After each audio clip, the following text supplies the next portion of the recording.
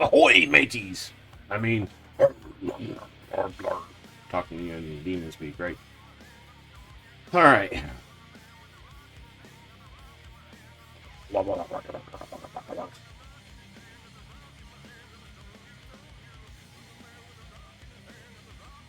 Caffeinated, we are clean, we are fed.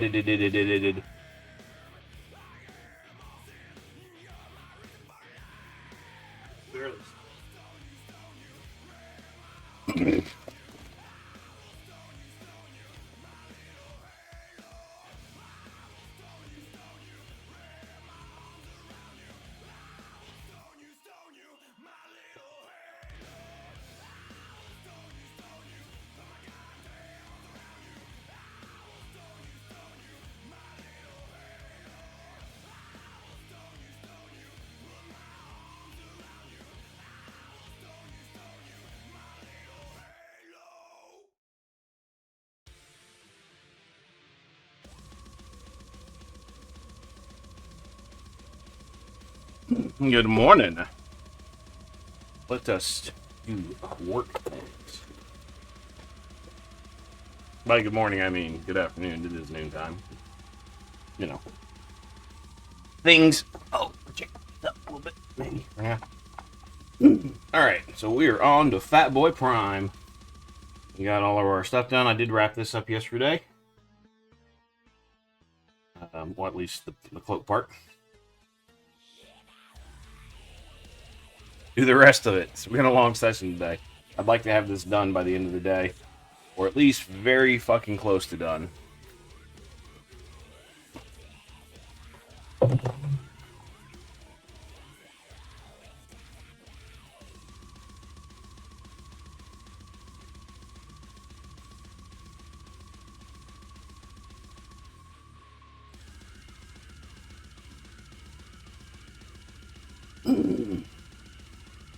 We're just going to pick some portions, start blocking in some colors. I think working on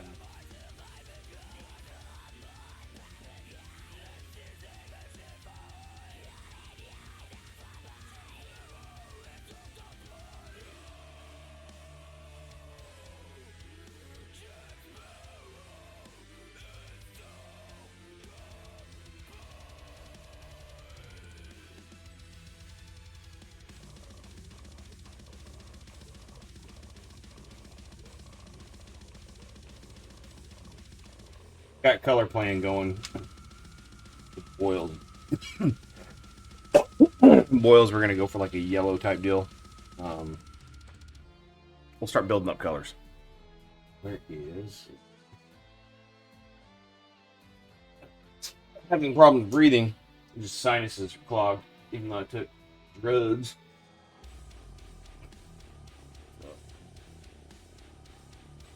Let's see, what do I want to do first? Work on these, and I think start with some kind of contrast type stuff. Just on this. Probably, I'm thinking Sigball Burgundy.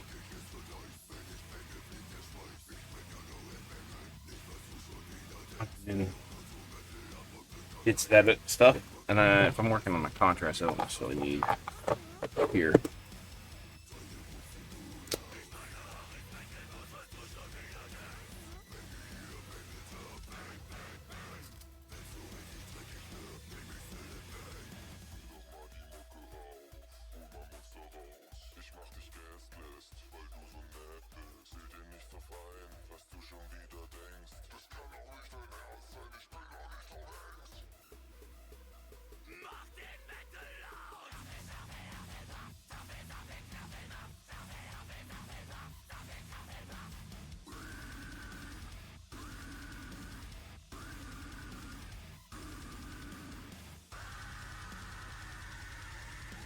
build up colors on this later, but getting stuff blocked in just due to time constraint is, I think, a really good.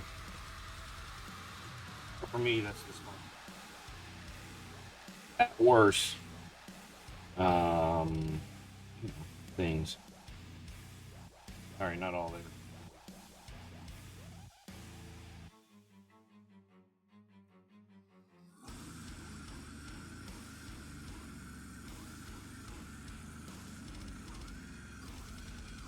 Tried to wake up. I listened to Ronald about 7 times straight, maybe more, while I was getting woke up and showered and stuff.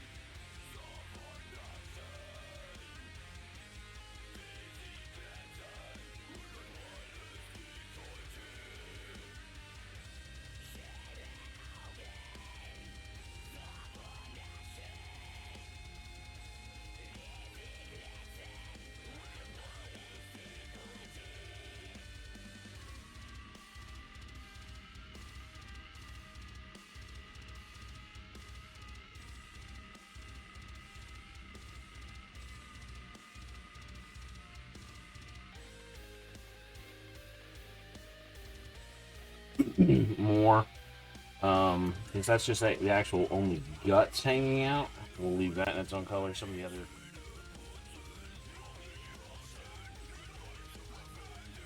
colors. Um, Speaking of, I'm gonna get in with a dry brush on some areas, and we are gonna work on.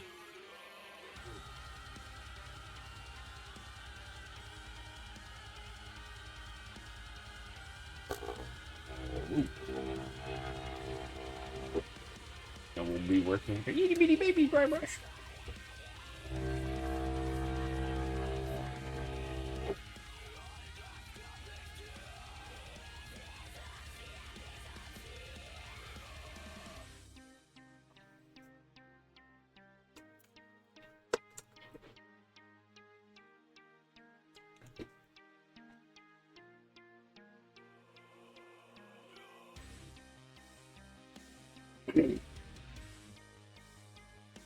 Tap tap tap this thing on. Motherfuckers.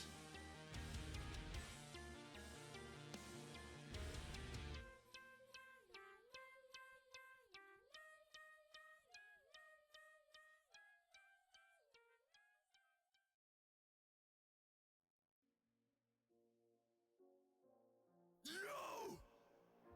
Big boy Paul! Big balls Paul!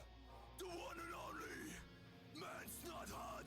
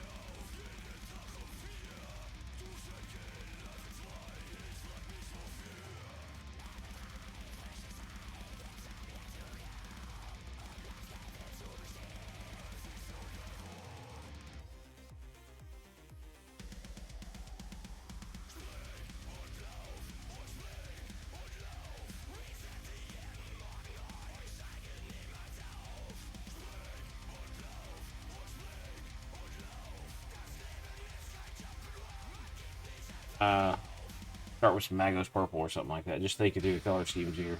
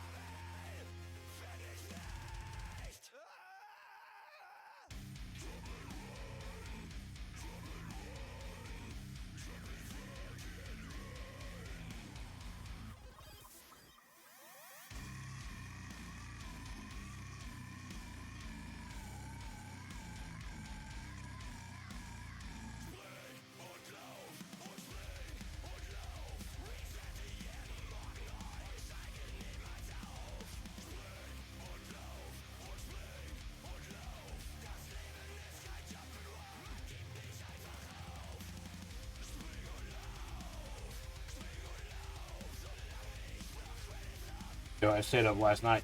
I played Torchlight Infinite for almost 11 hours straight last night. Playing mine. Gotten game time with him in 2 years almost. He's just been busy building up his business. I've been doing my thing. Popped some tops. I ran out of tops. By tops, I mean beer. And I broke into the whiskey, and yeah.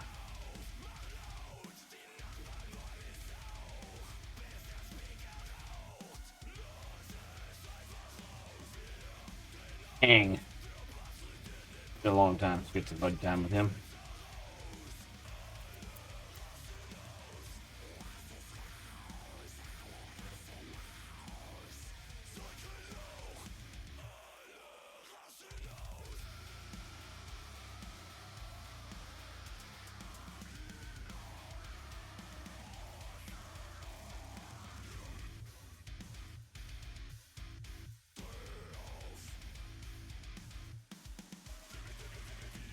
Brown or something like that, and thin the living fuck out of it.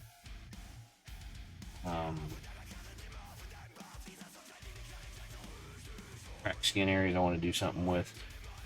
I don't know. Maybe they're supposed to be petrifying, so maybe I go with a gray. I'm not sure what's really going on with those. Yeah, there's so much of this stuff once you. Oh shit.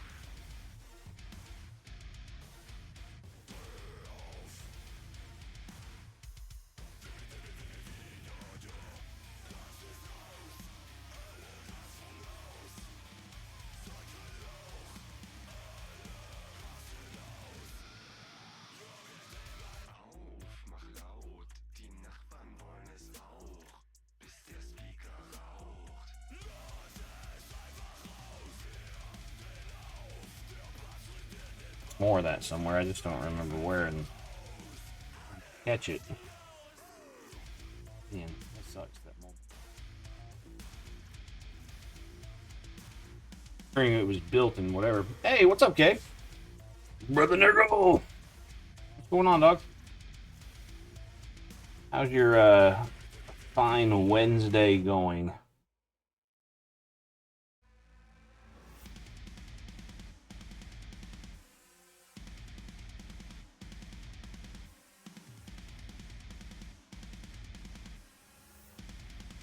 Why are you angry? I'm not angry, dude. This is happy music.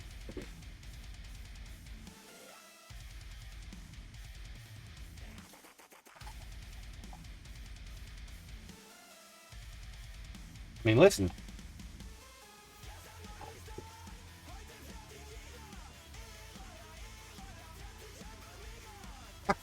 Yeah, clip that shit, jackass. How you doing, brother? Brother like you in the house. Salatara se facci. Going all right? Doing your Norse Blood Bowl commission? Got me painting again? Good, good, good.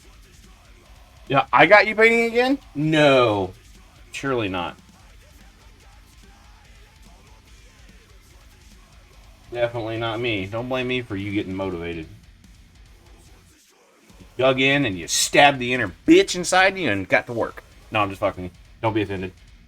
No mad, bro.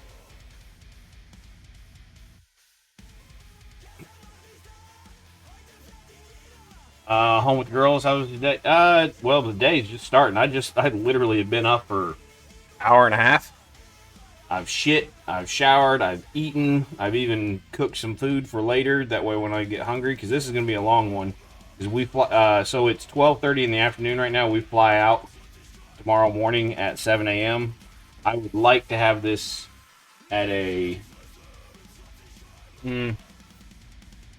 Oh, thanks, dude. Yeah. Okay, trying to think what... Are you the green Tyranid guy that I've been texting with? Trying to remember who's who. The names. Especially hearing, like, I've kind of been in my shell for the last few months because, you know, life and things. And I've been meeting... Oh, God, I don't know. Probably... No. How did I meet you?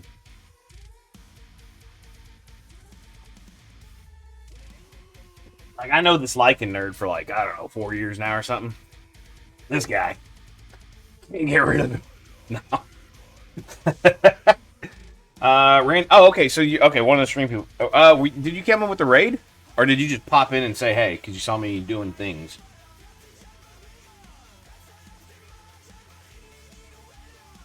Yeah, you're up in the Discord? Yeah, that's the thing, like... Is your name in their cave as well? Antifreeze, what's up, asshole? How's it going, bud? For since the beginning of time, you know, yeah, us old fucks, they're fucking walkers and canes. I'm getting a power scooter next week. Going well, good dude. Algorithm actually worked for once and gave me you. Yeah, cave everywhere. Okay, yeah, that's a real mind fuck. So like Antifreeze and I have met in real life. He lives here in town. I wouldn't say near, probably 45 minutes away. Like we've met a couple times. Hell, we ran into each other at ReaperCon this summer. Didn't even plan to, but we just hung out and bullshit. And tying in real life names with Twitch names, with Discord names, with Facebook real life names or meme names. It's fuck. So I lose my ass on that stuff.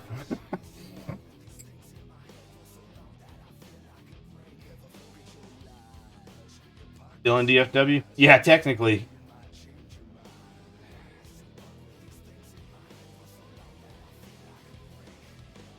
I didn't see you yesterday, Antifreeze. We built this. Yeah, this is a big place. Did you major your Honkastoop? Don't you get mouthy with me, Romanian. I look up Putin and Putin invade the US. You get no mouthy.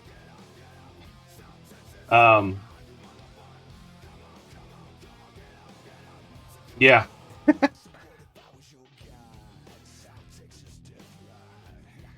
Sorry. Brain no work. Still waking up.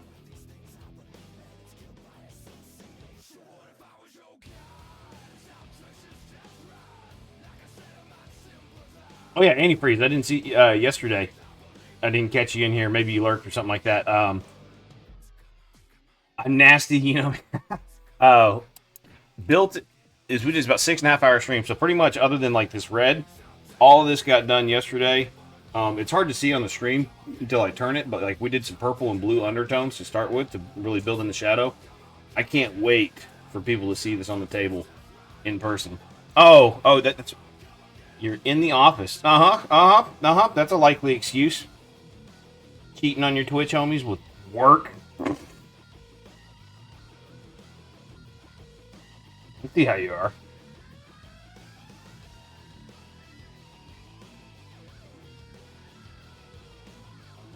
Been working on anyway. I haven't seen you dump in Discord in a while. Not saying you have to. I know there's like a million fucking places. And you're so active on Twitch.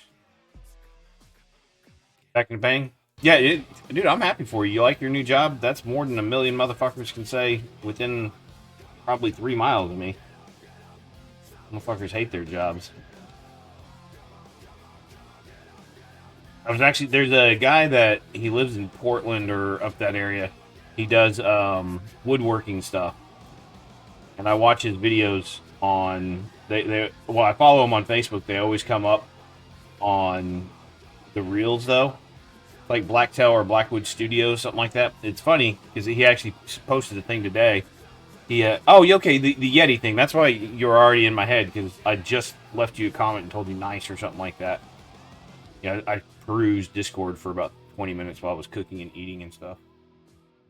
While watching House, while watching some reels and shit. Yeah, it's multitasking, big brain, wake up, all that shit.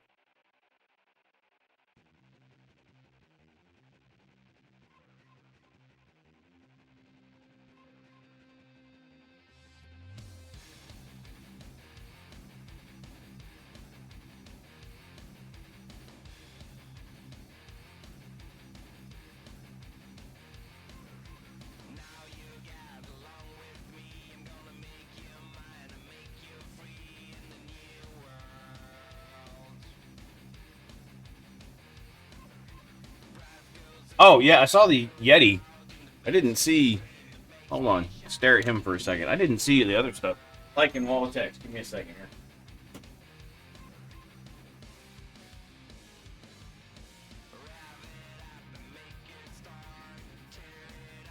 Oh, never mind. I'm reading that wrong. You're sharing the Yeti as a proxy greater unclean one. Maybe that's what you meant to say.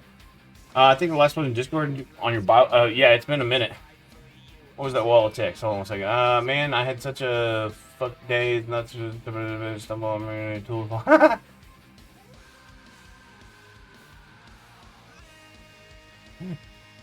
Hey, at least you got fresh clothes and you probably don't smell as bad now. That's all it was. That's her way of saying, "Daddy, you stink." Oh, what?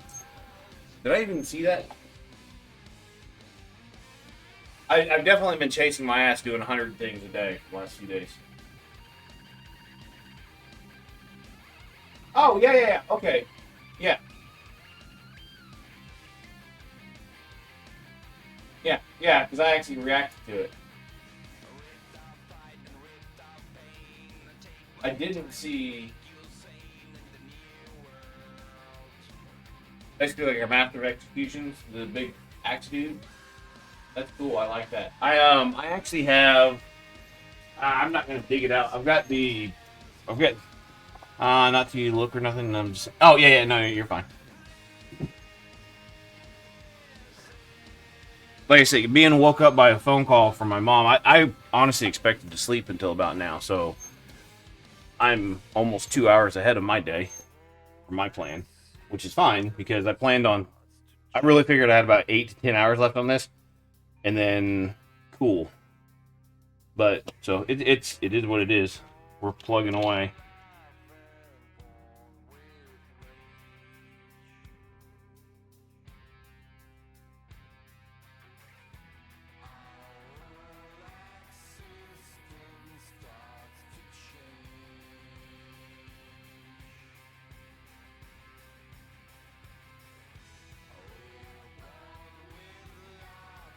Freezer burn. What are you doing for Thanksgiving? You know where I'm at? Open door if you need a place to crash. You just want to come by and hang out. Pretty happy with how the Bio Witch turned out. Nice. Yeah, like I said, if you want a place to kick it for Turkey Day, come on over, bro. I do open door Thanksgiving. We eat sometime between 1 and 3, you know, because I'll be smoking something.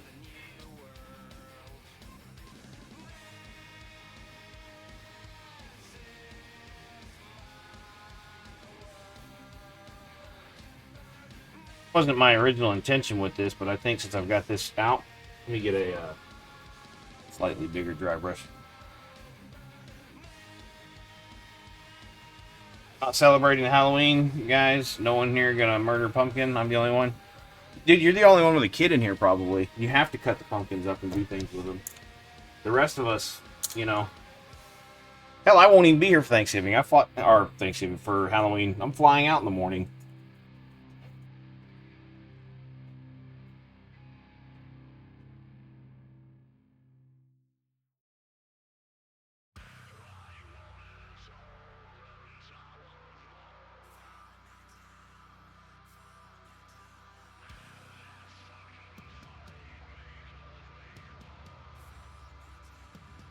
Antifreeze. Acknowledge that I invited you over for Thanksgiving, even if you tell me fuck off, asshole. At least say, okay. Like I said, I just throw it out there, dude. It's my favorite holiday. Food, family, friends. Yeah, you can't really fuck that up. I mean, the family can. But I guess if you fuck up your food, it can be a thing. I'm about to go around the edge. Jeff is working. Well, come on and get fucking fed, motherfucker.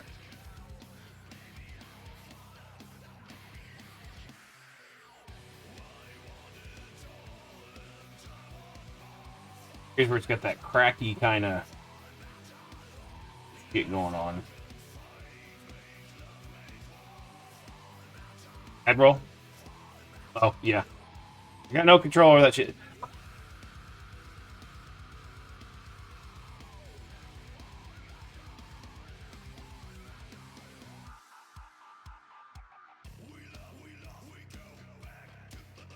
Ads are over? Yeah? Okay.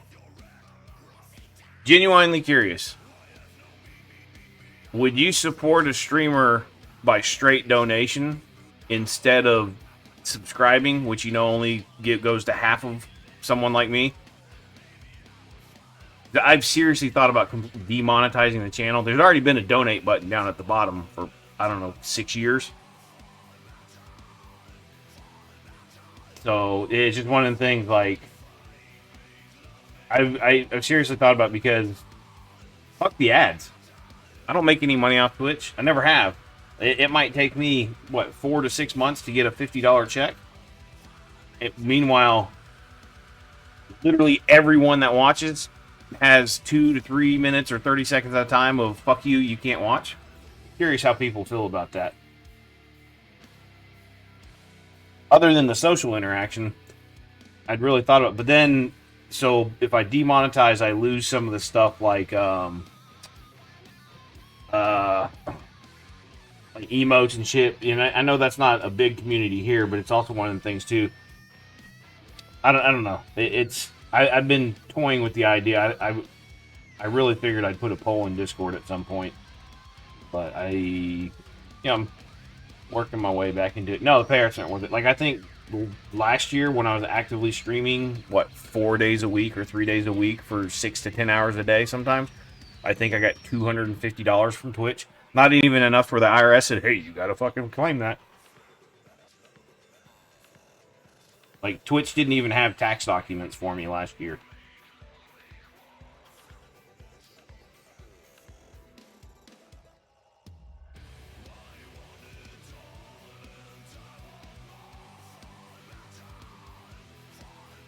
Streaming as we speak? Oh.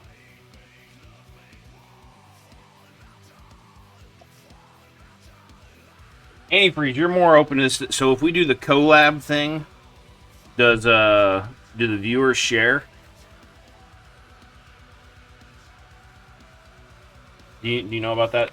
Antifreeze, Mr. I live on Twitch guy in my free time. You don't know?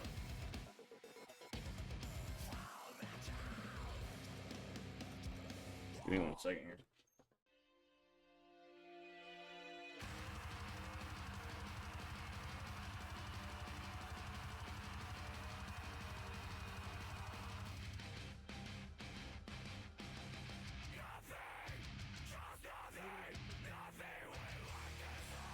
All right, Gabe. Fresh follower. What is this?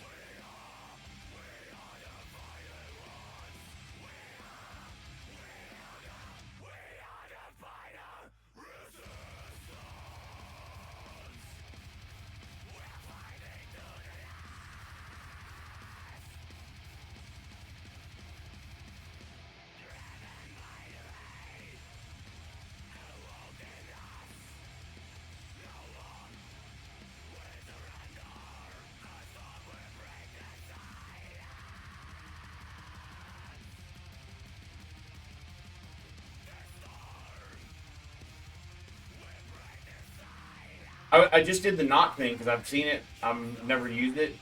Camera. Yes.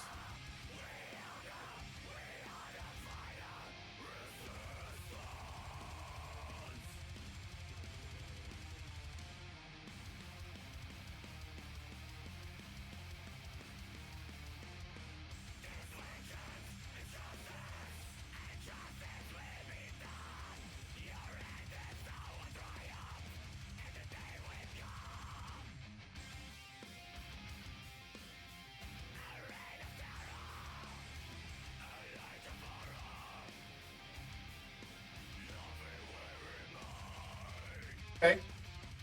So it's got my virtual camera on there. Hey, Kay, pop in DM. You got your headset? Do voice chat? Let's test some bullshit. Join my games chat, and I'll drag you down into the live stream chat.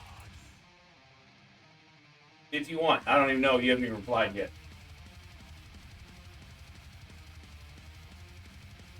Let me,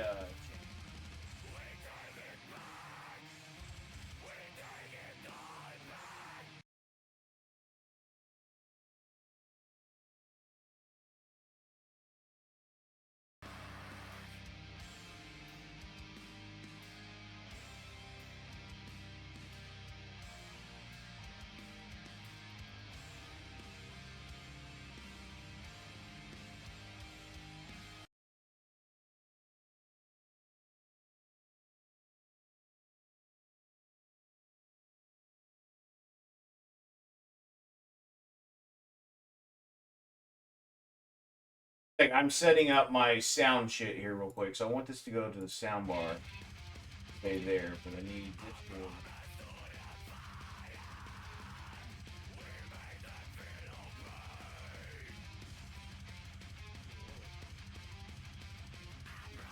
Okay, we doing this?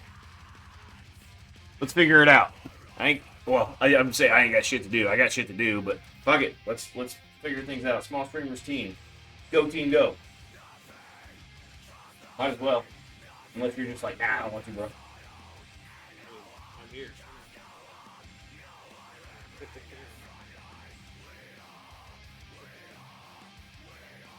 Kate, can you join the games chat in my Discord? And then I've got a locked voice chat you might not be able to see. I'm going to drag you into. Hey, gotcha.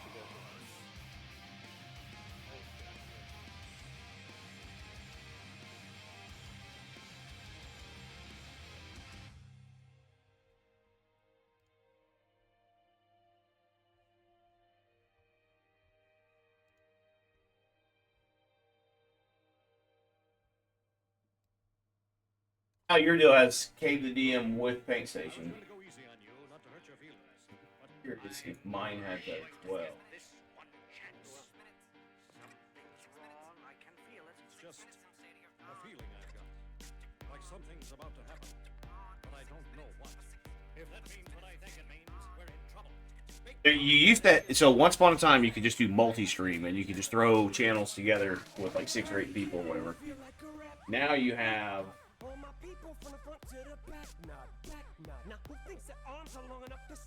which was kind of on its own a little bit of a pain in the ass.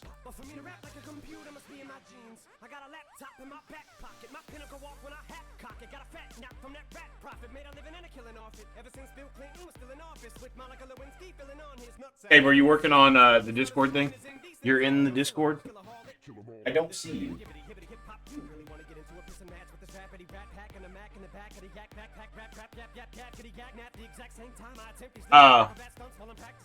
Yeah, no. Jump in the games chat. It's unlocked, and then I'll drag you into a lock channel. That way, some random doesn't just come in here and be a weirdo. There you go. Okay. There we go.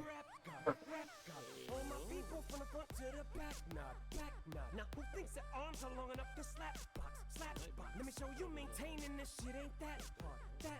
Everybody want the key and the secret to rap immortality like I have done. Will there be truth for the blueprints? Simply rage and youthful exuberance. Okay. Everybody loves to work for a nuisance. Like an asteroid hidden up. Yeah. Oh, yeah, brilliant. Oh, so I've got your screen going. Now I lead a new school full of students. Me, I'm a product of Rakim, Lakim, Shabazz, Tupac, W-A-Q, hey, dot, ring, yellow, easy, thank you, they got slim. Inspired enough to one take, grow up, blow up, and be in a position to meet Run DMC and induct him into the motherfucking Rockin' Roll Hall of Fame. Even though I walk in the church in person, a ball of flames. Only Hall of Fame I'll be inducted in is the Alcohol of Fame. Look at us fucking nerds doing nerd things. Alright, now you gotta get some Nurgle shit to paint. No, you're good. So you're working on a commission though, right? Oh yeah, I've got like, I don't know, 12. I've got about 6,000 or 8,000 points of Death Guard here. They're in various stages of painted and unpainted.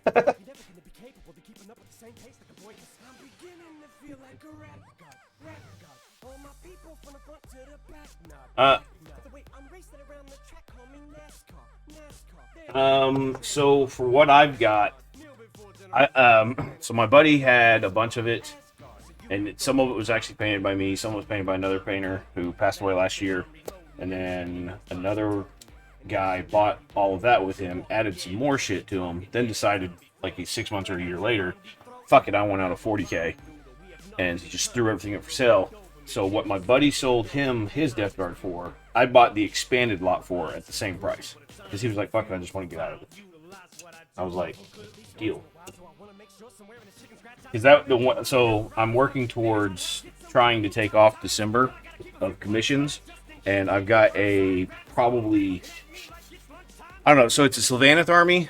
It's every model in the army except one like Warcry type deal, which you can no longer get. So fine, fuck it.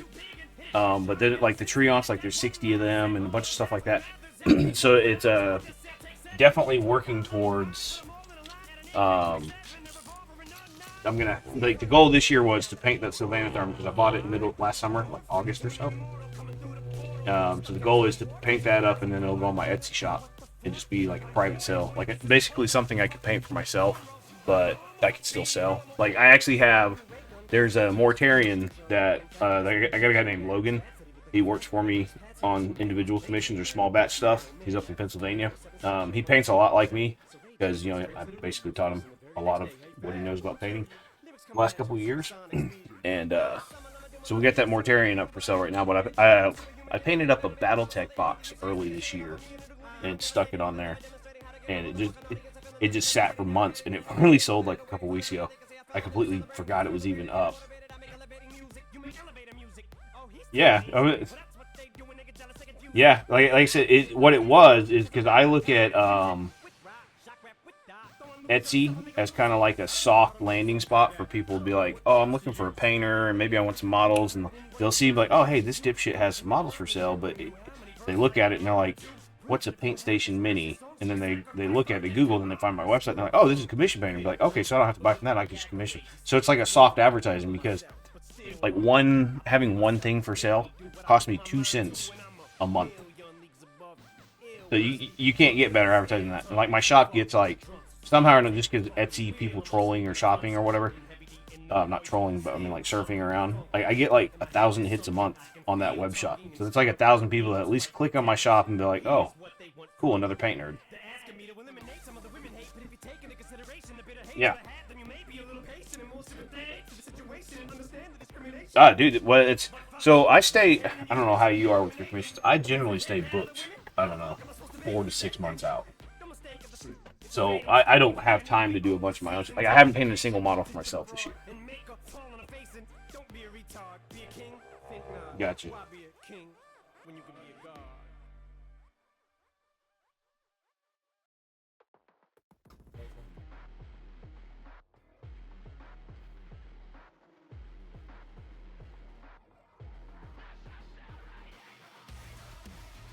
You had a normal Joe Blow job though.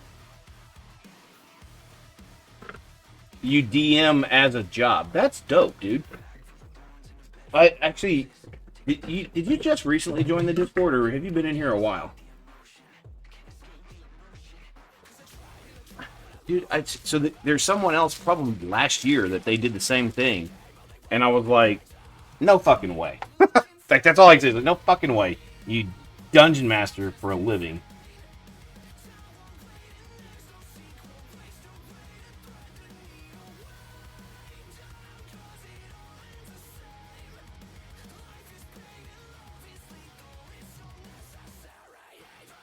So where are you located? I'm in the Dallas DFW area.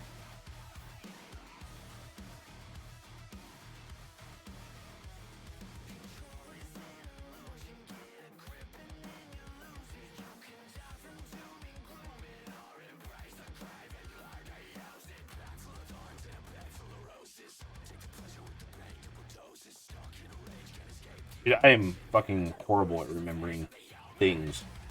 Especially casual chat things. Like, I'll forget half this conversation in an hour. Oh, yeah, you threw it in the chat yesterday, I think. We were talking about corn or something. I don't know.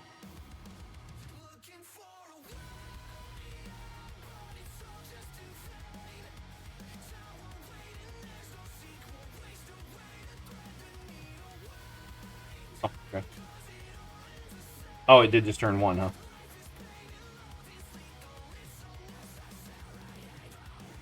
No, that's...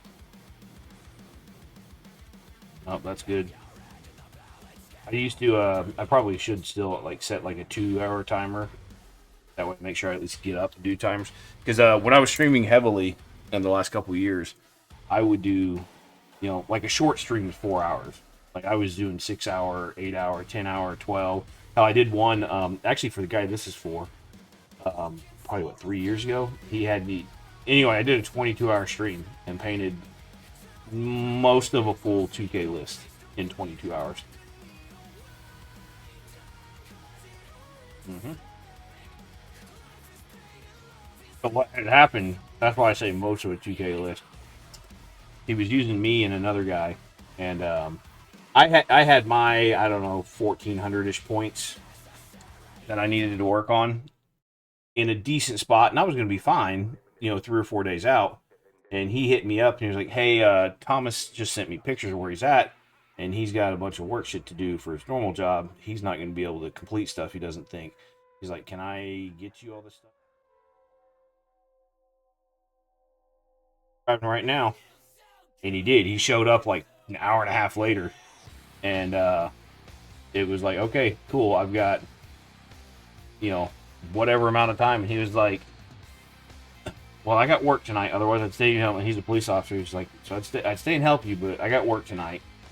And he was like, I'll get off at 3 a.m. And I was like, cool. I'll just plug away and we'll see where we're at. And I was doing updates with him through Messenger a little bit. And that, during his downtime, he'd pop in a stream while he's just sitting in his patrol car because he doesn't do ticket stuff or whatever. I don't know exactly what he does.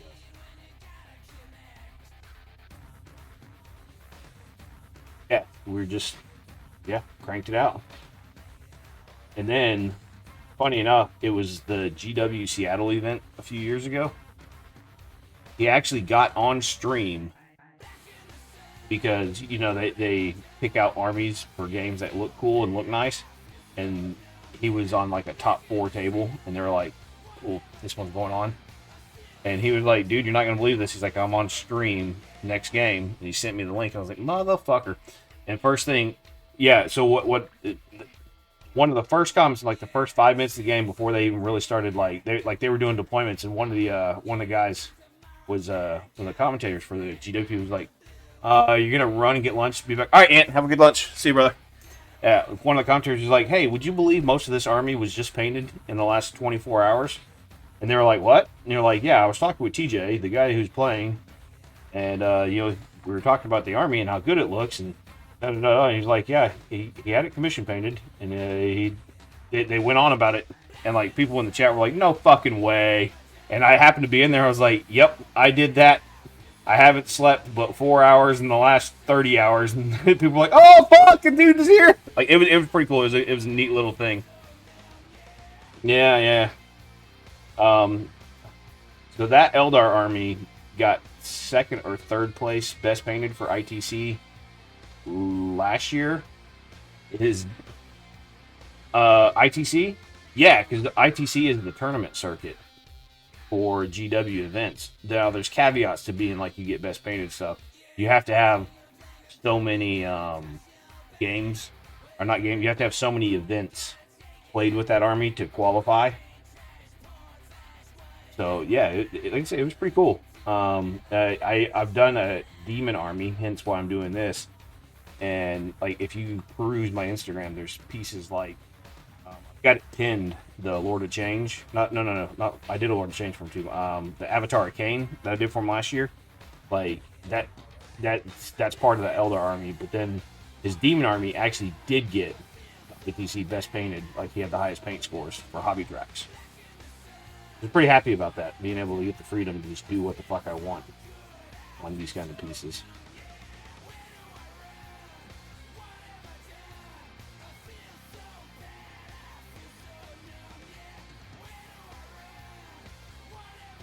Yeah, I mean, a bunch of fucking nerds sitting around watching nerds on Twitch and like GW events.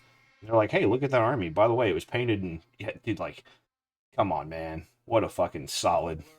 Now, it didn't necessarily turn in. I literally had no contact from anyone in like the next week or so over, that I could attribute to be like, "Oh, hey, someone saw that." But it's cool to be out there, right?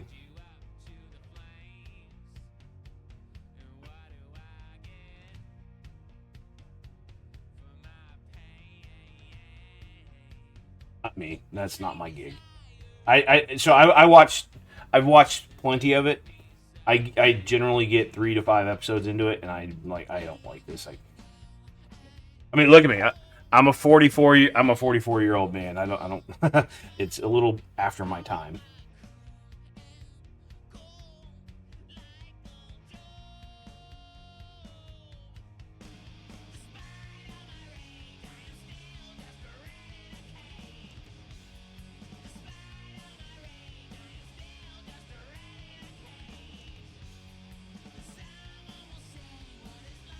That's fucking baller, dude.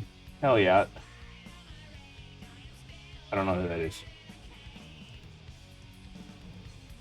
Dragon Ball. Yeah, dude, I know I've heard the name. Like, okay. That's fucking cool, dude.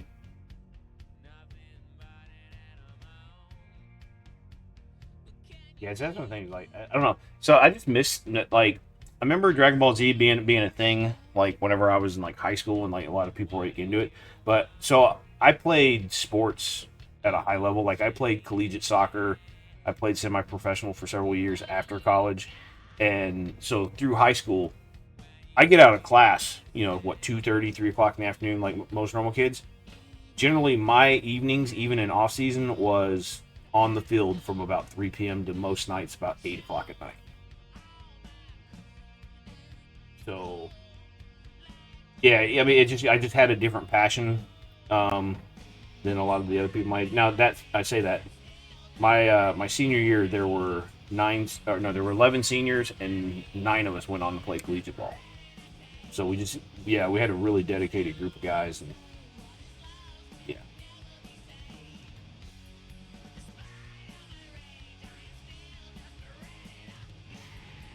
Yeah, well, okay. You get the time commitment. Like you don't get good at your craft without just endless hours of doing things.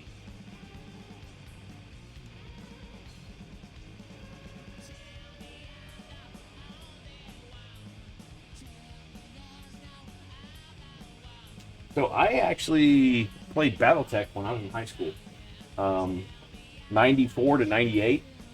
And then that was my downtime nerdism thing, rather than like the anime and stuff like that. Like I did BattleTech. Obviously, I worked. I had a card I had to pay for.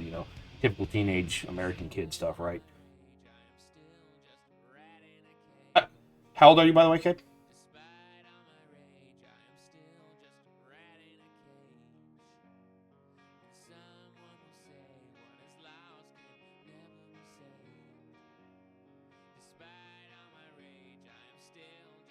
Apple over here trying to claim oldness.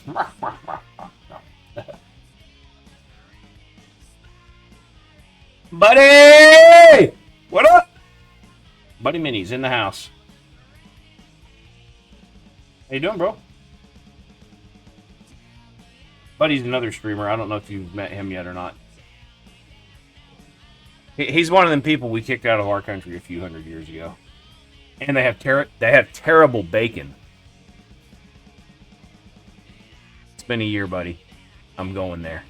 Yeah, I'm painting you. What's up, brother? No, I've got to have this. I'm heading out of town. That's why it's like I wouldn't say a rush job, but it's definitely like get a lot done quickly. Yeah, I'm heading out of town for Halloween. My mom's boyfriend was in a motorcycle accident, and he's been in the hospital, and his birthday's coming up, and he's getting out of the hospital, and he's been in rehab for the last couple of weeks. So we're heading up there. We're doing like a charity thing. I'm there. I'm not. I wouldn't say I'm catering. I'm doing the meat cooking. I'm smoking 3 briskets and 4 pork bellies, and we're doing various brats and sausages and stuff like that. So yeah, heading up there. Plus, it's a good reason for me and my wife to get the hell out of here for a few days. Just get some alone time away from the dogs.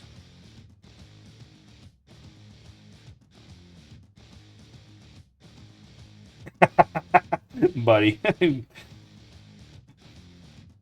Oh no, Buddy Minnie's in my chat. Just talking shit.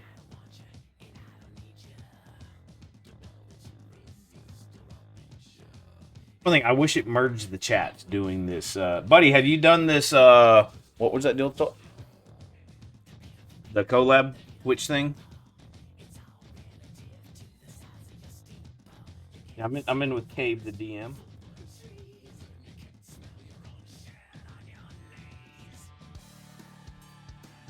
Hell no. Hell no. Are you even streaming anymore? I turned off all my Twitch notifications a couple months ago. I just, I was so turned off by Twitch and just life in general. So, just turned off distractions.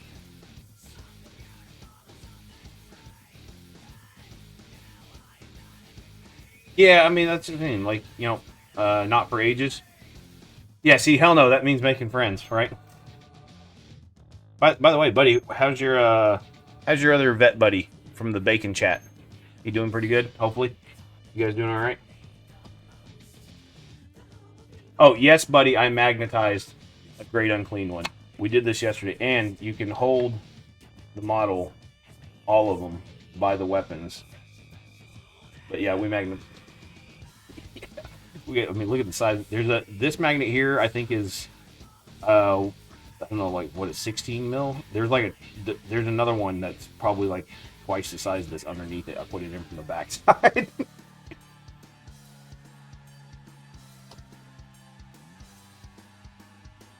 You got a crazy whip, huh? Gotcha. Buddy, I've been dropping some pictures in your Discord on rare occasion. I don't know. I have no idea if you even bought. Like everyone else with Discord, I kind of I do my best to be active in my own, and then I randomly throw things in others occasionally, and then that's it. It's red. Oh my God! You painted a color other than blue?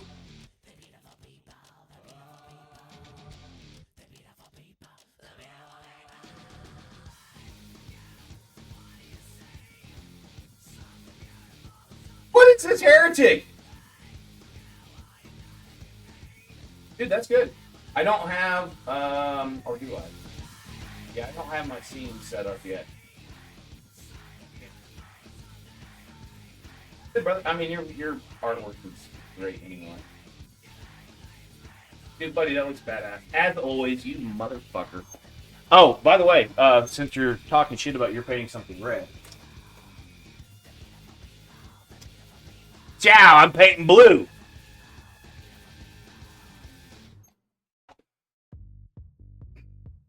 Yeah, so I got some blueberries, the scout team.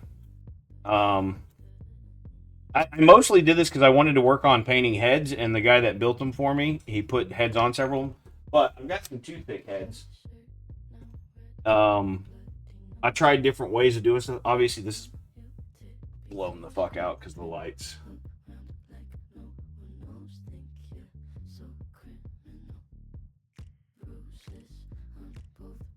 There you go. Oh, as far as the build goes, I'm not sure because, like I said, a buddy of mine built them for me. I also have a fully built and prime Gilliman. Now, that was going to be one of my projects for myself this year. At this point, I just want to get these done and get them on itself on Etsy. But in practice, for doing Gilliman, I started working on non-metallic metal. I hadn't done it in 2 years. And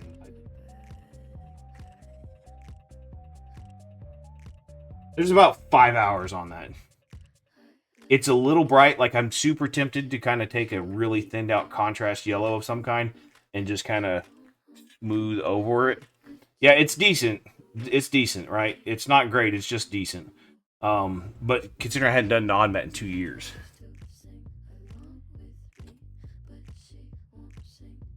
Yeah. And then other projects.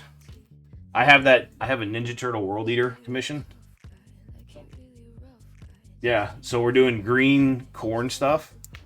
Working on a Terminator Chaplain is okay, brilliant. So you get the freehand stuff kind of looking like turtle shell type stuff on here. Now I've got like all the 8-bound and the berserkers, even the what do they call it? The little corn gribbling things. Not Zangors. What's the other ones? Bloodletters. We put turtle shells on the back of all the models. I have a Lord Invocatus that we kit bashed with some rat model, so it's got a rat head and a rat tail, so it looks like it's Splinter.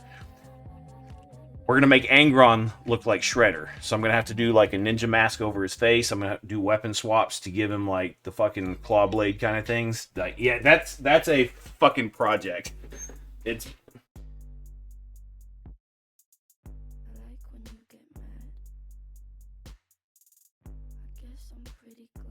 yeah. Oh, dude, buddy. So your non-net looks cleaner than mine, but you're in the same tones.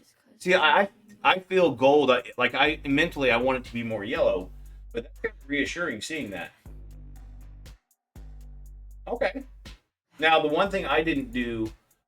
I know I didn't do very well with my light placement. I'm just kind of picking areas like, oh, there's dark here, light here. Like, I'm just kind of almost like I'm trying not to zebra it. But, like, when I did it, it was definitely kind of a, just an alternate thing. Like, there's no real light source. I kind of, I guess, maybe went from this way. But then, I don't know, like, tell me if I'm wrong. But so if I'm thinking of a light source down at it from this direction, then I shouldn't have as much light over here, probably darker under there. Like, I studied it more. I took a picture of it and turned it black and white and looked at it that way, and I could see some issues. But specifically, like, having this back here is fine, but then all this should be a little bit darker back here than what it is. I just put some red on that. Fucking dipshit. No one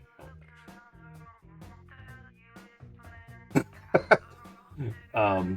Yeah, like light placement, something I need to learn and work on better. I'm probably going to do a lesson or a few at the end of the year or early next year with AC if I can get in his deal. He hit me up earlier this year, but he hit me up in the summertime, which is when I get absolutely murdered. And then, like, I just did these this week. Since you're posting your gray model, yeah, I need some more dark areas.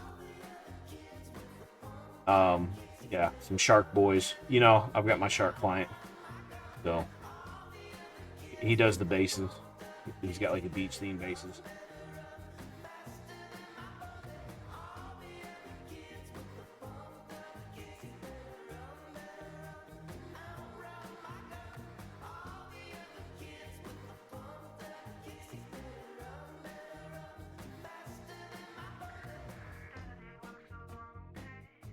Then more Nurgle bullshit.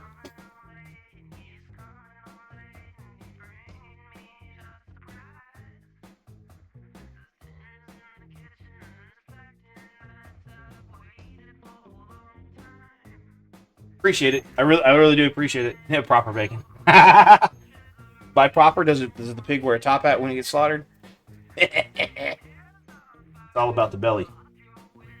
By the way, hang on. I don't have it posted online anywhere. Let me grab some pictures here. Speaking of another American cooking eating delicacy.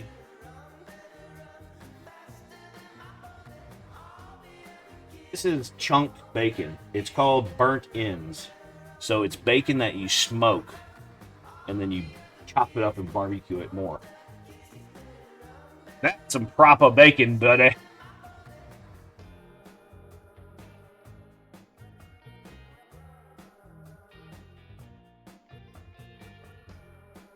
Actually, the guy that the space sharks were for, or the Carcharodons. Yeah, we use belly, and they use, exactly, yeah. And you guys use loin as well. The loin, that's a cut thing as far as how it's processed. The loins here, a lot of them, they come in what's called a tri-tip. It's like a log, so that's why it gets used, how it gets used here. Like, I'll smoke a whole tri-tip. So basically, I'm smoking a whole British bacon.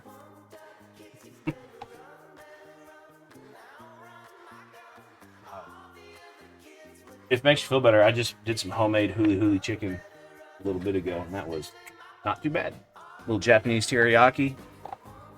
There's a reason I'm a fat boy. I fucking cook, and I like what I cook.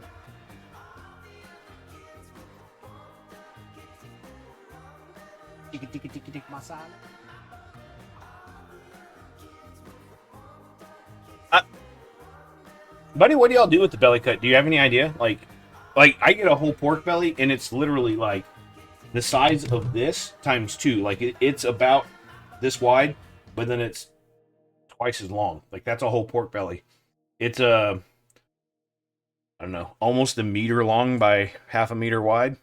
To put it in out of freedom units. I'm curious what y'all even do with those.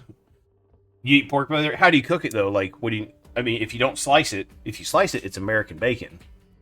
If you chunk it, then it's kind of just like a burn-in type deal. It like a couple other friends are like, I guess smoking meat's not really a big thing. Like how like Texas barbecue is not as big of a thing over there. I'm just curious. You know, we can talk food all fucking day. We can talk food like we can talk politics in here. It can just go endlessly.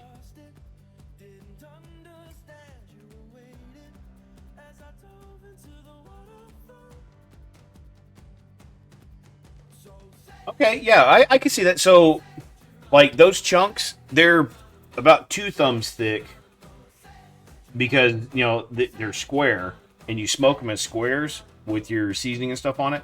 Then you pull it off, and then you dice it into the cubes, and you throw it all back on there with your grill really fucking hot and lots of barbecue sauce on it. Basically, you're rendering the fat off and the skin, because the skin is on those, by the way. Like, it's not de-skinned. So you're rendering that skin and getting it crisp. Like, when you bite into those, the skin actually like crunches, and then like the meat just juice. Yeah. Mix it up in rice or stir fry. Okay, I could see doing the chop deal. Yeah, see that we would use the shoulder to do pulled pork. They call them pork butts. It's like the term is like a Boston pork butt. But yeah, interesting. I'll try not to sing in your ear too much. I know you don't hear the music. What's the Polish? Immigrant free? But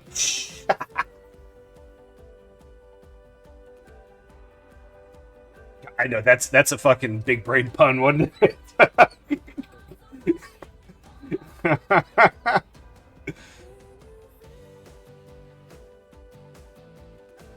Bocek. I don't know what Bocek is. You're speaking new words.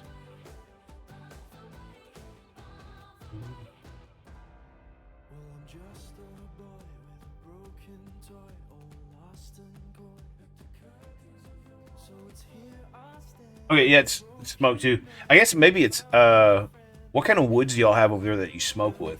It's like a pork belly here.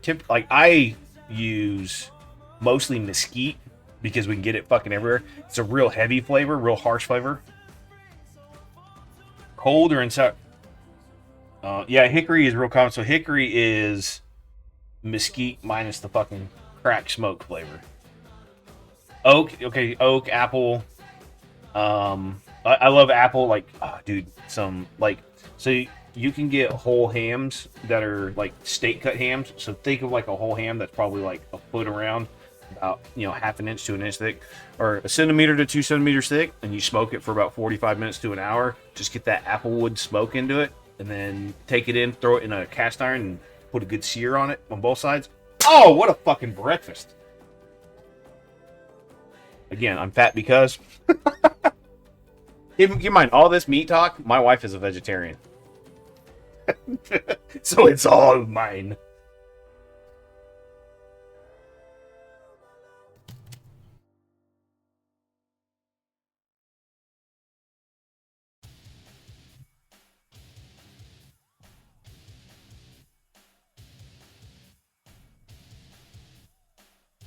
Bacon, egg, and cheese. Oh, dude, I smoked a buddy of mine. He's doing what you call it, the carnivore diet for a month or two, trying to kick some pounds. Which is how buddy, am I looking trimmer to you? I actually lost 25 pounds this summer. I've gained probably 10 or 15 of it back, but that's the way it goes when you're old and fat. Yeah, it's carnivore is keto on keto extreme, basically. Like keto is you lost a load of weight too. Congrats, brother. How much did you cut down? Now don't tell me stones or kilos. Put it in freedom units.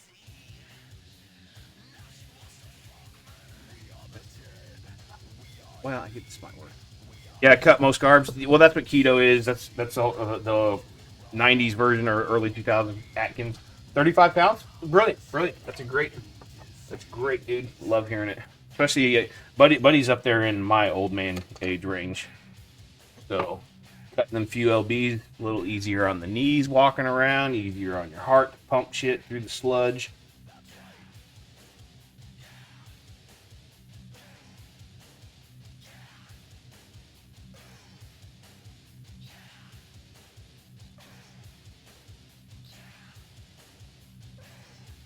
Yeah, I moved to California and did foundation work for a few years out there, like literally pouring concrete, setting the forms and stuff.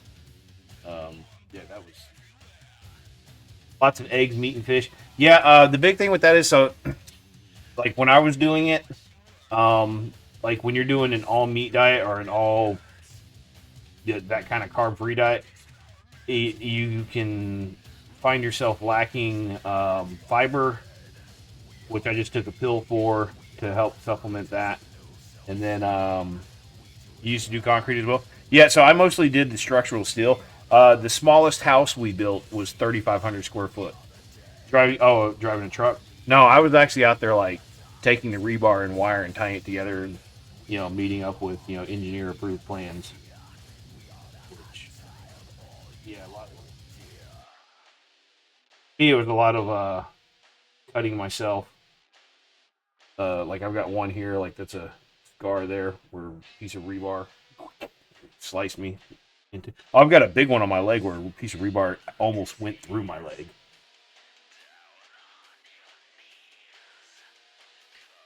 Yeah, we were doing a monolithic pour, which means you're doing the foundation and the slab on the same time, and it was on like a 9,000 square foot house.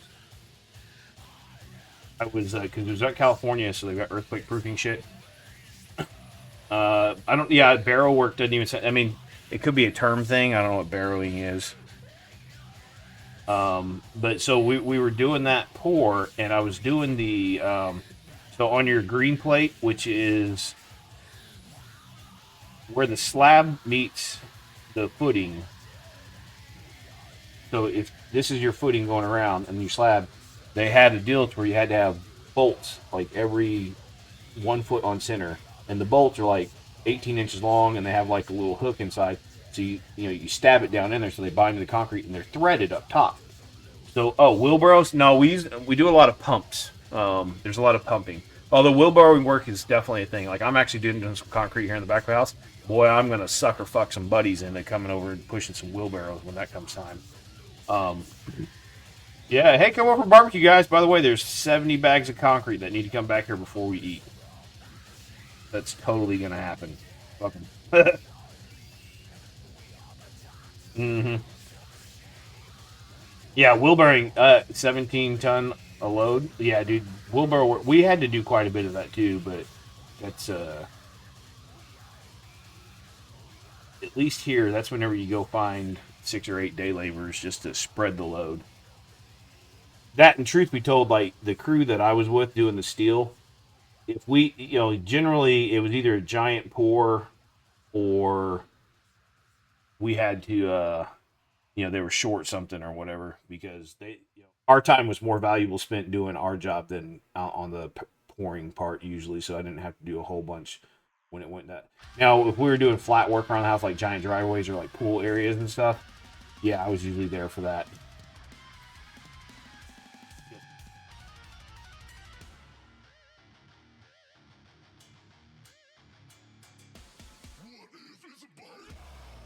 Like some neighborhoods are like Eddie Murphy, Tom Hanks. Like we didn't do their houses specifically, but they lived in those neighborhoods where we were doing these houses. Yeah.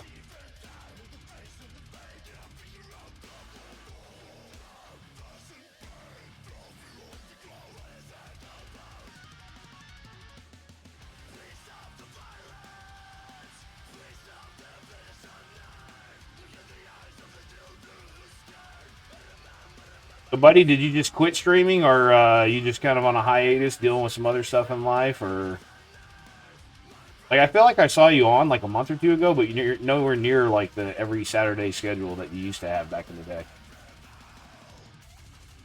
It's easy to get jaded with Twitch, especially in a community like this where it's small and kind of a niche thing. It's not, like your odds of actually hitting good growth, just doing other shit. Fair enough.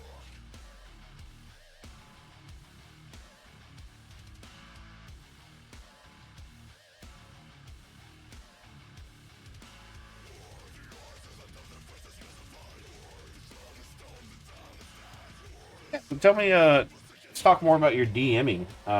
Really curious. Like, one, how do you get the gigs? I'm assuming a lot of online stuff.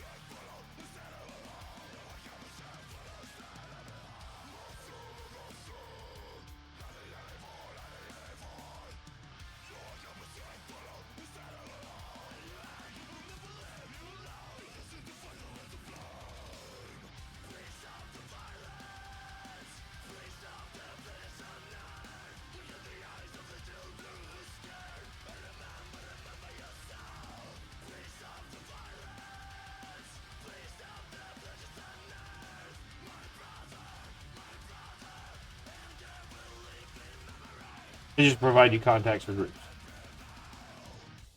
Perfect for D&D.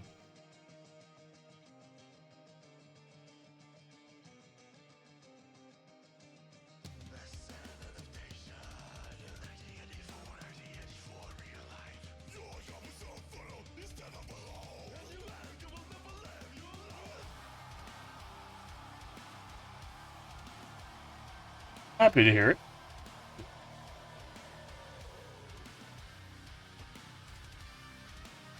So, I guess on a monetary side of things, do they take a cut of whatever your stuff is? Like, do you have to post your deals, or do they just have to contact it?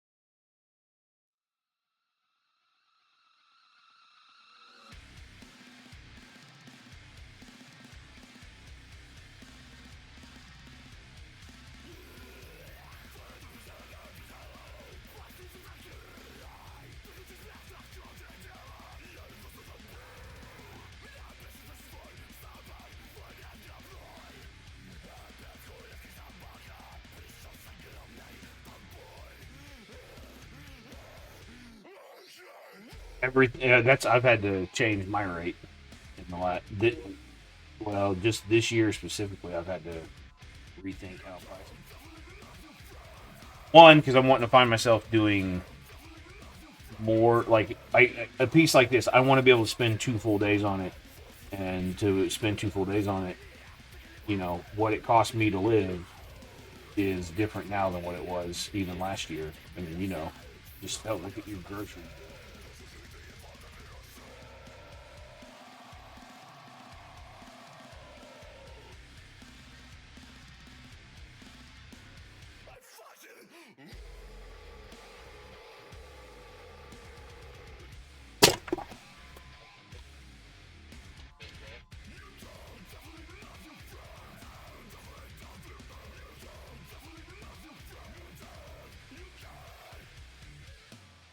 I'm fucking full of hatred right now, and you shut the fuck up and go walk, boy.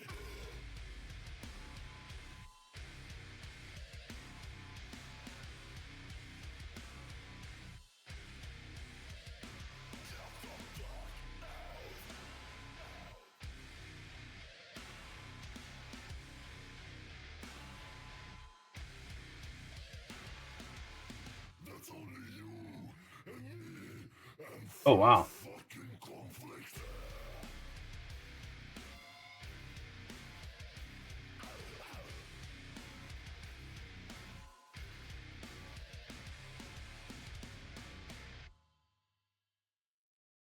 Yeah, and even then, you're like, so that's one of the things. Like, someone, I assume they were just price shopping me on Reddit. They're like, hey, I found you on Reddit. I'm just curious, like, what kind of pricing you are, because I'm interested in having some work done. I'm like, sure. Like, what's your project? It's like whatever. But I'm happy and I'm pretty open about like pricing and stuff like that, because anybody that's doing this kind of thing, like, so what I've done is I basically just took my day rate from 150 a day to 200 a day. But realistically, like, it's one of the things, like, if I work 6 hours on something and it's just like a boom tabletop job, say like 10 models, I'm like, okay, cool. I don't need to. I'm like, here's, yeah, like, very often I go back to people and I'm like, just give me 150 for it. Yeah, I want top tier. Yeah, that's exact. People want top tier minis for pennies. And at this point, and that's one of the things too, it's like, for me, like, trying to do stuff like this to where I want to get better, you have to invest the time, and it's got to be my time, not client time, to work on it. Because it's like, this isn't a learn on the job type deal a lot of times.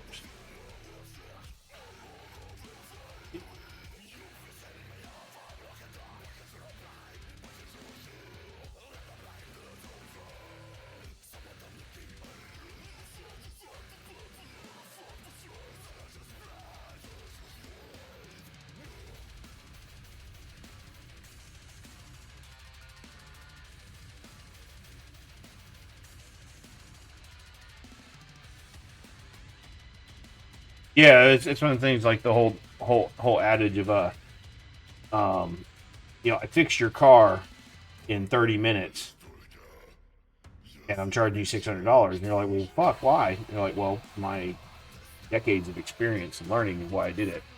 I told the bloke at work I will paint your minis for a disgusting amount of money. Yeah, absolutely. Yeah, and that's the thing. Like, it doesn't have to be a disgusting amount all the time, but sometimes, like, if you find yourself making $15 an hour, like, I've had this conundrum to where it's like, yeah, I go through 2 or 3 projects and, like, over a couple weeks, and it's like, oh man, I feel like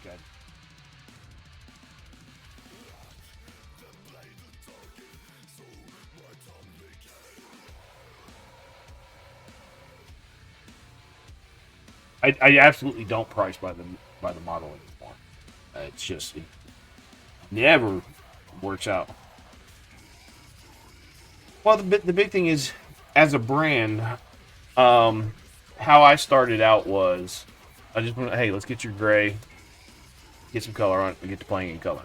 Um, but I'm kind of past those days now, because just doing like slap choppy or quick paint jobs, or hey, like I said, 2 years ago I was doing a 2,000 to 2,500 point army a month, and those were, you're talking about doing 2,000 points, and I'm literally doing it for like $2,000. like $1 a point. In general, outside of like horde armies like Nids and orcs, so like $1 a point kind of can work. Like if you're doing custodies, here's the thing: like my first commission, I did almost 5,000 points of custodies for $300. But it was a side gig for me, and like I looked at it like, cool, I'm gonna work on these over the next couple of weeks, and I'll have a few $100 to buy myself some more toys. But now it's full-time job, and it's like there's a mortgage and shit to deal with. It's like, okay, I can't do that anymore.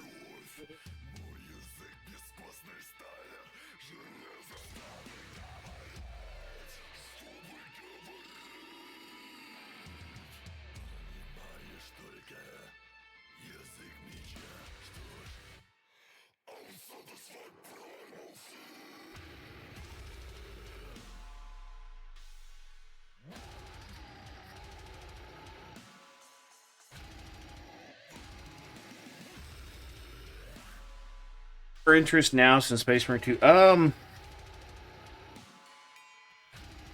it's hard. It's really hard to quantify that simply because some of the stuff I've been doing, like obviously away from stream, kind of soft promoting my own shit. Like I've been doing more collab type stuff with people, like on Instagram.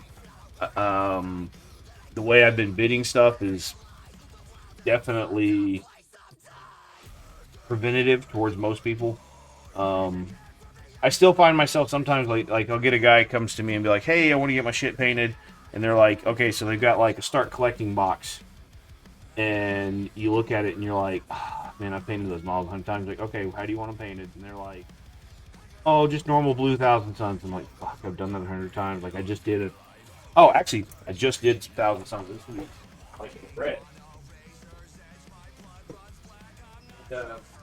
It's so I did this is an add-on to the army I did last year. And for comparison, give me 1 second here. I actually have 2 of the other models to send with. Now these are more infantry based. Characters. There's no other character in this guy's army that looks as good as this that I did. I did sub out like the Magnus to another guy. But like so this guy here, nice clean lines versus this is probably this is what he gave me back. Just some of the difference on there. Like this is very much more of a tabletop versus this is I don't know, it's not a display deal, but like even like the XV is like freehand on his deal. You've got all the freehand on the cloak. Spending that kind of time where like these guys they're just kind of there. And then you have like your basic bitch infantry model type stuff. I mean you do have two or three color eyes, like there's a dark blue, a light blue, and then there's like little dots of white kind of tapped up in there. It's hard to tell on the camera with the lighting. But it's one of the things like this whole army, it was 55, it was 4,800 points, I think, and I did it for $5,500.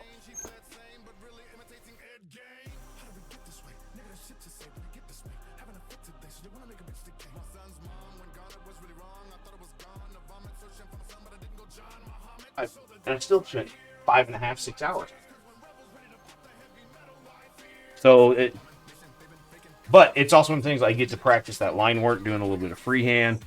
I'm giving the client back something that he's going to look at and it's definitely like whenever he hadn't obviously he hadn't been here to pick it up to Stroud, but when I send him pictures, like, oh dude, that looks crisp, cool. You like that so much? Guess what? He's probably bringing me the next 5 characters now.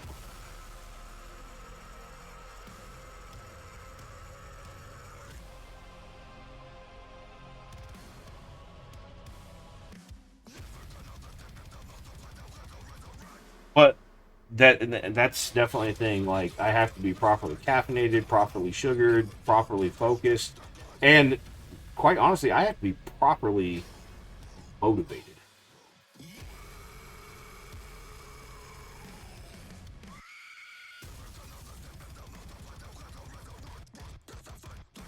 Buddy, he actually plays 30K mostly. Like he goes to Adepticon and plays their 30K grand event every year. Like he's done 30K at Adept.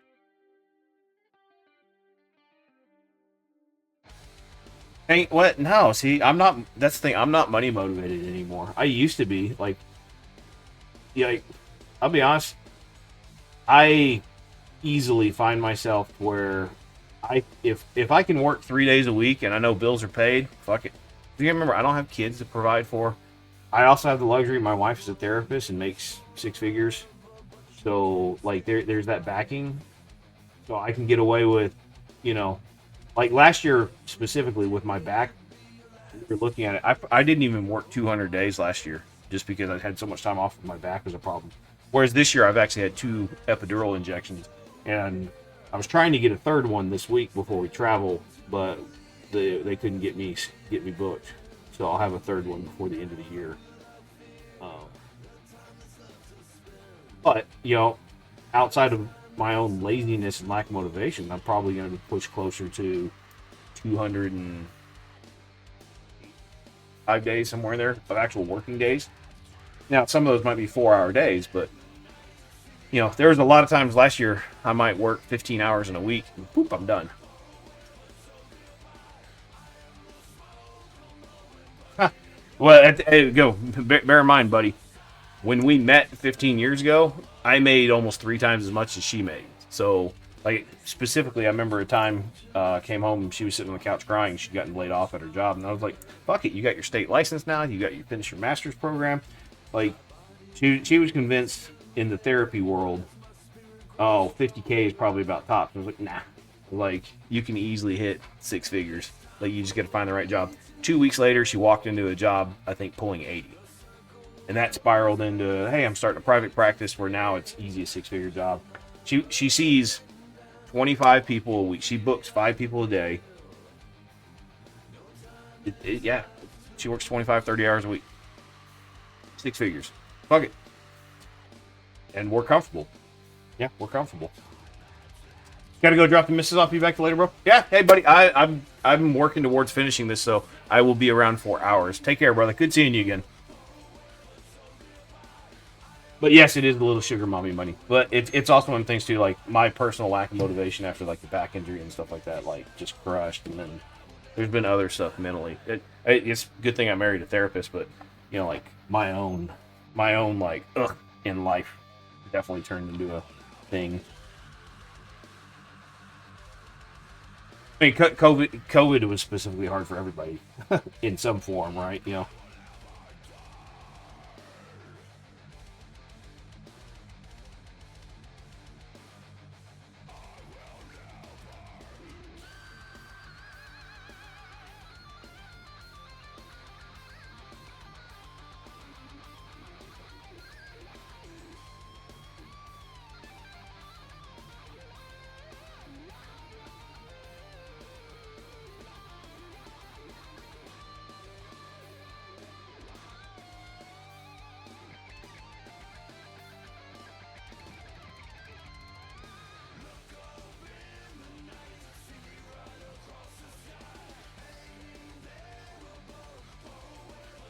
Oh, yeah. Welcome to the world of plague.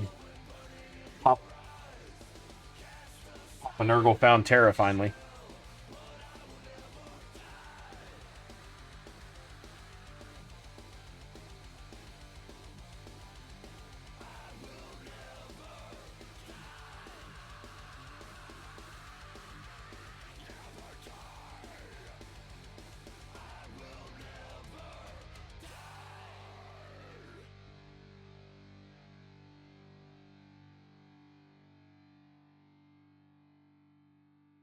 Oh,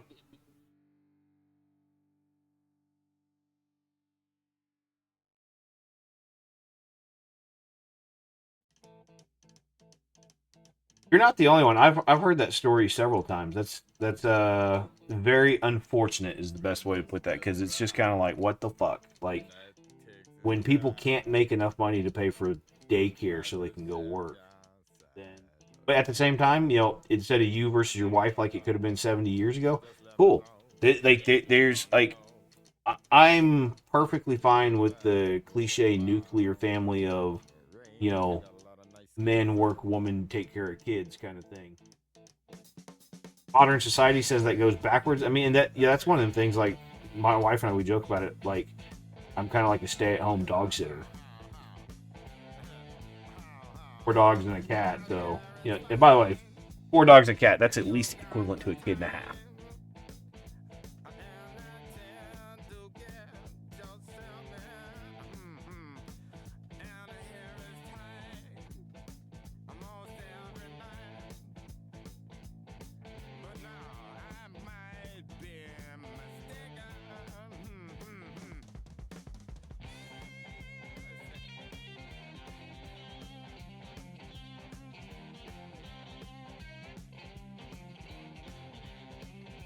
We joke all the time when it comes to tax season because, you know, we both have our own businesses, so we get fucked on taxes, like royally, having to pay out cash because we just don't have enough money.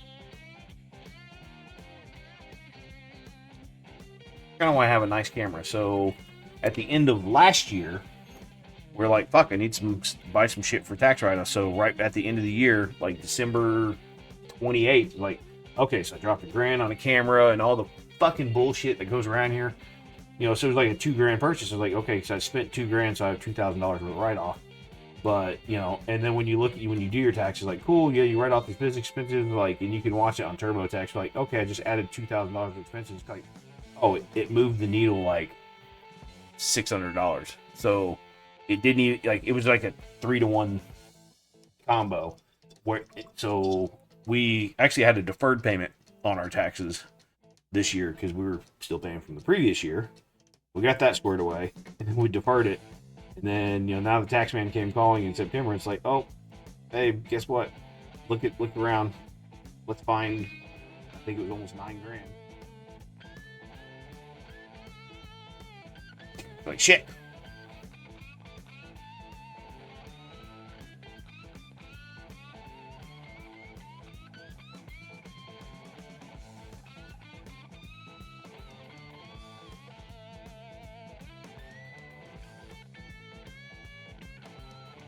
You don't have. Here's the thing. Like, you don't have to. My mom worked for the IRS for 20 years. She was a regional fucking manager. So I kind of have like a little bit of in on like not tax scheming, but at least tax law. You don't have to have a registered any kind of business to file a Schedule C for your tax write-offs. Like, if you're claiming your income, you add on as a Schedule C, and then boom, you're gonna be okay.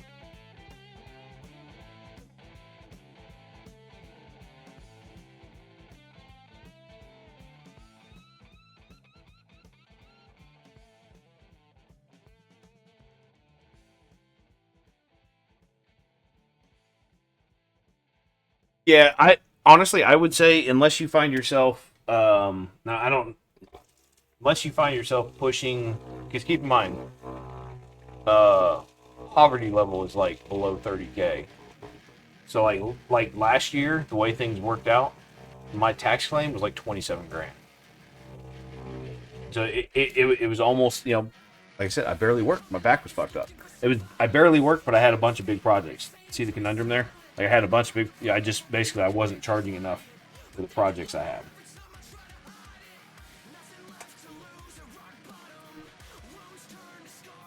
Well, it's like Buddy said, people want to pay pennies for fucking high tier paint. You know, what it comes down to is you got to find your clientele. And that's one of the things. Like I said, you know, I love the helping aspect of, hey, let's get you. You know, I actually used to approach people at the game store of, hey man, you got, you know, big box of gray there. You ever thought about you ever thought that getting that painted? They're like, oh, I can't afford a commission deal. And I'd look at it and be like, tell you what, like, what kind of scheme were you looking at? And, you know, we'd talk about it, and then we'd go on and on a little bit, and like, tell you what, how about I do like half of it just to get you started, you know, playing a 1,000-point game, and we'll, if you like it, we'll discuss some stuff from there. Like, I used to approach people and be like, do 1,000 points for like $300, you know, because they'd be like, well, could you afford like $300 if I did this? And people, they'd look at you and be like, yeah, I think I could, you know. Yeah, and that's one of the things too. There's a lot of people, you know, it's in this hobby. There's a lot of guys, they're poor hammering, so they buy their models and they just do the bare minimum paint job. And you know, like, I guess you could say I was an artist all along because like I did arts for all type thing as a kid, and you know I won it several times, from like ages 10 to 12, or no, more like probably ages 8 to 12, somewhere in there, because I did it for several years. like, my mom's actually shown me like freehand drawings and stuff like that. Like I did this one with a cheetah chasing like a gazelle or something when I was like, I drew that. She was like, yeah. Like I don't even fucking remember it. She was like, oh yeah, here's your award that you won for. I was like, god damn, like that's like I look at it and I'm like, god damn, that's good. Like she actually has it framed in her house now. I'm like, man, that's kind of good. Like what inspired that? She's like, I don't know, you did it in class when you're supposed to be doing something else. Basically I was a bored kid.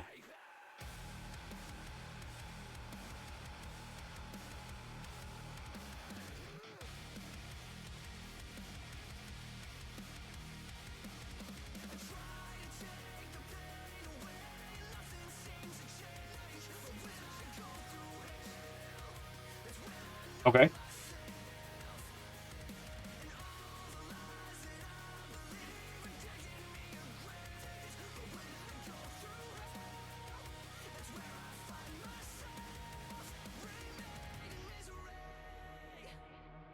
Oh, when you were younger?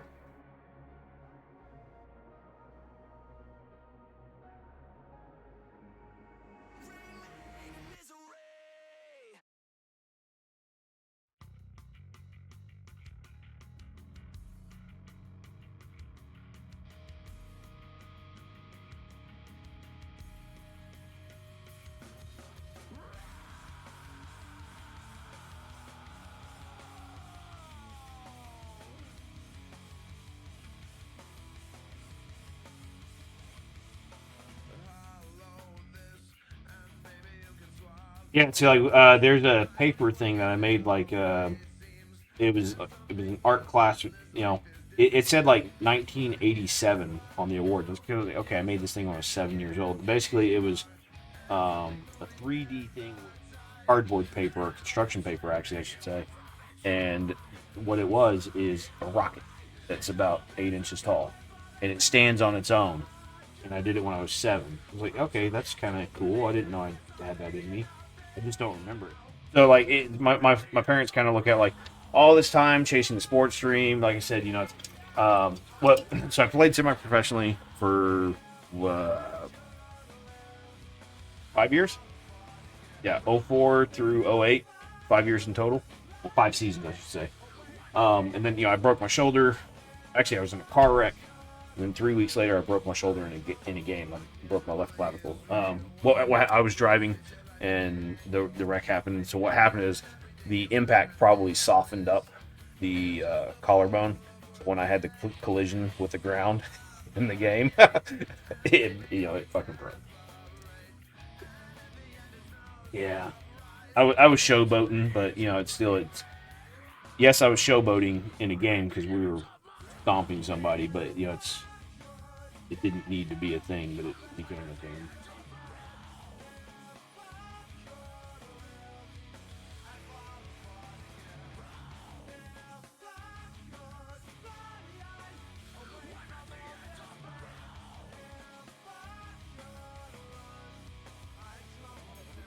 Yeah, that's my parents. My dad, kind of in an ironic way, he's like, "Oh, it's kind of like it was foretold," talking about all this stuff. And I was like, "Yeah, I don't." Because back to COVID, like I said, I was only funding my own hobby, and I got into Warhammer because there was no BattleTech back in I don't know 2015 or 16. BattleTech was kind of dead. They're everybody's suing each other into the fucking ground, and so I remember going looking for it because I was like, oh, all my friends they're online now. Everybody's having kids. They're less and less. Even like online friends became harder and harder to hang out with because they were having children and doing stuff like that. Because I'm hitting my at that point my late 20s. People are starting families and I'm not. And one of those things like, you know what? I'm gonna go find some fucking tabletop. Wasn't there. One at the store I walked into had the Warhammer stuff, and I was like, I remember that label from fucking 25 years ago when the game store we were at used to sell Warhammer 40K. I was talking to some people in there, and I ended up getting some War Machine stuff and played that for quite a while, but that kind of turned into its own clusterfuck of stuff. So like I said, it's BattleTech sent me to 40K. Mission painting came because boredom and funding my own hobby. Some of them, some people, some people I met were just kind of like, hey, you're pretty good at this. You think you want to do this character? So that, I'll buy you a model if you paint me a model. That's how some of the commission stuff started. And then COVID, I worked 7 days, or, sorry, 5 days and 7 months. I used to work for a small transport company, and our biggest customer went bankrupt. Our second biggest customer, which was my account, they moved their main production line out of Texas up to Columbus, Ohio. So like 70% of my pay just left the state.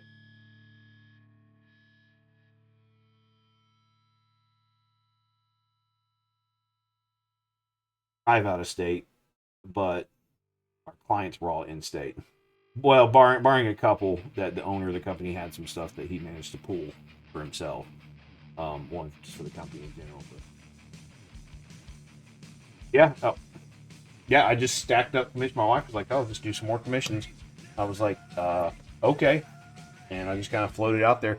And I remember I had one guy, a guy named Paul. He reached out. He had Chronicles of Druganar and Altar Quest Kickstarters, and I had this convoluted way coming up with it, but it basically turned out to each game had about 200 models. One was 180, and the other was like 225. But I was like, $4,000. With my convoluted scheme of how it turned out, it literally turned out to be $10 a model. And he said, sure. And at the time, I was hurting for money anyway. And I was like, cool, I'll dive right into it. And he paid in full up front. And he hit me with, well, this one's not even going to show up. Like, the Kickstarter's not even shipping for 3 or 4 months. So, cool. And it kind of put me back in a financial place where, like, I could breathe again. Because it's like, okay, like, we weren't broke, but it was like, even with my wife, with her private practice, like, she was seeing less people wanting to do stuff online, and she's not really a big online person. Travel this week, she's going to be doing some online stuff. And I agree too. Like, it's, especially sometimes when you're talking about seriously deep shit like what she does for trauma type stuff, sometimes it's just nice to be able to reach across the table and be like,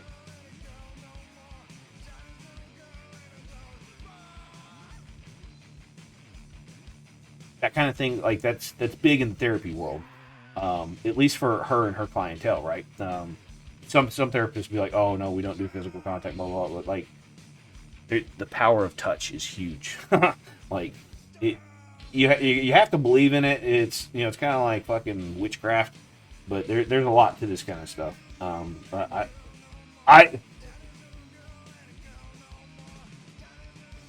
yeah, no, well, like I said, if someone's upset and crying, like I said, just being able to reach out and throw a hand on the shoulder and be like, you're okay, bro, I got you.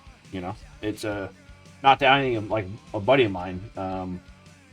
He had some bad news about one of his parents this last week, and we went to lunch, and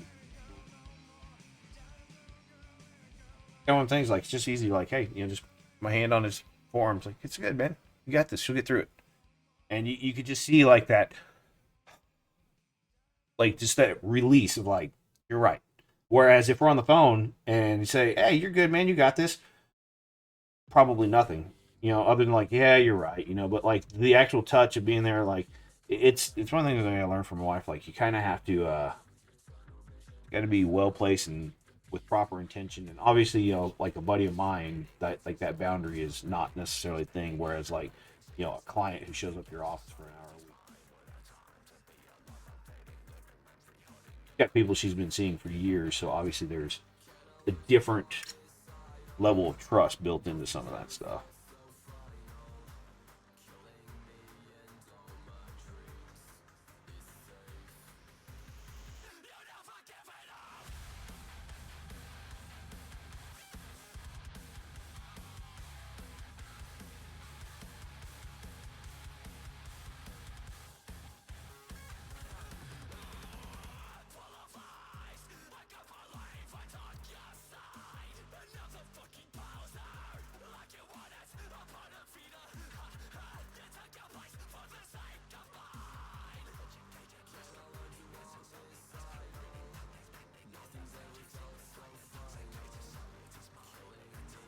Yeah, no, I get that. Like, so before COVID or going into it, I had a D&D group that I'd played with for 3 years. Now, I'm not a big person for D&D personally. It's for me, it's more about the hang, and they were, it was friends. And so it's like Tim's here just to mostly hang. He's got a character. He'll do what we tell him to. I get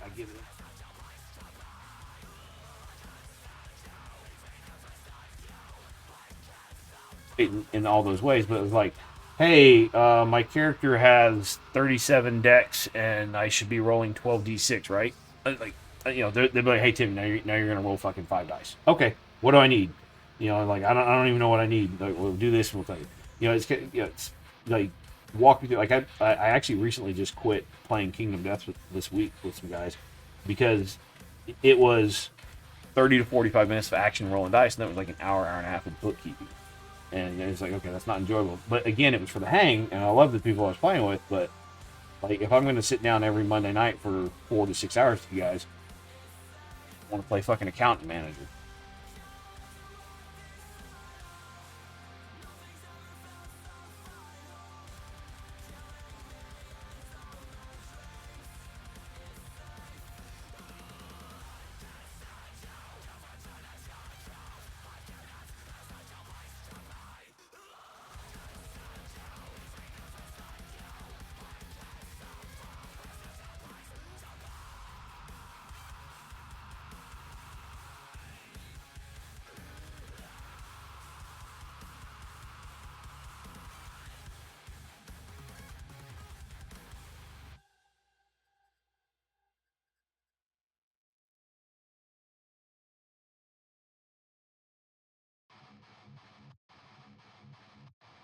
Wow, that's impressive on its own. I didn't realize you've been fucking with it that long. That's kudos.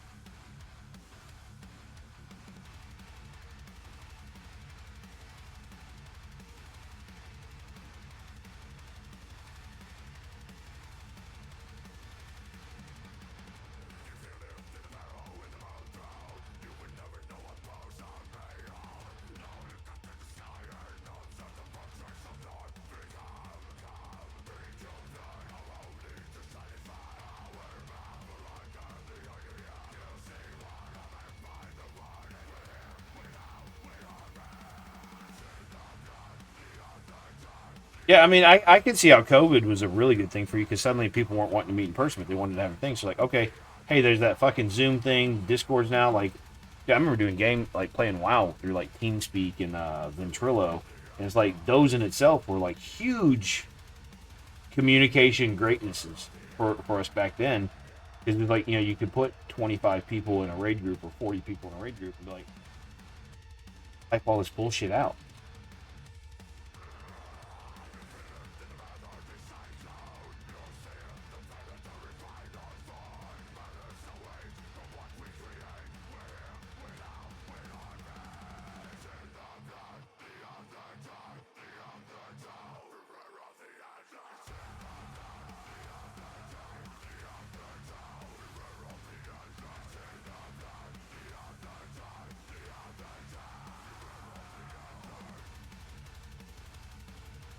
Yeah, Kingdom Death is its own unique craziness, right?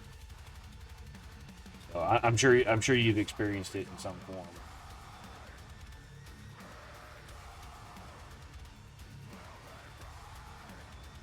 Yeah, I actually just painted a core set for somebody recently. Most of those pictures are in Discord buried back a month or two ago, by the way.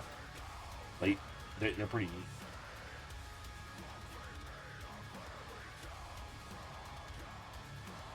I could do with a few less dicks. But for every one of those, you get some plastic boobies on there too. Which it's funny, like talking about that. I don't. I actually refer to it as like for painting. Like I'm like, no, I don't like painting porn. Like I don't really like painting gore. Like I don't really think of this as gore. Um, but I do, or I did feel that way on the AOS version of like the Hellhounds, where that's like their dogs. Maybe it's because I've got 4 dogs and I'm a dog person. But like painting up dead dogs with their guts hanging out. and I did 20 of them for this client. Actually, it was just kind of one of the things. I was like, you know what? I'm not a fan of painting gore like that.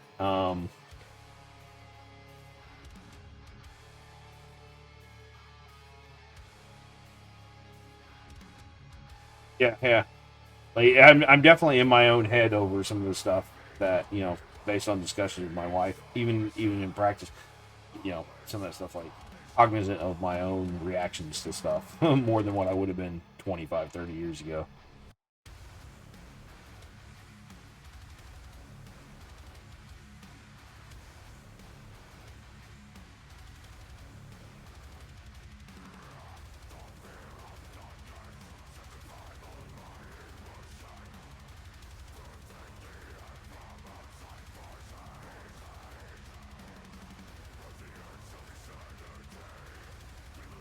Yeah, they're fucking floating mechanical fucking brain warp babies.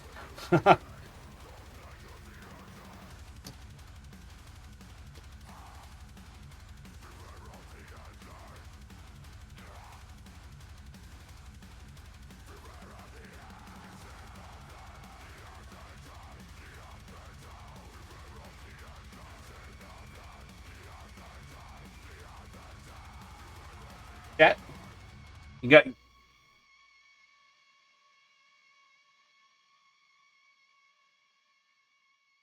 Well, I've seen the button watching some other streams of people that I follow, and I was just kind of like, huh, wonder what would happen if I fucking hit that button right now in the middle of their stream.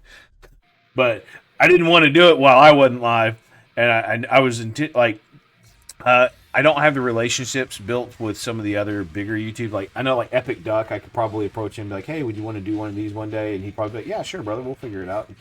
But it's kind of one of the things like it could be planned.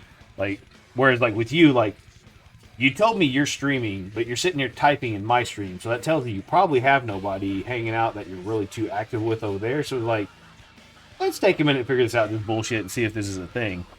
Like I've done these kind of chats. Like I don't know if you know, like Shorty Paint Studio, and there used to be a person named Mango Smasher that was around. Like um, it's Ohana's Workshop is their Twitch name now. Trans person really open about it. Mental health type issue type conversations happen quite often on there. I haven't seen them online in a while. I don't know what's going on in there, but I've been off Twitch quite a bit myself, so that's probably why.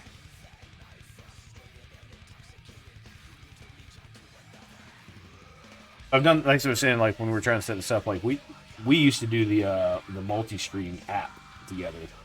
But I used to actually stream Minecraft on this channel 10 years ago. Like my Twitch is a decade old. I actually used to stream on Justin.tv when it was a thing back in the day. Yeah. Yeah, a lot of people don't even remember, especially, I don't know, sub 30. A lot of people don't even know, like, what was Justin.tv? What?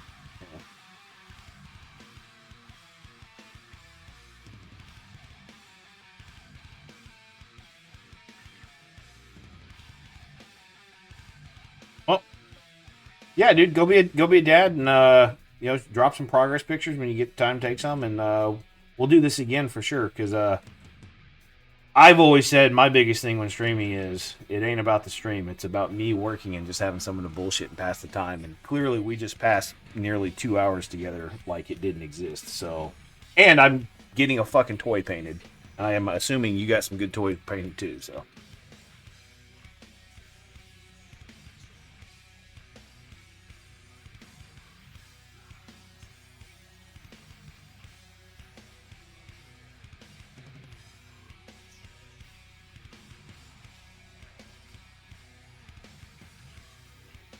But if you're actively looking for more commission work and stuff like that, maybe I can sub some stuff to you at some point if it's something you're interested in. We'll discuss that offline or something, but just throw that in your head if it's a thing you're interested in.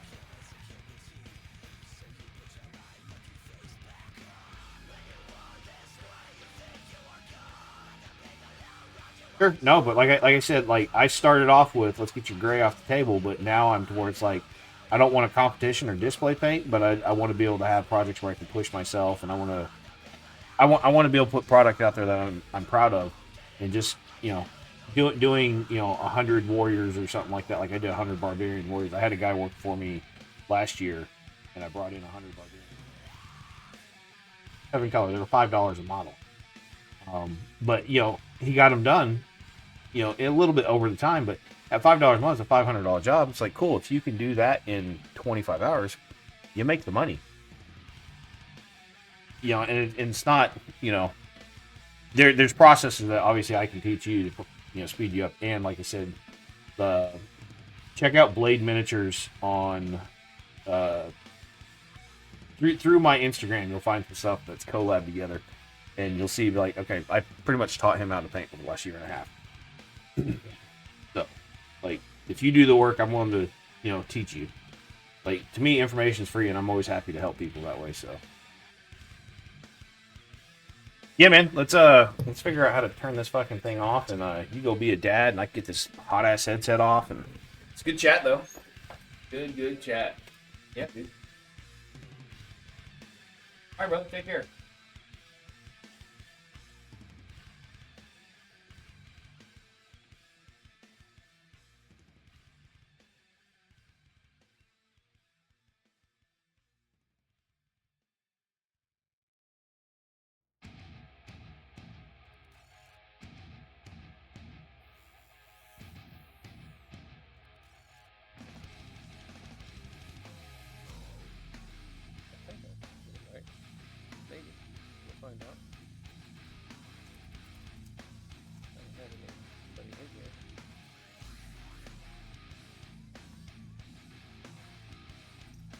Not what I want. Stop.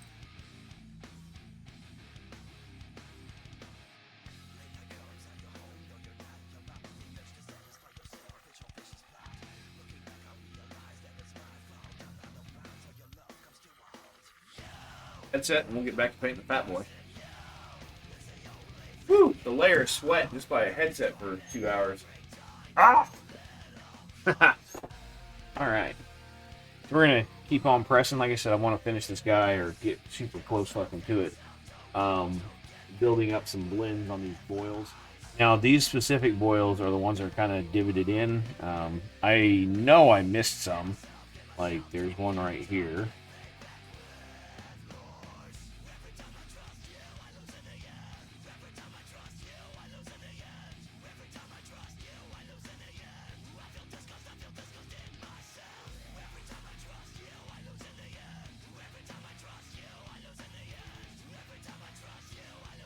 Building up interesting things. I could probably go ahead and block in work on his horns.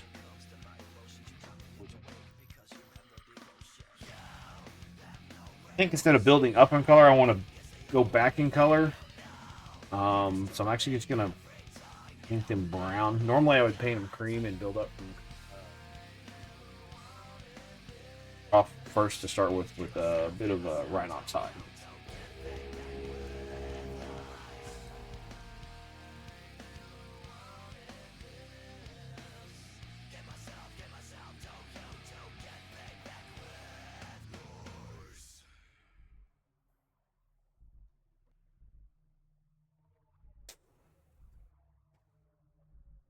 Well, Rhine oxide, Mornfang brown, and then maybe like dark green brown. I feel is appropriate for this model.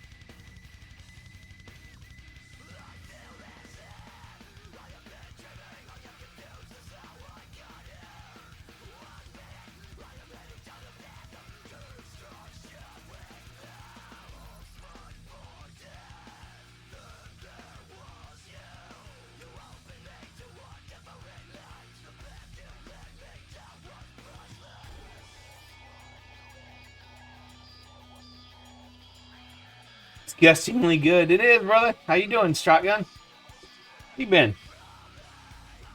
Doing all right? Welcome back. Speaking of back, I am back. I got some shit sorted, like my power supply issues with the computer. Much better mental headspace. Long story short, lost a couple friends last year, put me in a really fucking bad place. So I just cut some things out that I didn't, I wasn't enjoying Twitch. Just because I wasn't in the right headspace to be. I felt like I was putting on like a false front of just being like, oh, da, da, da, whereas, it's obviously in the background, up in here a lot. So I just needed to step away from it. I've been, I'm paying full time. I've been banging out minis, hundreds a month sometimes. So yeah, good. I'm back. Like I said, streams are going to be semi-regular. I'm still going to stream kind of when I just have something I feel like sharing.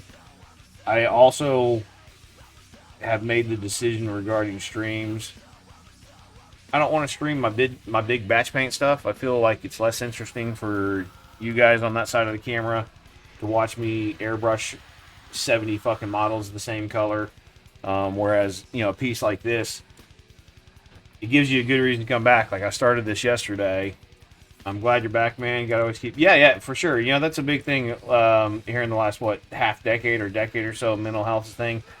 I was just in a collab stream with somebody else, like him, welcome back, and we were talking about. My wife is a therapist. That's kind of one of the things. Like, no, she doesn't actually do therapy on me, but like getting good pointers and like, hey, when you're not in a good headspace to be streaming, don't stream. And especially it compounded the issue and made it worse. If it, see, I'd come on here sometimes and I'd be live for an hour, and I acknowledge I'm a smaller channel and don't have a huge following, but if I come on here for an hour and I don't get like any viewers or have no chat, then I'd get pissed off, and then I wouldn't want to stream anymore. Whereas when I first started this, I've always said that the stream is just I'm working, and this is just me hanging out and bullshitting with people, and so it's just able to put that back into perspective for myself. That's what it is. Not like I want to be famous or anything. Of course, if Twitch wants to turn into a thing where I make a bunch of money, happy to do it, but I'm happy also just sitting here painting models. And that was part of the problem is I found myself where I wasn't even happy painting the models. So, but this is the job. I had to focus on it.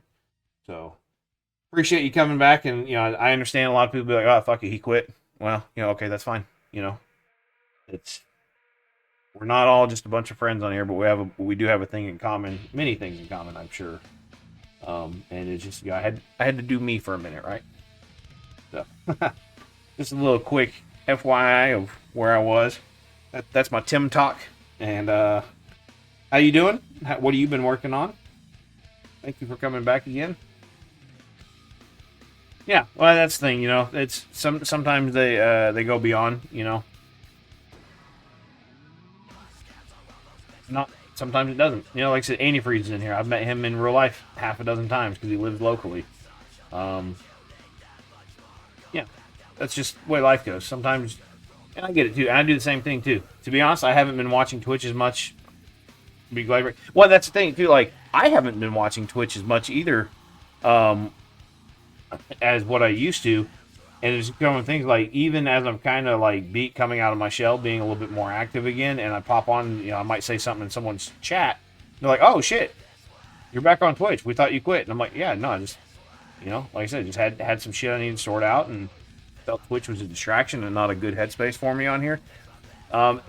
And so for clarity, a big part of what it was, so one of the guys that, like I said, I lost a couple of friends last year. One of them, he's another miniature painter. It's like the week he died, I didn't even want to be up here in the studio. Like I didn't come up here for almost 2 weeks. And if I did, I'd be up here for like an hour and I'd fucking back out. Like, all right, I don't want to be up here. So it was just because it was a constant reminder of like, oh man, my buddy's gone. Even now there's still those times like when I fire up the airbrush, I'm like, oh man, I remember he taught me how to airbrush. 7 years ago. It's a thing. It's probably always going to be a thing. But I'm at the point now where I don't just come up here and dwell on it and find myself crying or sad about it. Basically, what stages of grief? I'm past the anger, mad, sad kind of stuff, and now it's just kind of it's the past. Yeah, he named my fucking paint shaker because he likes the now long forgotten. He likes whores doing them in the butt.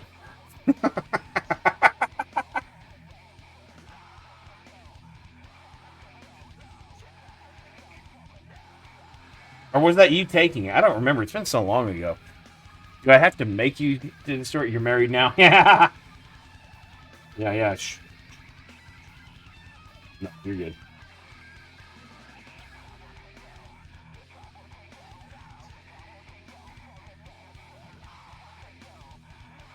Barton, what have you been up to?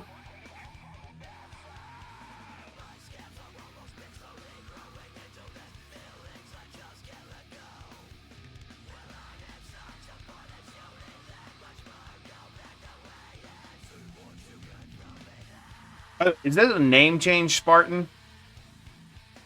Like, are you the Astraeus guy?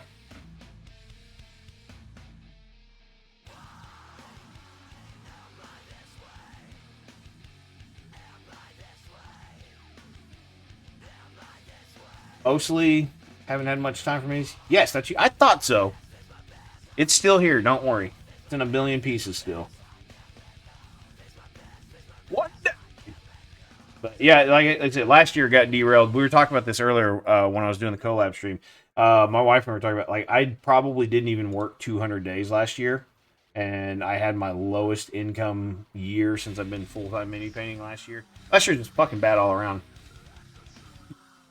Yeah, last year just not great. My back, losing a couple friends. I don't know. Life hit me hard last year. Getting into mid-40s, call it a midlife crisis. But that's one of the things too. Like, so the way I'm doing streams now, as far as like not batch painting stuff. One, I'm not taking. I think I've only done 3, maybe 4 full armies this year. I'd have to look at Instagram to remember exactly what I did. Like, I just wrapped up a big ass Tyranid project. Like, we did a World Eaters army this year. We did the Tyranids. Doing a lot of smaller batch, smaller projects, but I'm working more towards. Tell you what's really happened is I haven't worked on your thing for almost 2 years now. You know how much better I've gotten as a painter in 2 years? Just because I've been forcing myself to practice on things. Like, I just did showing it a little bit ago. I did this model a couple weeks ago. I did the non-met on it. I haven't done non-metallic metal in 2 years. And this is my first time back doing non-metallic metal. And it's just one of the things like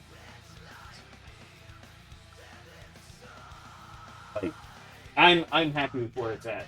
You've probably seen on Instagram a bunch of my Carcharodon Space Shark stuff. Like, these ones here, like, I'm just really, I don't know, I'm just in a better spot, right?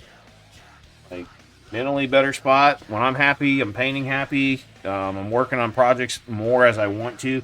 And that's one thing, too, that's been a big boon for me is not having near as much, like, rush job timeline. Like those Space Shark models were kind of dumped on me. And this is, like, I have to have this mostly done today because it needs to go somewhere on the 8th, and I'm flying out tomorrow morning at 7 a.m. somewhere.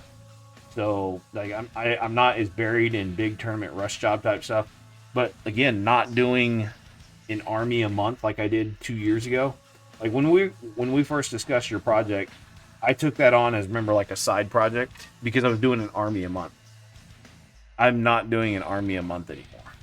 And that freedom of not being buried in army a month work allows me to do so much more. Like, doing more like kill teams and shit, and like the individual work you get to do on the models with kill team and stuff. Like how I painted a Chibi mini a few weeks ago.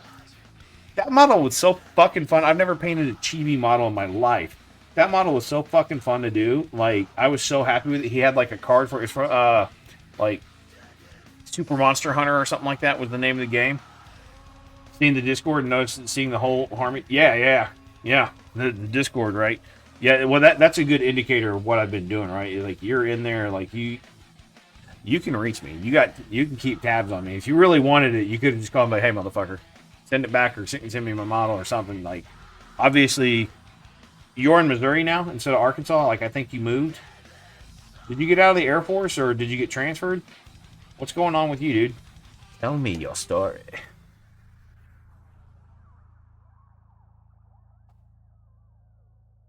Yeah, like your thing was definitely supposed to be more of a cool. This is like a palate cleanser when I'm buried in an army. Whereas now it's gonna be like, cool. I want to sit down and put like a 20-hour paint job on a big ass piece.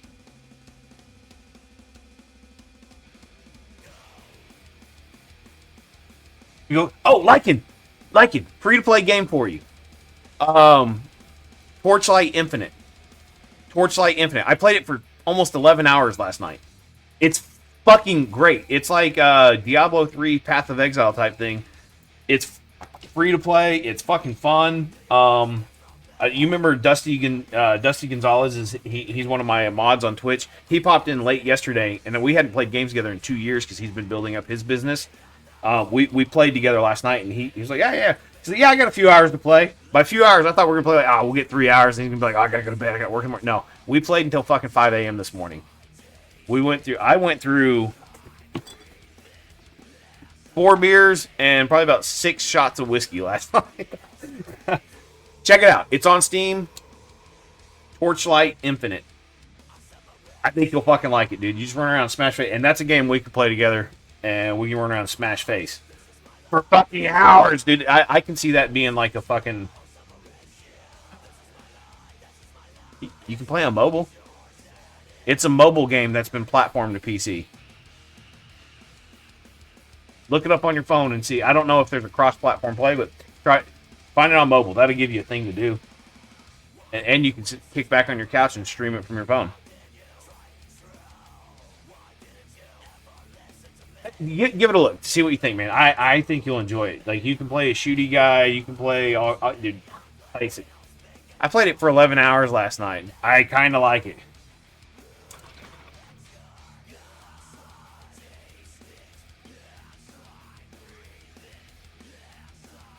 Funny noises in the ventilators in 3 days afterwards. Dude, he looks so much better already just blocking in the horns. I feel like that's kind of a close. Yeah, just blocking in the horns. Getting rid of that wall of green up top. Putting the face in perspective. I think where that's at.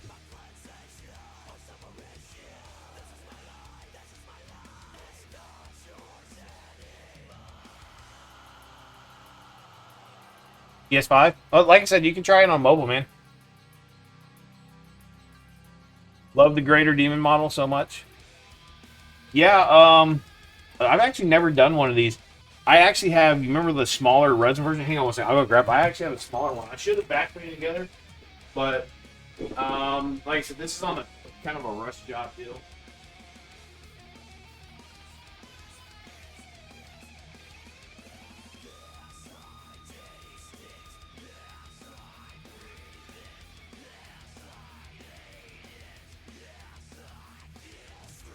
So, feel free to mock me over how dirty these fucking models are. This has been sitting for 7 years. So I've got this little one here. This is the old Forge World resin one. It's a goddamn brick by comparison. Like, the little one is twice as heavy as the big one.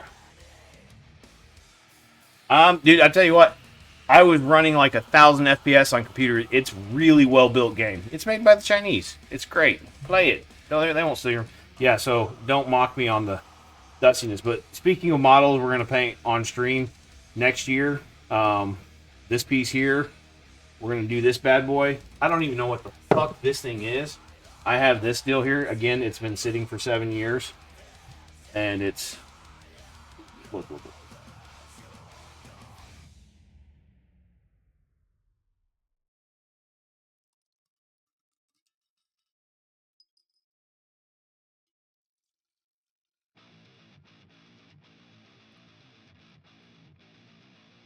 Yeah, this dude, there's so many textures on this deal. I really want to... I don't know why I never painted this.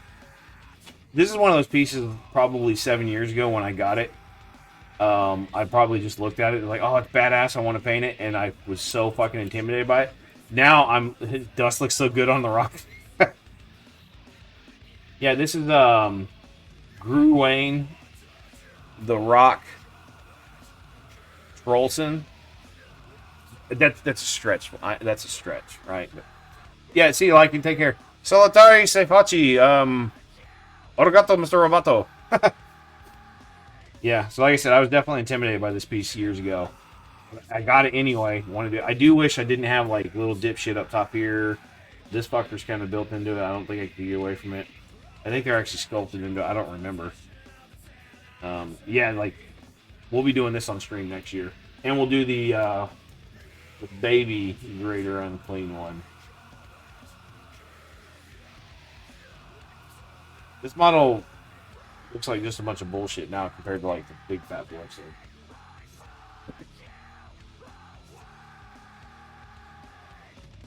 At some point before the end of the year, I'm going to make, like, a plan for myself to... Like I said, I haven't painted a model for myself this year. This is the only amount of painting I've done for myself this year. This is my Scout Kill Team that I got the week the box came out, the Salvation Kill Team box. And this is the state they're in, and I only got them to here in the last couple weeks. And now they've been sitting getting dusty. I need to put them on. Where is the box?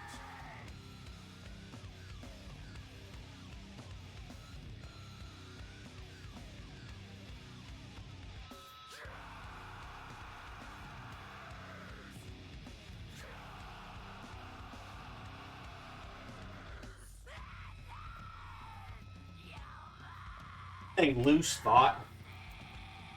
12,000 points of Necrons.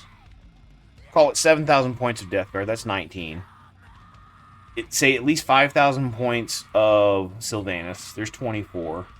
2,000 points of Paradon Overlords. 26.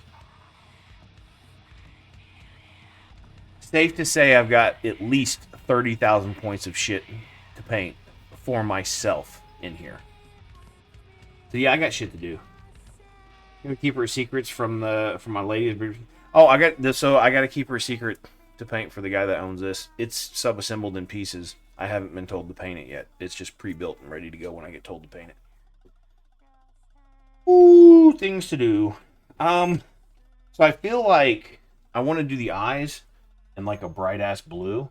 I'm gonna think maybe like gray blue into like a white blue.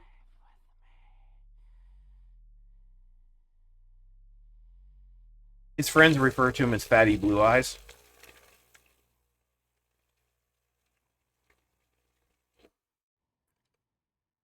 You weren't ready for how big it was, huh? She wasn't either. Sorry. I had to. It was too easy. Come on, set that shit up.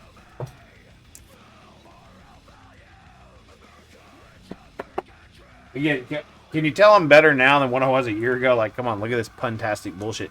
You missed my one earlier about the fucking Romanian, or not the Romanian, the Polish immigration joke that I laid out. Oh, it was fucking glorious. Somebody should go back and find that and clip it, because it was fucking hilarious and well timed.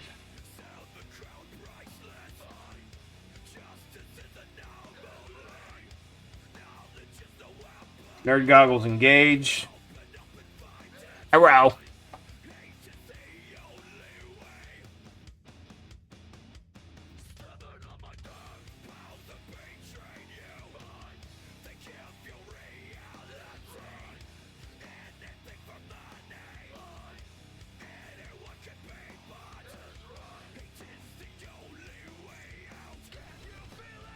I already like his face better. We just put that dot of blue in there.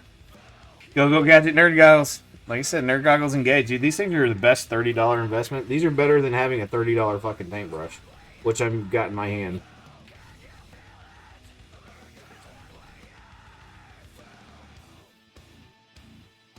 So, okay, here's a skill check thing. So, $30 paintbrush in that hand, $1 paintbrush in this hand. And this one's got about 9 hours of painting on it. It is beat the fuck up. Look at that fucking porno dick curve that it's got.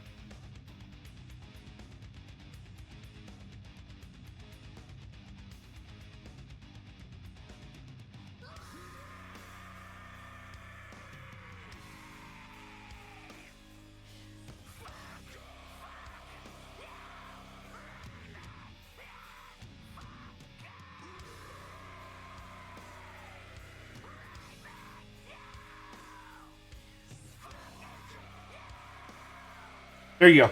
Straight proof.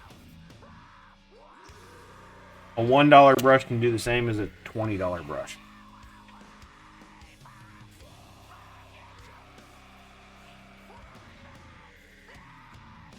On the fish hook.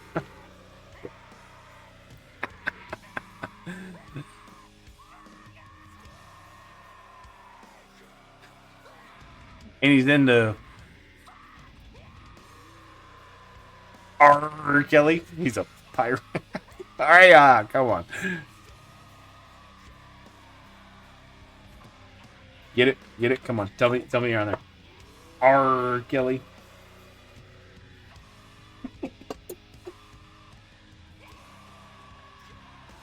I may not be able to do this now. I'm gonna be fucking giggling to myself.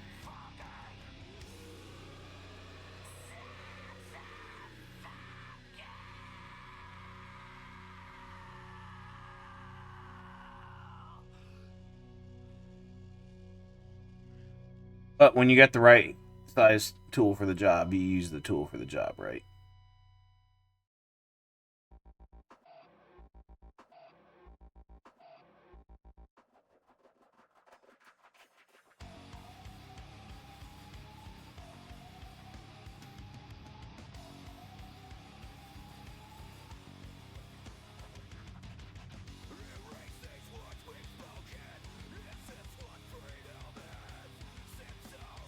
Try and give him like a cat's eye slanted look.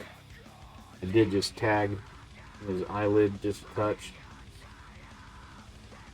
So what I've got in this bottle cap here is airbrush paint thinner. The model's been clear coated, so as long as I get to it kind of quickly, you can take your airbrush thinner, throw it on a brush, and it's kind of like a magic eraser. One of them painting pro tip kind of things that when it hits you, you're like, oh fuck, that's a great, yeah.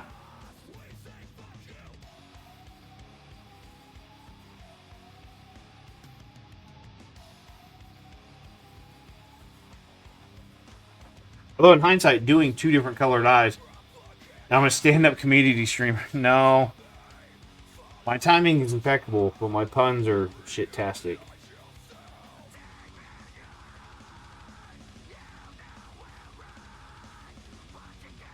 So I think adding to the crazy look of his face, having 2 different eye colors would be neat.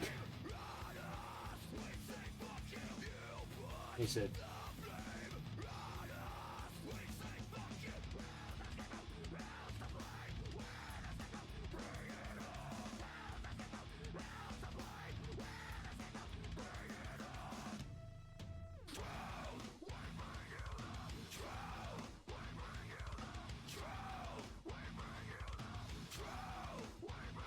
And it's just now I'm realizing I painted the brown on his horns. There's brown around the sides of his face on his jaw. Looking into gonna do that too. But you can see those lines.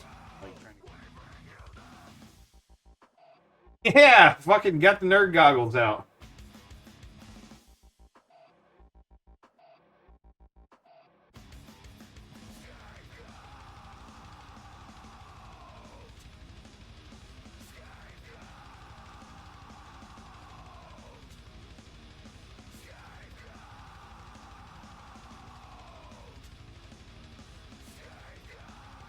Let's see. Lunch break over. Got to go back to work. Have a good one. Try and pop in more.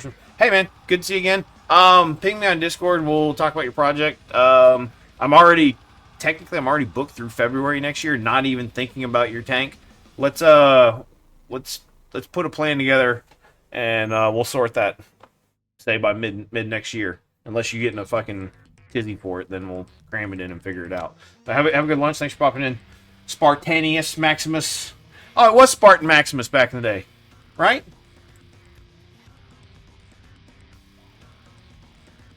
Pretty sure it was Spartan Maximus. I think that was the name back in the day. Hey, buddy.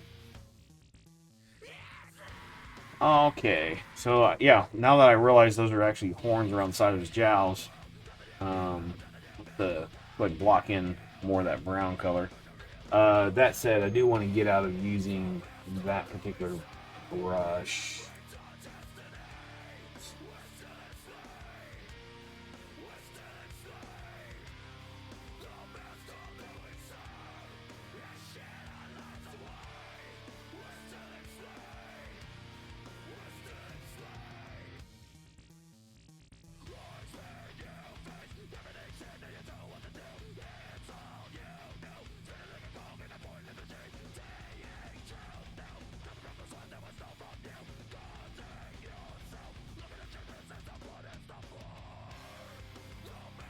Good brush, has a nice tight thing to it, but it's not very stiff.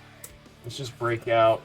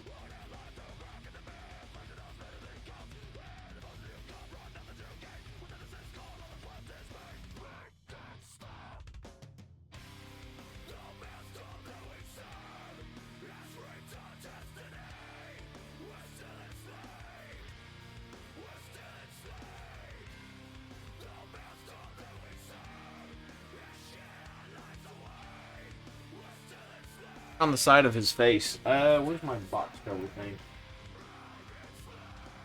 Oh, actually, the box doesn't have.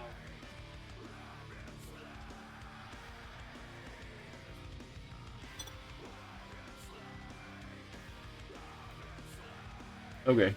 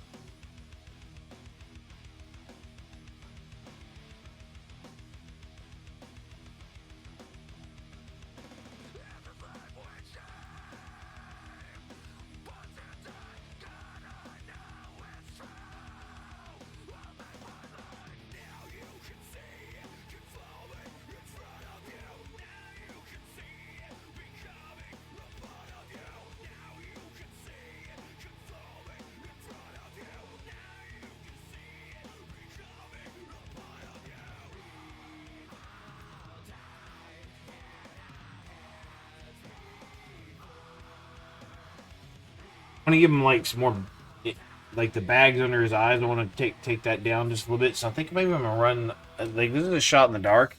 I'm thinking Kellyan green, but then Pterodon turquoise. More blue. Yeah, we'll go Pterodon turquoise.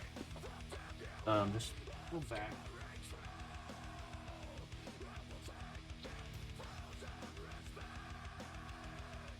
We're seeing that bag type look under his eyes. Probably, hopefully. Back to Nerd Goggle Maximus here.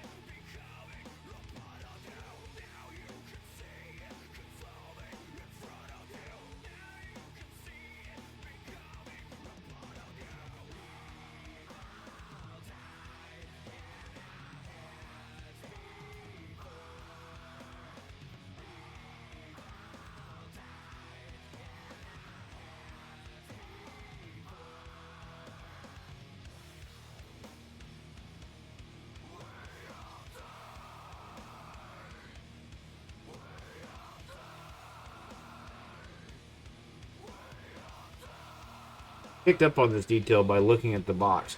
Say what you want about GW's art style. Their box art, guys, that style is quite Tron looking, in my opinion. But the way they highlight every fucking edge, it definitely lets you know, like, hey, that detail is there.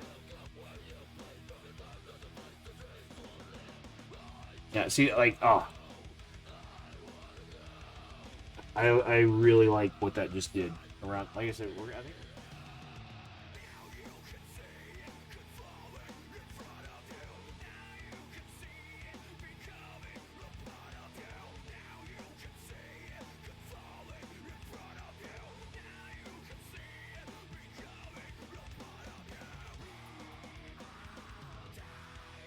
Face, head, horns, whatever. It's one of the key points of the model, right? So it's like best use of time type thing. And I have absolutely zero issue referencing G-Dub box art for looking at things. Need to find a good airbrush option. Cabe, are you new to airbrush, or are you experienced with it? Do you currently airbrush? Like, you just, are you looking for like a good airbrush because you need a better one?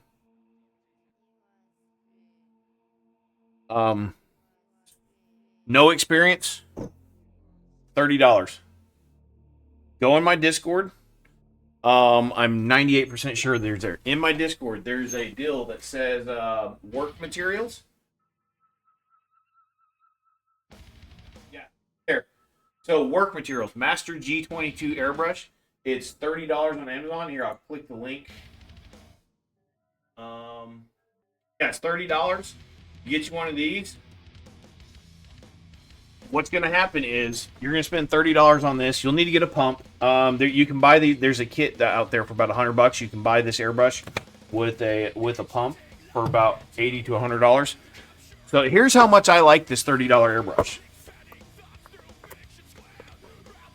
I've got 1, 2, 3, 4 of them, and there's probably parts in here from 6 or 7 of them. I usually do about 2 of these a year because I don't give a fuck about them. I spray clear. Now, since I switched clear coats, I don't clog them as much. The other clear coat was quite gummy. The new one that I'm using, the AK stuff, it's pricier, but it doesn't gum up your airbrush. So the thing is, it's got a 0.5 needle. You're going to spray about 28 to 30 psi. You'll use this for all your priming, your clear coating, and about 2 to 4 colors of base coats. That will instantly up your game on painting. At some point, you find yourself thinking about one of these. Don't do it. This is a $300 airbrush. It comes with a 0.15 needle, a 0.2 needle, and I think a 0.4. I don't have the 0.4. I lost it or something. I would actually suggest one of these. It's a Sotar 2020. It's about a $100 airbrush. This is your second airbrush. You can see I've got 2 of them in here. I don't remember which is which here. That one. Oh, actually, this one doesn't have. This is my oldest one. This is about a 5-year-old airbrush. It got great work, but what's happened with this inside of here, and you can replace it inside of here. It's turned a thing. Yeah. Again, ping me anytime on Discord. Hey, dipshit, talk to me about airbrushes. It's another step. It's another level of the game. I bought this airbrush, like I said, $300 setup 3 years ago. I just now feel comfortable using it as like a daily airbrush because I was so comfortable on that. So the Sotar, my setup with it was the 0.2 needle. And I love the 0.2 needle. It does your fine detail, but it's good enough to lay down base coats just fine.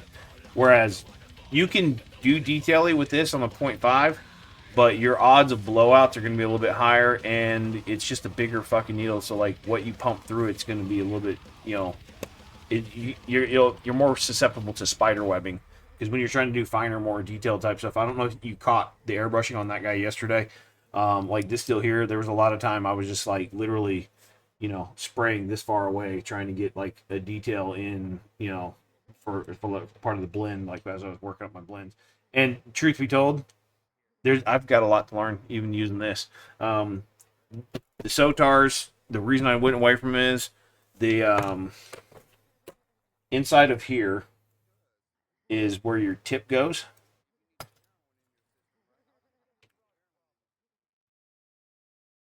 Part of the problem with these, it kind of sticks in here, but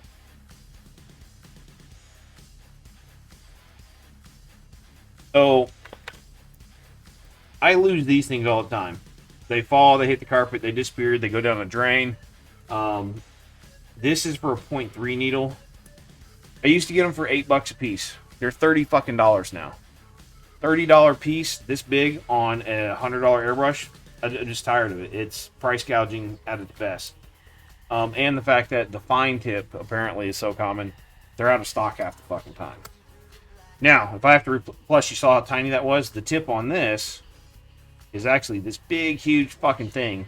It'll go down your sink, but this thing here, you drop it, you're gonna find it. So I really like the fact that I can find the thing. I'm not gonna take it apart fully, but I'll show you the tip on here. It's actually, so this is a 2-piece tip.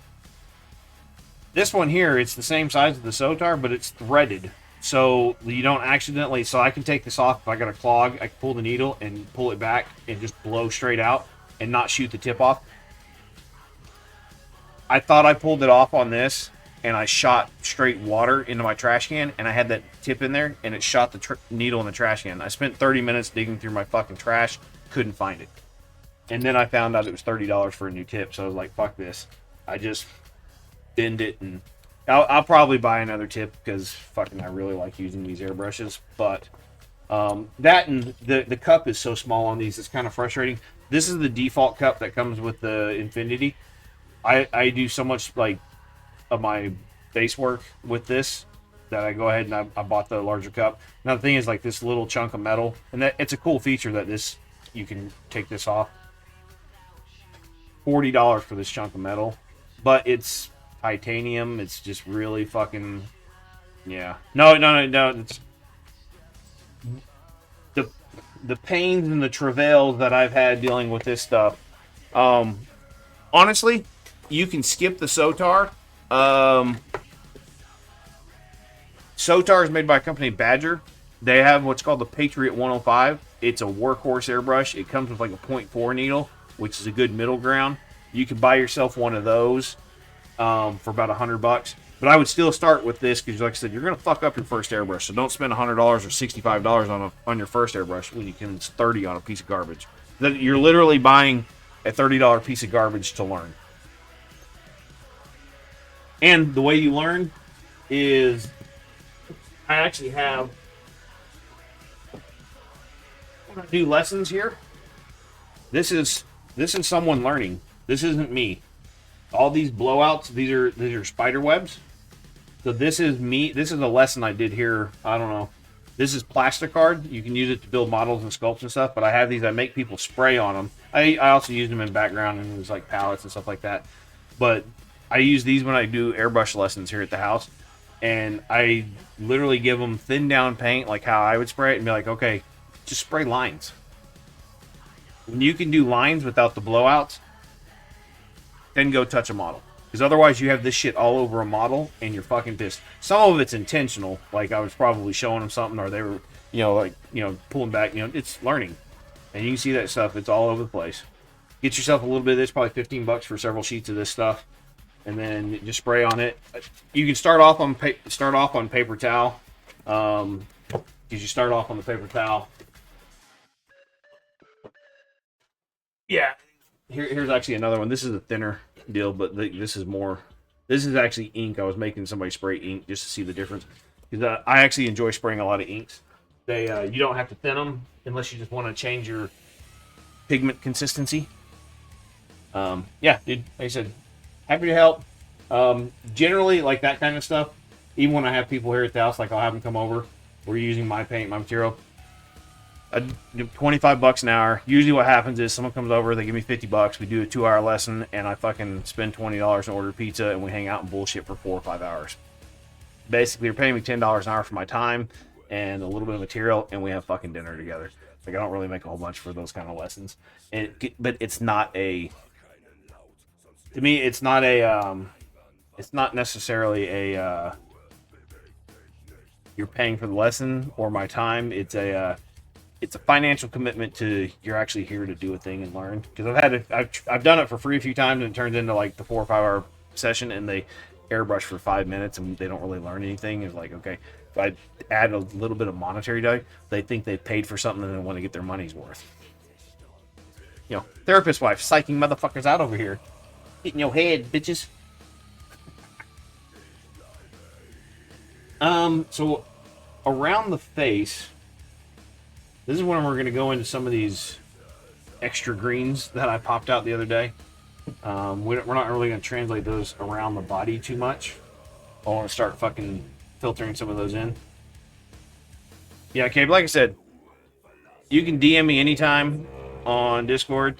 And I'm straight up, if I don't get back to you, I'm probably ignoring Discord or have my phone off or I'm sleeping or if I'm live streaming, something like that. If I'm live streaming, you can ask anything. We can derail a Twitch stream anytime you want. Even if, even now when I'm on a time constraint for a piece. Because I'm happy to help. Information to me is free. Like, all this shit's out there on YouTube. Ask anything. Yes, it's 3 inches thick, motherfucker. Oh, you went back to the bacon. I thought you were like, okay. How do you like your tiny PB? Yeah. Sorry, I went the wrong way. Hey, man, I have 30, 40 people screaming at me on Discord constantly. I'm with you.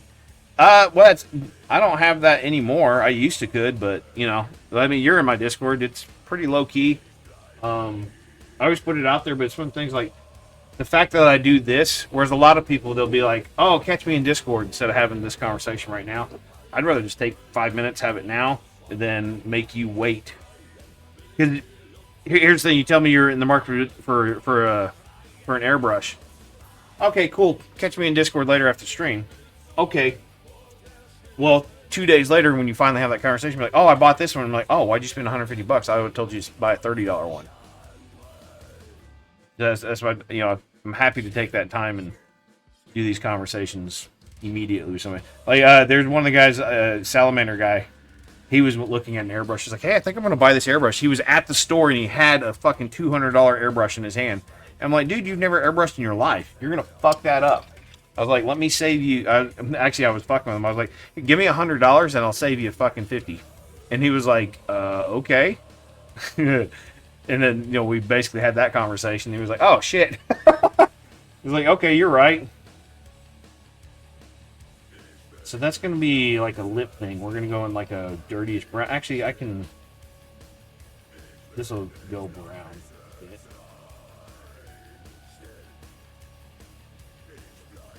But no, I didn't take the money from him. I just wanted to save him the money and the future headache of when he destroyed his airbrush.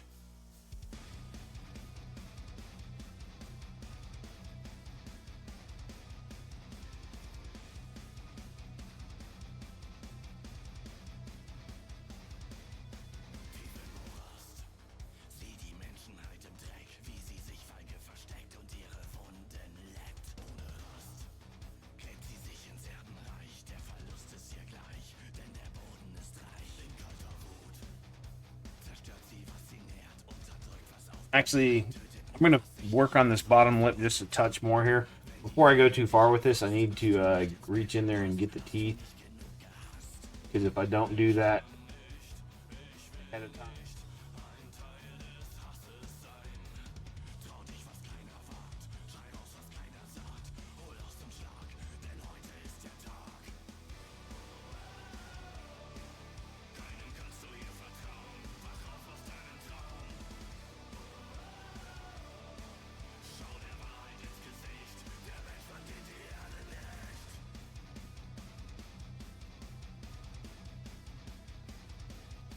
I very much consider myself the new painter friendly, where I know a lot of the streamers, like their communities are the hardcore discipline.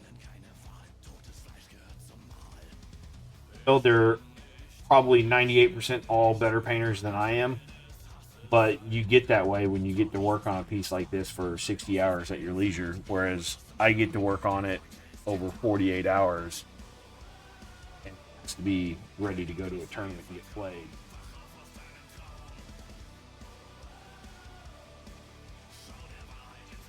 It's not going to sit on someone's shelf for 2 years. It's going to be on tables.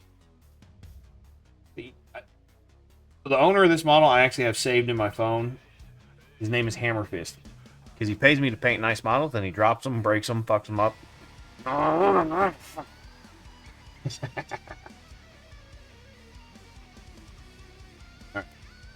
So,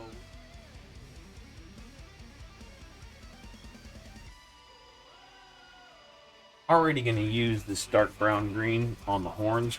So we'll tie that color in here. We're going to actually start mixing some colors. Doing something. Actually, I don't know if I've ever used this one. I might about squeeze this and it's not up. Okay, it's open.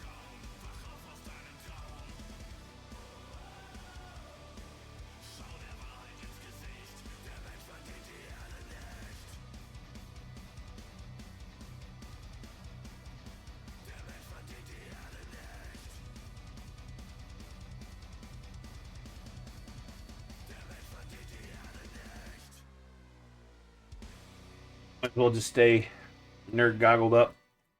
And if that's the case, drop this down.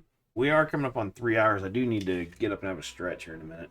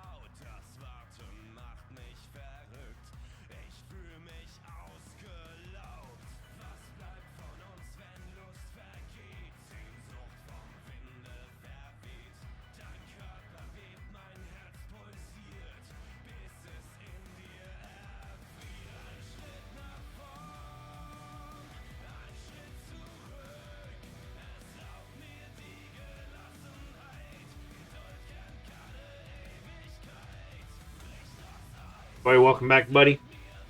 Baconator, bro.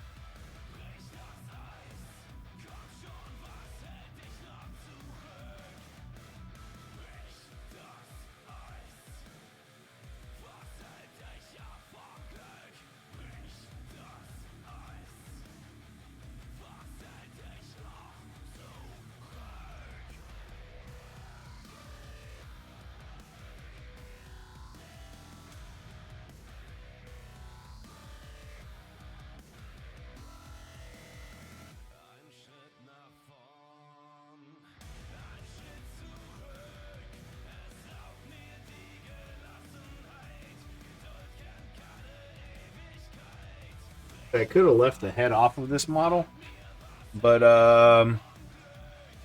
fuck it. I didn't want to deal with the BS around it. I'm going to use the khaki color to work on the teeth. I'm going to take it and start working this color up.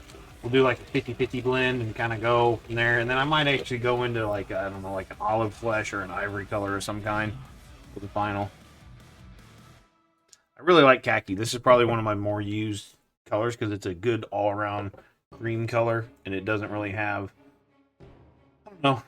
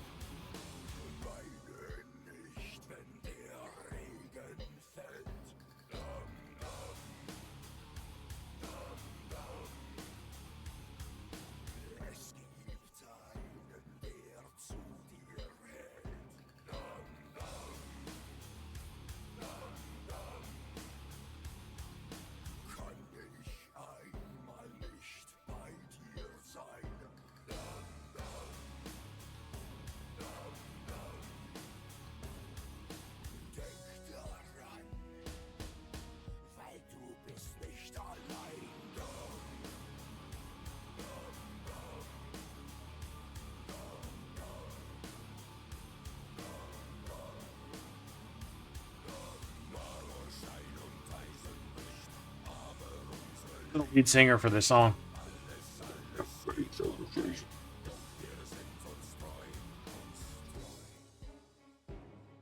Cookie Monster. I love this song for some reason. Where did I put that?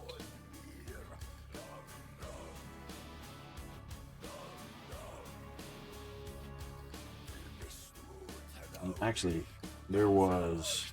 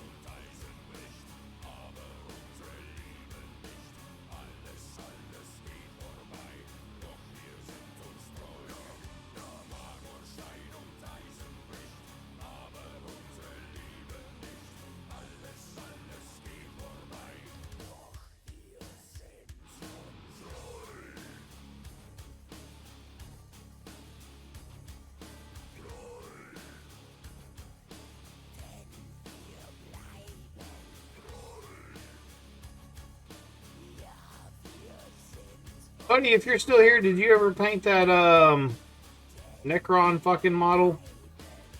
The can't remember the name of it. You had one that you were doing for your daughter that you crowdfunded. Did you ever get around to finishing that and doing it?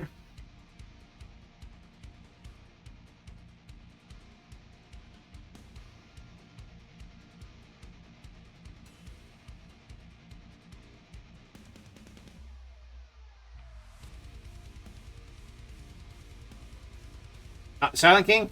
Part painted? Okay. Do you have a progress pic or anything, or what? Like, not? Don't go grabbing pictures just for me. I'm just curious.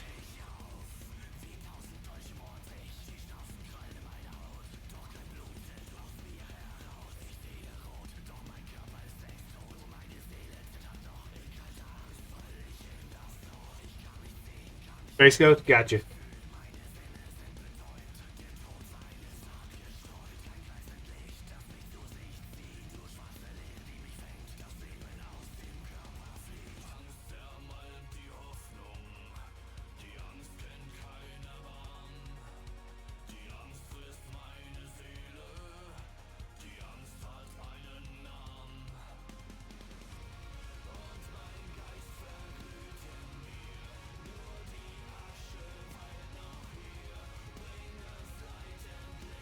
Oh, yeah.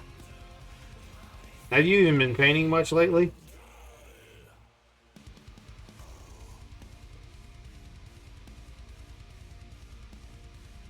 Other than your red marine?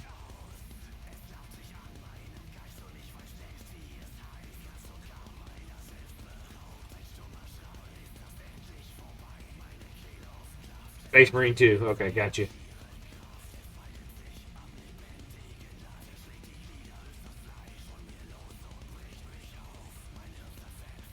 All I need to hear. I get it, man. That's Satisfactory 1.0 finally came out. I had over 2,000 hours on it before it came out, and I've added another 500. Now a lot of it's AFK time because it's a factory game. You just let your factory run.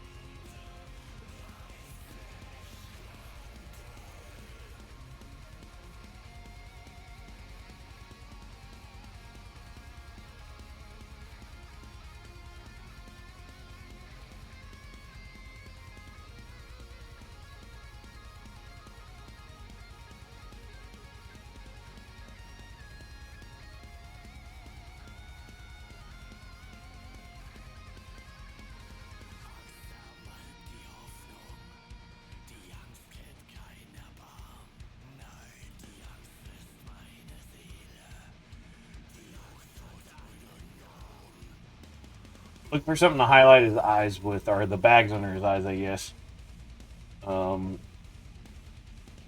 Turquoise mixed.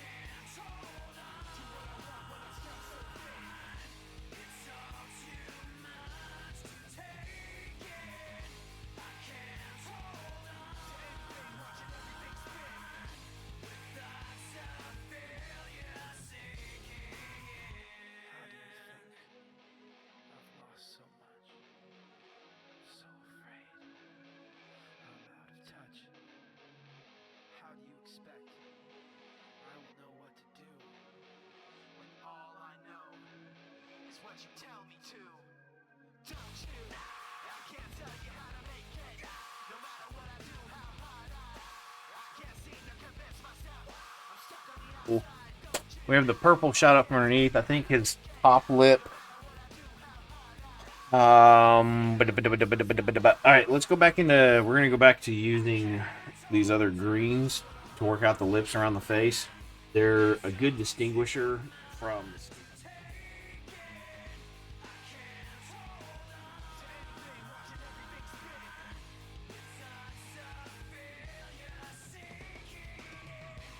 And just kind of continue carrying some of this stuff out.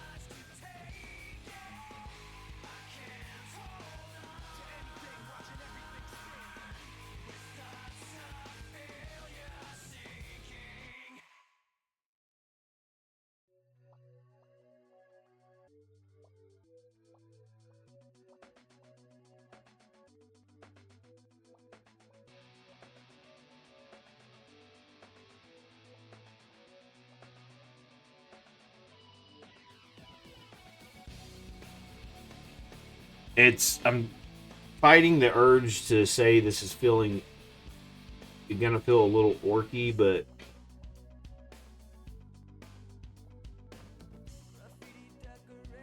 ooh, green skin orc. Ugh.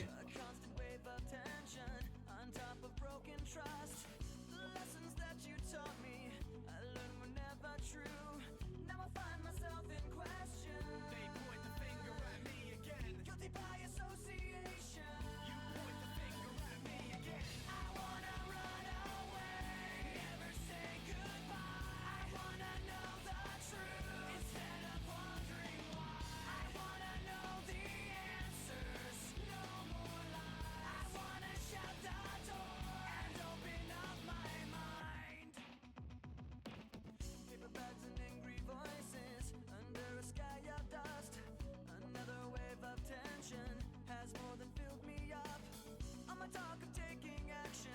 These words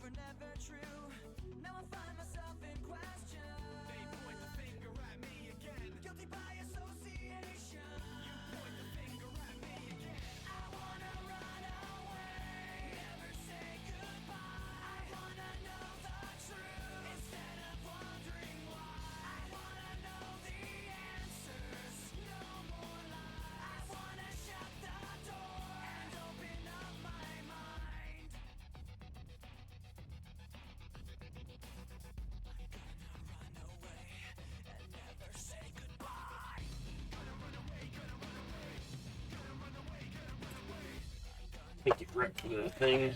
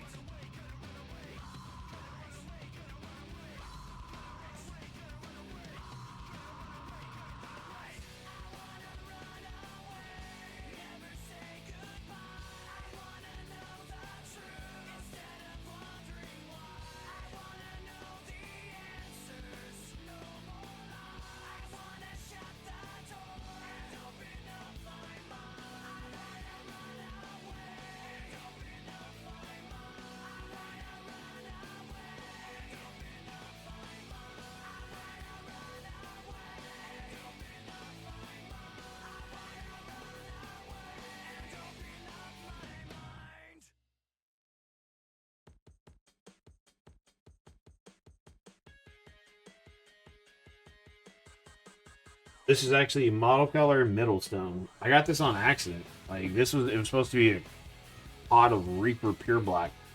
They sent me that instead.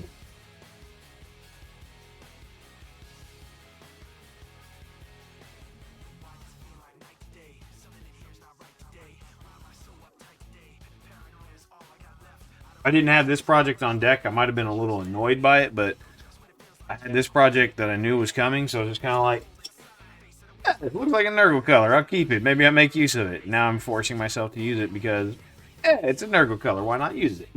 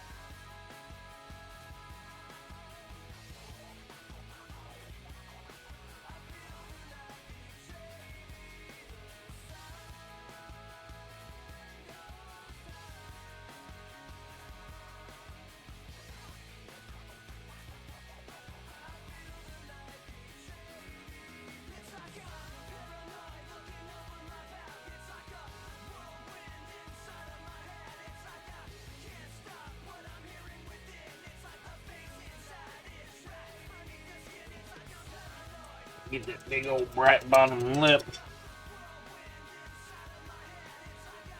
We need to work them colors back in.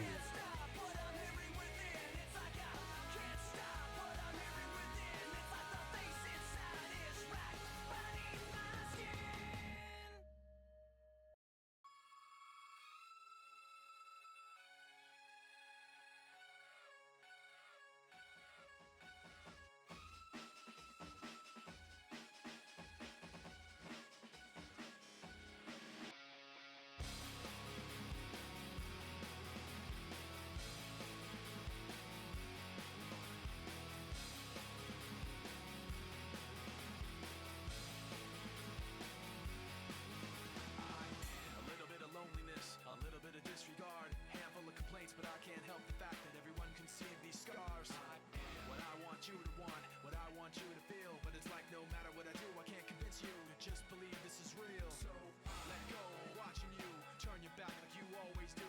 Face away and pretend that I'm not, but I'll be here cause you're all that I got. I can't feel the way I did before.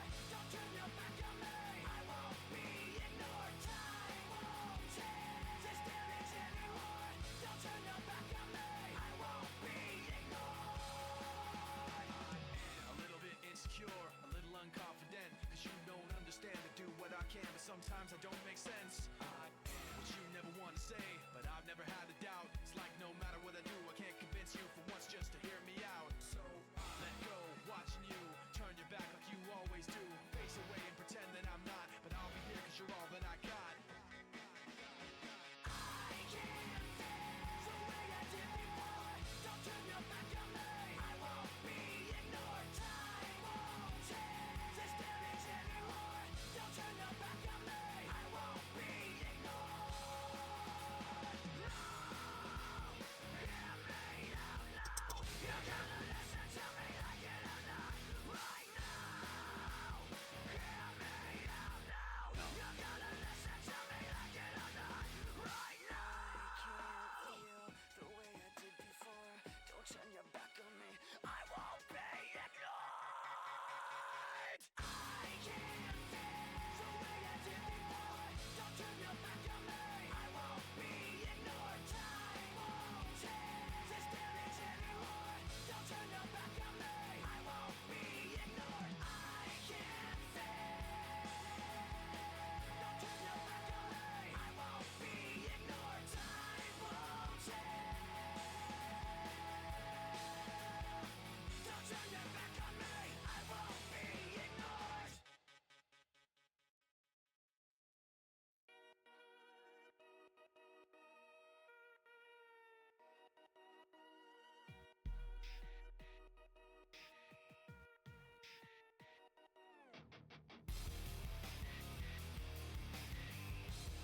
Giving it a little flesh tone look in there, adding a little life into his dead fat ashness. I pretend everything is what I want it to be. I look exactly like what you had always wanted to see. When I pretend, forget about the criminal I am. Still in second after second just cause I know I can. But I can't pretend this is the way it'll stay. I'm just trying to bend the truth. I can't pretend I'm who you want me to be. So I'm lying my way from you. No turning back now. I wanna be pushed aside, so let me go. No turning back now. Let me take back my life. I'd rather be all alone. No turning back now. Anywhere on my own, 'cause I can't stand. Yeah. I'm liking it. I remember what they talked at me. Remember condescending talk of who I ought to be.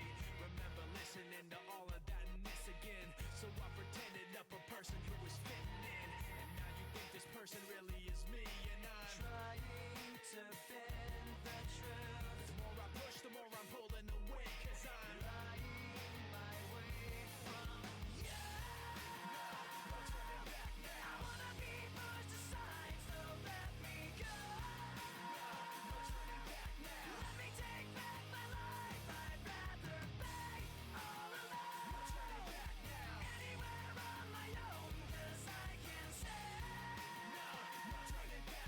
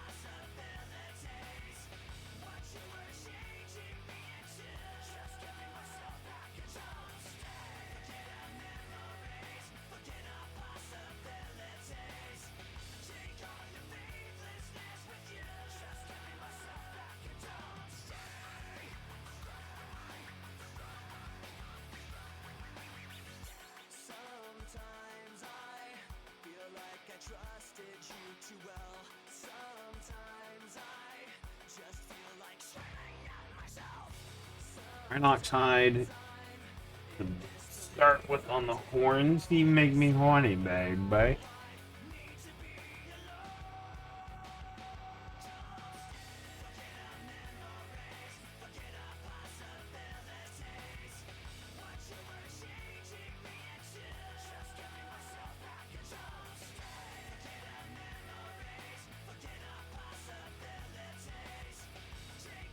Right on top of the iron oxide because fuck what that organization.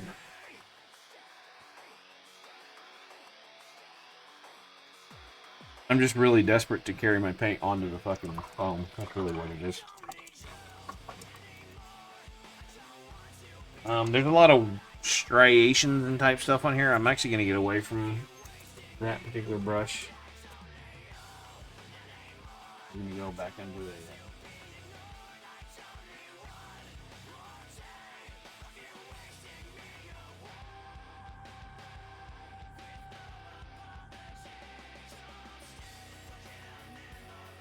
Trying to think the light source is kind of in this direction. So I need to continue to keep that in mind.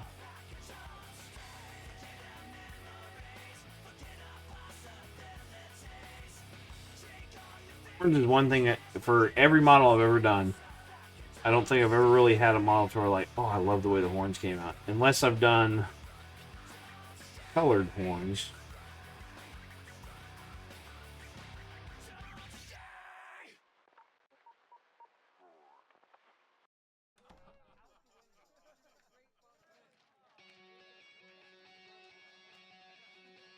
There's been some I'm like, ooh, that's cool, that works. But Yeah, here we go for the 100th time. Hand grenade pins in every line. Throw 'em up and let something shine. Going out of my fucking mind. Filthy mouth, no excuse. Find a new place to hang this noose. String me up from atop these roofs. Knot it tight so I won't get loose. Truth is you can stop and stare. Run myself out and no one cares. Dug the trench out, lay down there with a shovel up out. I honestly think it's probably a mistake painting the horns right now because I know I'm going to end up touching them later and possibly fiddling on them. So what's going to happen is we're going to do this and then I'm going to clear coat the living fuck out of the top half of this model.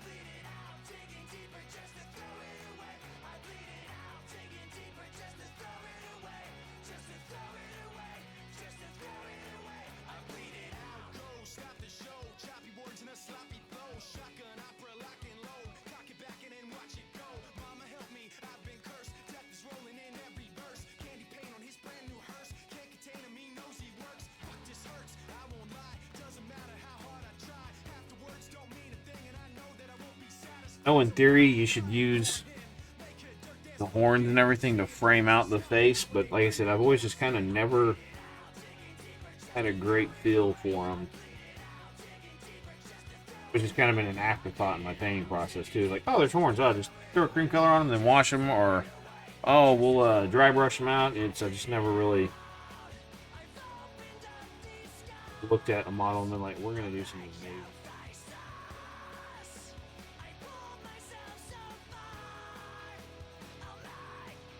But that's not what's happening today either, by the way. But we're going to take a different process than what I normally do.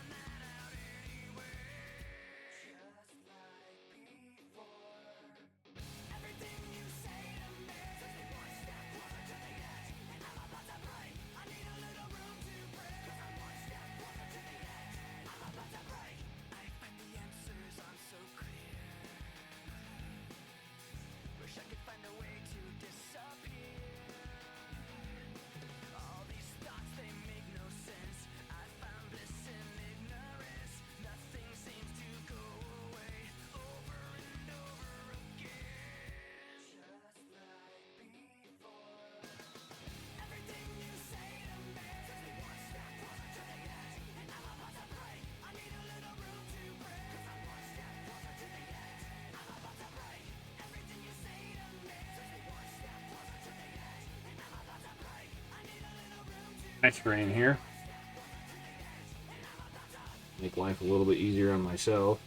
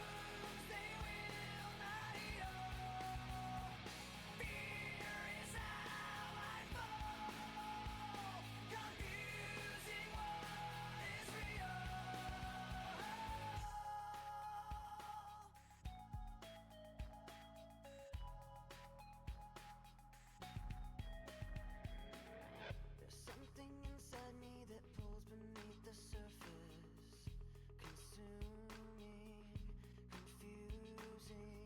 This lack of self-control I fear is never ending, controlling. I can't seem to find myself again. My walls are closing in. Not a sense of confidence. I'm convinced that there's just too much pressure to take. I've felt this way before. So insecure. Crawling in my skin. These wounds, they will not heal. Fear is how I fall. Confusing what is real. Discomfort endlessly has pulled itself upon me. Distracting, reacting.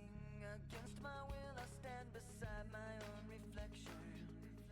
It's haunting how I can't seem to find myself again. My walls are closing in. What's up, Dre? Love my focus on this one. Yeah, man. So it's kind of one thing. I guess that's probably why I've kind of been wanting to come back and streams, because it's not just this one. It's just in general. I've just been fucking dialed in, like just vibing with the work and the painting. You know, I appreciate you taking notice. By the way, you know, like I don't know if you pay much attention to like Chad stuff. Like even if you look at like the most recent stuff I've done for him. Like, did you see the non-metallic metal I did on his Space Shark Chaplain thing that he's got over here? Like, I haven't done non-met in 2 years. Yeah, hang on. I hadn't done non-met in 2 years, and I did this a couple weeks ago.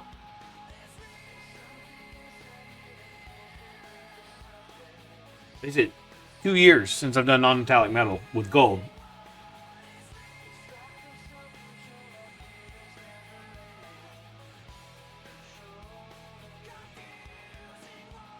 Hey, Rosie, how are you? Even then, he's got 5 more of his bros. Like these guys here, just really vibing. Like just little things. Like it's hard to tell on the camera, but like old dude scanner thing, putting in the little dots here, just feeling really good and crisp and clean with the edge highlights. You know, these are probably more edge highlighted up than most of the other shit I've done for it. But ultimately, like if you look at the last batch of shit that I did for him, until I saw Buddy Minnie was in here earlier. he showed me a Blood Angel that he was working. I thought I was missing, like, I was really tempted to grab a yellow or a contrast and bring some more yellow back into it. Now, I know my light placement's incorrect. Like, it's very much, like, I would, like, on this, it was just kind of like getting the focus in there. Like, there should be different light placement, because if you're thinking even just light coming from, like, this direction, like, this probably doesn't make sense in here. But I was really working hard to make it less zebra stripey. But, you know, for me personally, the starkness of the contrast of, like, right here being super dark next to super bright, that fucks with my head. I just don't, it's not my thing. Even back in here, like, it's hard to tell, but bringing it up in there and then letting it fall back in there, like, having that shadow, it's, it does my head in a little bit, because I'm not used to painting. I generally don't paint with a light, you know, a singular light source. I mean, like, when you look at this thing that I'm working on here, it's kind of just, the volumes are changing, but it's definitely more of a monotone thing.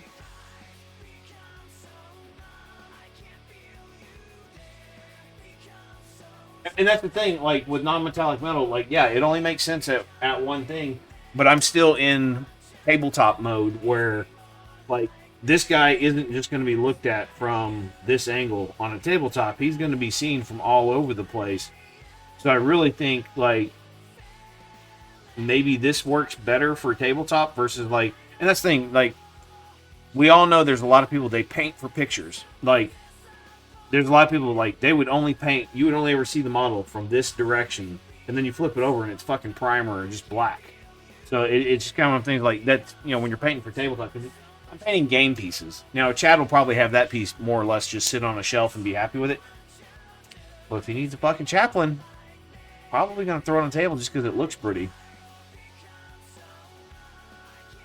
Yeah, like, even with this big fat ass here, my light source, like, is not having a 3D here.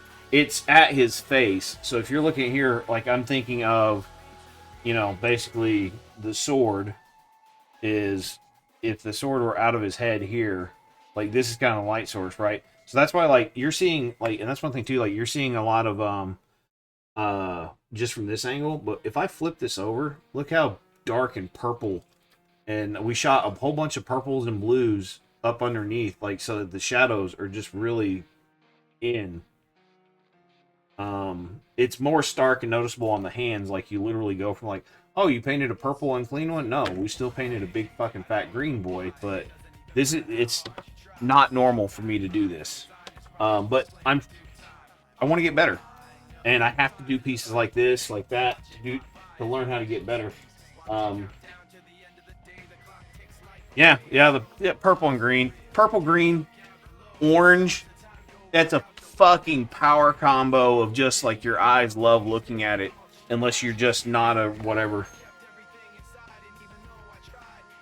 Yeah. Well, yeah, so many people are like, oh, your mini looks great. So, like, you're holding like, oh, your mini looks great. Cool. And they never go, what's it look like from, oh, there's shadows. Oh, like, it bothers me that I don't know what the hell to do with all this blubber underneath here. Like, I'm like, he's got all that blubber buried under there. I want to highlight it or do something to make it stand out. But I know right now, for, like, this piece and the time constraint I have on it, my money's best spent focusing right here in and on the face. And then, you know, you got this big blubber gut thing. Like, it's like how I just did all the highlighting around the head. It's really tempting and hard for me to not just go throughout. You know, I did do some stuff earlier, like you see some of the striations on the belly here. Like, I used a really watered down snakebite leather, you know, to reinforce some shadows. But it's hard for me not to go back into those greens and bring up volumes on the top side. But, you know, so we're at 3.5 hours. It's hard to restrain to keep it as min-max as possible. Yeah, well, that is just the thing, too. It's like, so this is for TJ. I think you might have met him, or, you know, Chad hangs out with him. Like, they're going to an event. Well, you know, I'm about to leave for a week. So when I get back on the 5th late, so technically back on the 6th, they leave on the 8th. So I'll have a day or day and a half to fuck with this some more and refine some things. But yeah, it's just pushing myself. Yeah, he's taking care of my fur babies. But, you know, and that's one of the things I've been screaming and crying for myself inside for the last, say, 2 years now, of just wanting to, you know, hey, I need pieces where I got to push myself to get better. You know, like, I don't know if you saw the 4,000 point Tyranid army I just did. There's pictures in the Discord of it. But, you know, doing all that shit, it's hard to get better when you've got giant armies like that. And then it's even worse. You compound those, and then you have, say you have a piece like this thrown in amongst that army. Oh, by the way, you need to get it done in like 10 days so I can play it. You know, my last several years of painting, I've always been saying for the last couple years, batch painting is needed evil, but single major good for. Yeah, and that's the thing. So, like, I've got some pieces here. We were talking about it earlier. I don't know if you guys saw that. Speaking of that Greater Unclean one, I've got the old, super old Forge World resin one, the brick. I'm going to paint this next year for a stream deal. That and I haven't painted a model for myself this year. I have some Scout Kill Team. Then I've got this thing. I mean, look how dusty and dirty this is. We were talking about these two models have been sitting on the shelf for 7 years. I occasionally blow them off, and, you know, that's one thing too. Even without a light source, some Nurgle stuff here. No light source, just more Nurgly shit. But again, you know, it's a one-off deal. If I had 5 of these tanks to do, probably doesn't have this. You know, like, there's more airbrushing done. There's more dry brushing done. It's definitely not a bunch of stippling and scratching to make these things look gross as fuck. Or radioactive is what I was going for. That's why the blue. Yeah, for me, I mean, come on. That thing was 4,000 points. He had 60 of just whatever the things. I don't know Tyranid names. Yeah. What are you working on these days anyway, Miss T? Chad got you doing some stuff? Oh, he showed me the Dreadnought that you didn't even place on in the painting contest, the 3 highly inferior models. Rip. You won that painting contest. Don't even think about it. You won that fucking thing. You have bikers for Chad and you have some Tau for... Ooh. You know, I've never painted Tau other than for, like, test model back in the day.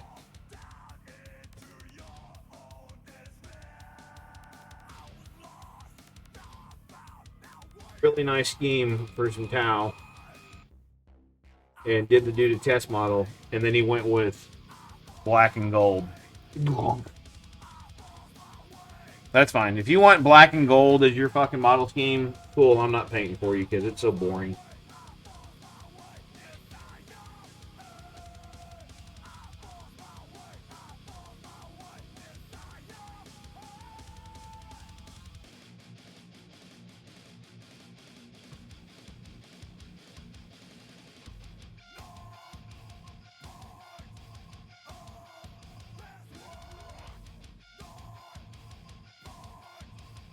Yeah, well, the unfinished parts on there are still better than the winner of the competition. So fuck that shit.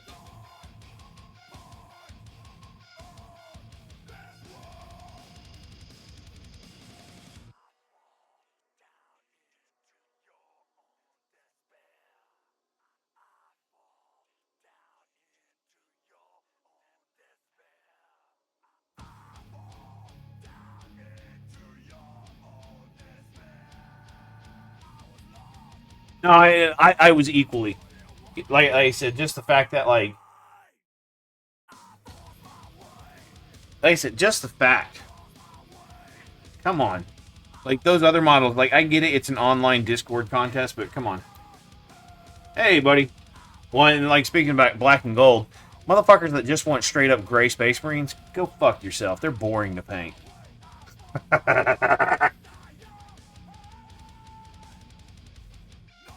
Hi, buddy.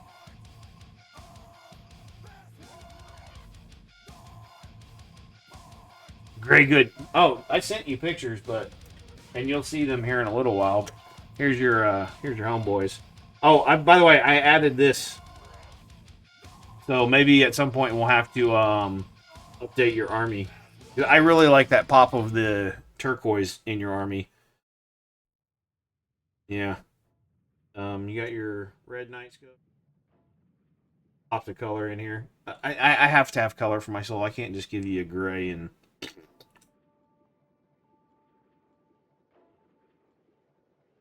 I'm pretty happy with these. Just the way they came out.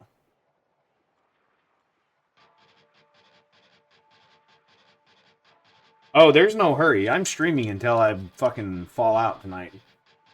Chad's gonna come here and just sit in the background and have to play video games or something.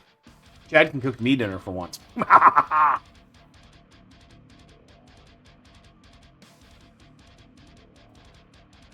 Oh, you want him out there? Hey, she's got a booty call coming. Get the fuck out of there. The man horse coming.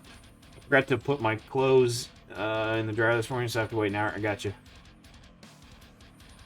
Oh, yeah, yeah. I'm sure the dogs are excited to play with him.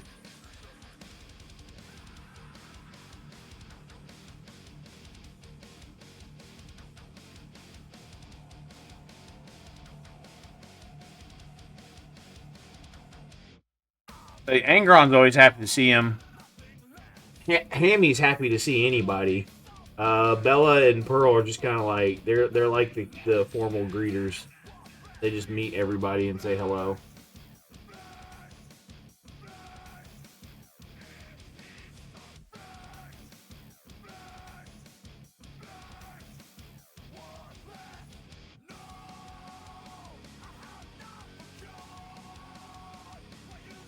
I think Bella likes anyone that'll just pet her and give her attention.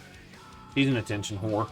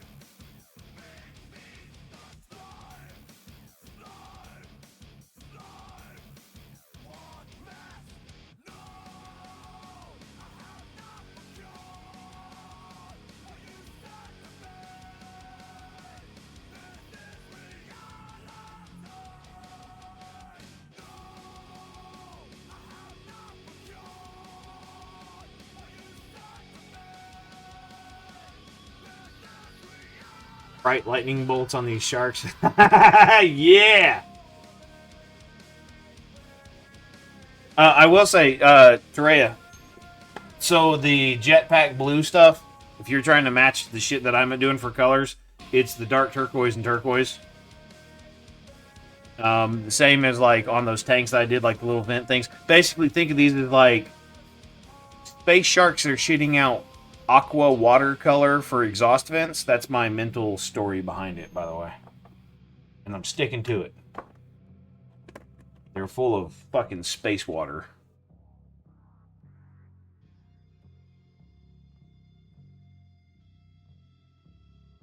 Yeah, no, that's brilliant. Like I kind of I think we need to throw it all together one day and be like, hey, here's a group shot of multiple people fucking doing artwork together, but not actually working together. It's just kind of a conveniently coordinated niceness.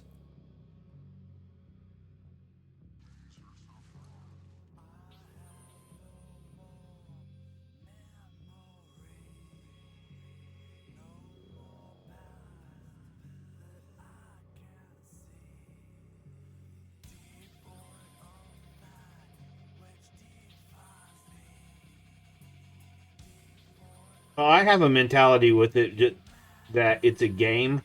Like I don't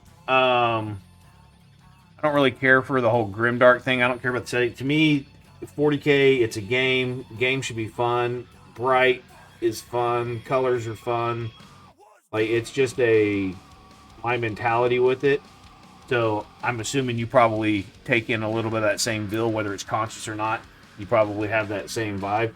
I mean, brighter stuff's just more fun to fucking look at.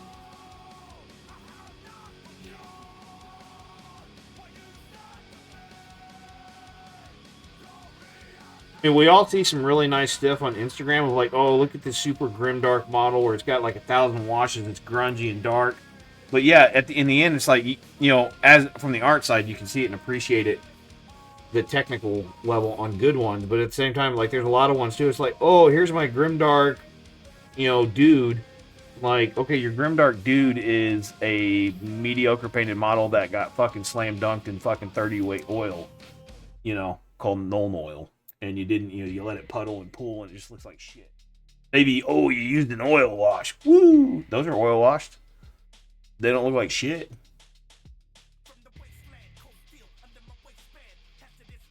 That's one thing I don't think you do on those pieces for Chad. I don't think you're oil washing them. That's why the gray is just maybe a touch different. But fuck it. He's okay with the different looks. I'm okay with it.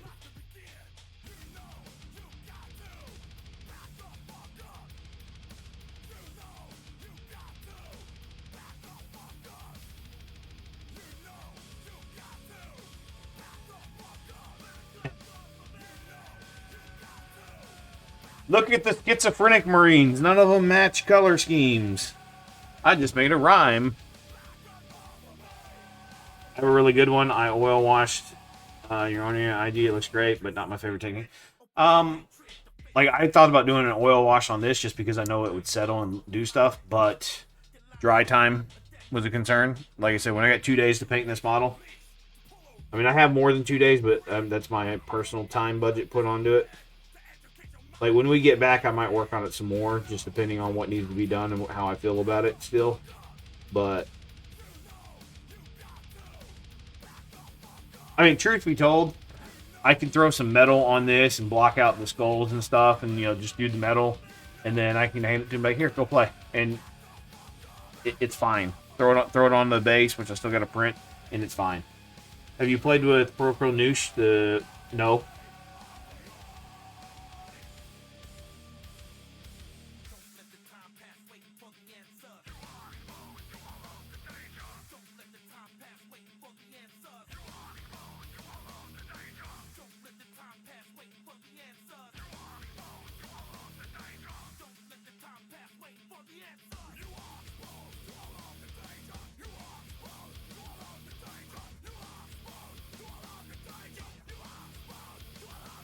You have a bottle and you send it to me, think when you get back? Yeah, I'll play with it, but, you know, at the same time, look at all the shit that I do. I don't do a lot of weathering. I don't do battle damaging on models. It's just not part of my style. I did some Blood Angels with it early this year, late last year, I don't remember when. And, okay, I get it, you know, some chipping and yada yada. It's just not been typically part of my style. A lot of it is because, you know, I have people, like, if I started doing chipping and shit like that, it's more like the same as oil. That's what it looks like, and the fact that I've got oils here, I'm just kind of like, oh, okay, so they're basically packaging their own oils, kind of.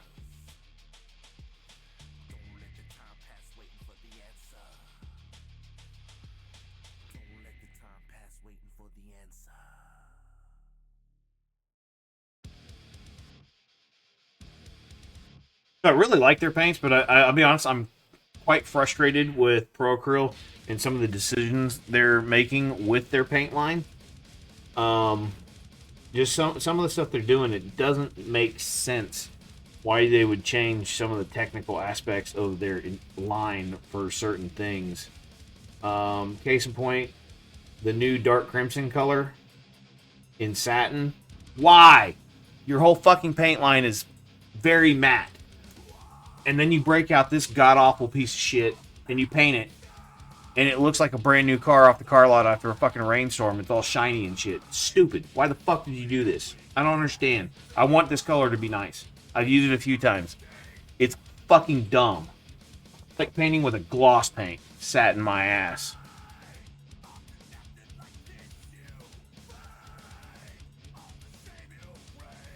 I wanted gloss paint, so we get bottles of fucking 1985 testers.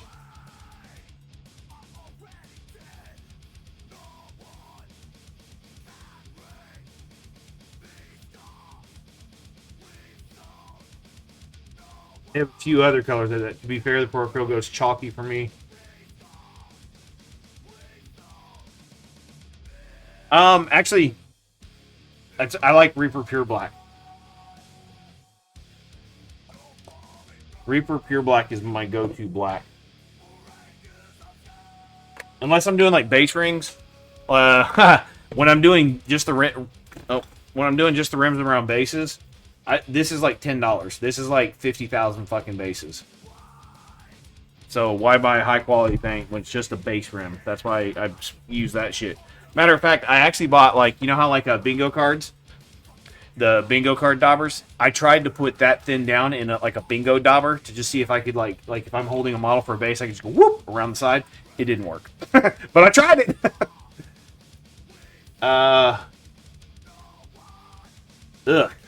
Vallejo surface primer is fucking gross. That shit just, you look at it 6 months later and it fucking scratches off. I hate that stuff.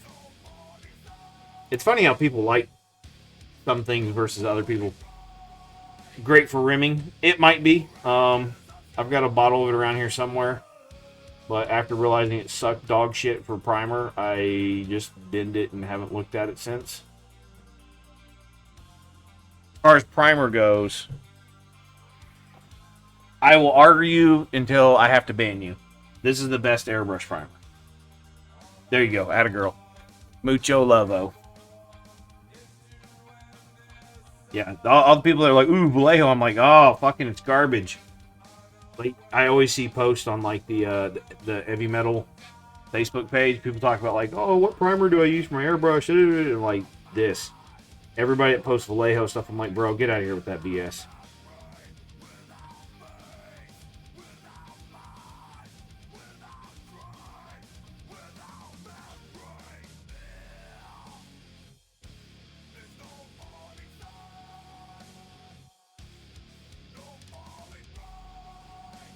Yeah, I'm really curious to try their new rattle cans, but at the same time, I'm not interested in getting suckered into doing $10 and $12 rattle cans for stuff. I had some stuff that I really liked, and I used to get it for $2.50 a can, and you know, good old fucking inflation the last 2 years, it's now $6 a can.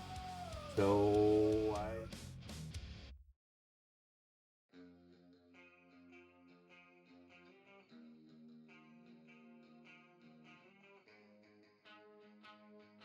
Oh, by the way, since we're doing the same shit for somebody, this is what I varnish with, so your shit won't look as too shiny. AK-183.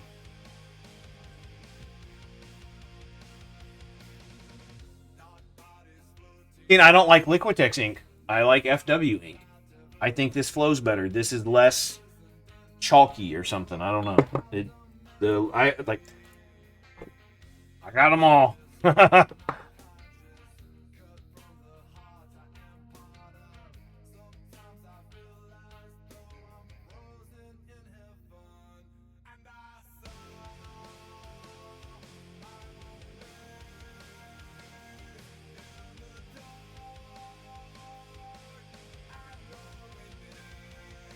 Use it as well. Awesome. Yeah, that's just a little communication goes a long way. Doing stuff like that. Some people don't want to hear it. Some people want to be like, "Oh, I use what I use," and like, okay, that's fine, because I'm the same way. Like if someone were like, "Hey, we're doing the same. We're doing an army for somebody, but not together. You use my stuff so we match." And be like, "No, use my stuff so we match because I like what I like." I'm always welcome to try new stuff, but if it's garbage, I'm going to be like, it's garbage and I'm not using it.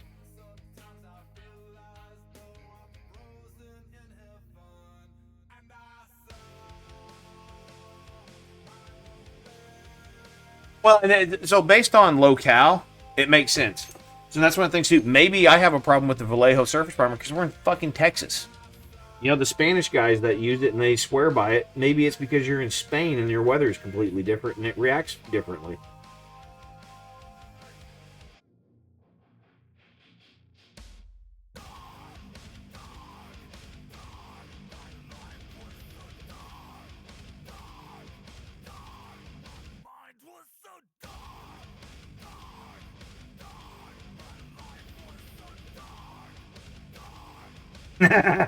Yeah, humidity. Humidities.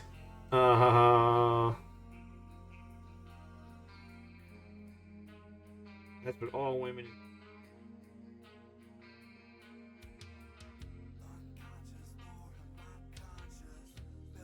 Like even now when it's used the old ass P3 inks. Um,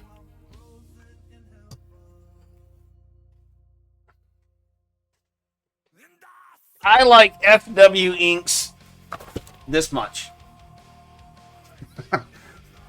I even have their fucking like pearlescence, like shimmering green. You know, some of these haven't been opened in years, but oh, I like them. About 6-7 years ago, I was primarily painting with inks. Just lay down a big badass zenithal, go fucking hoe some inks and blend together, and oh, enjoy the goodness. I thought about doing this guy with ink.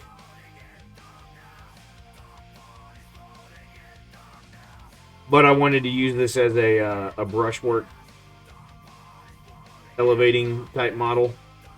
Like, you know, I'm trying to learn it. They're all FW. Ooh, for the win.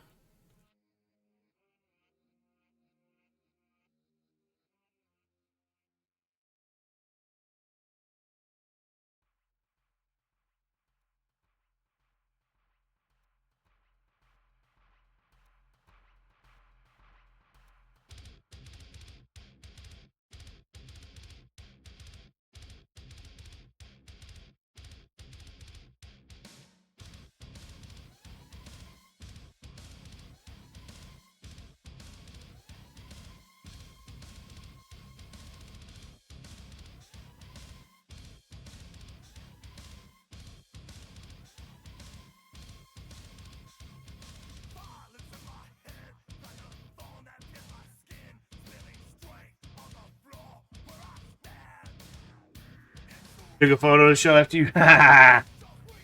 Yeah, it's just good ink. I used to use their Bombay inks, but they when I found the FW line, I just realized I was like, hey, these Bombays just aren't as good. So I actually gave them to a buddy of mine who paints, and I don't know.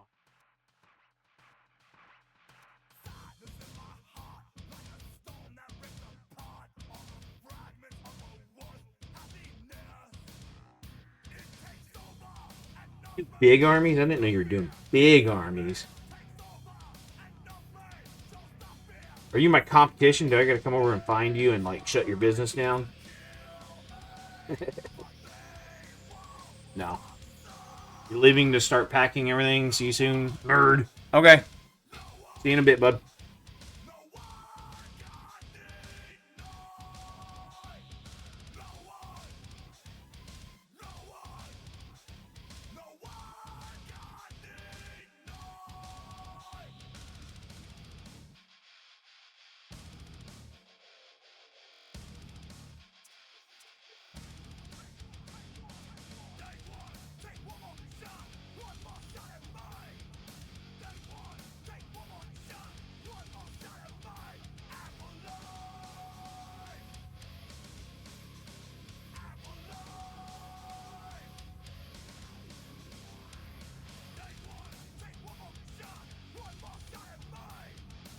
$8K Tyrion back in the day.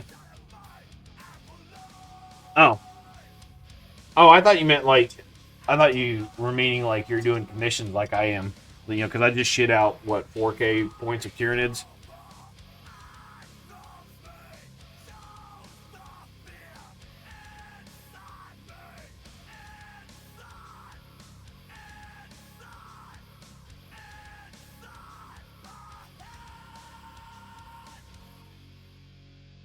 Well, let me tell you about Torchlight Infinite. I am spreading the word of the Torch of the Infinites. Just play it. It was fucking fun. I played for like 11 hours last night almost. Like 10 hours and 30 minutes. 40 minutes maybe. It's a Diablo 3 type rip. It's free to play.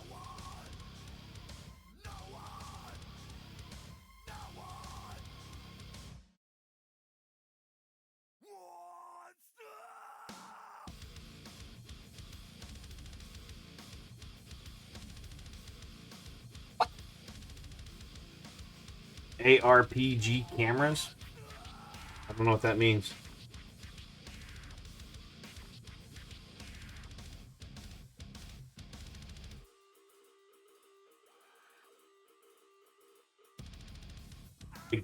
Top down.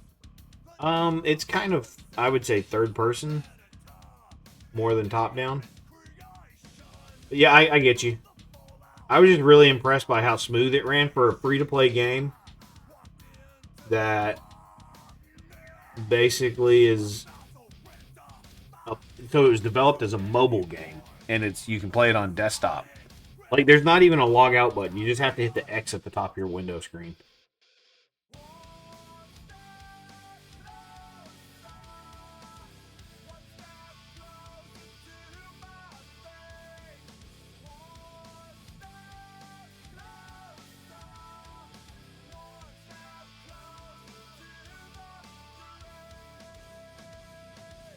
I get it. I can be quite particular.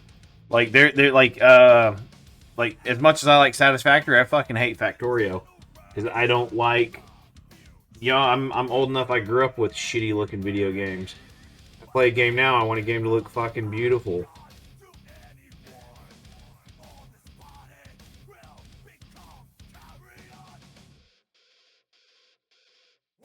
Off camera here, but getting into some of these areas of the brush is getting to be a bit wonky.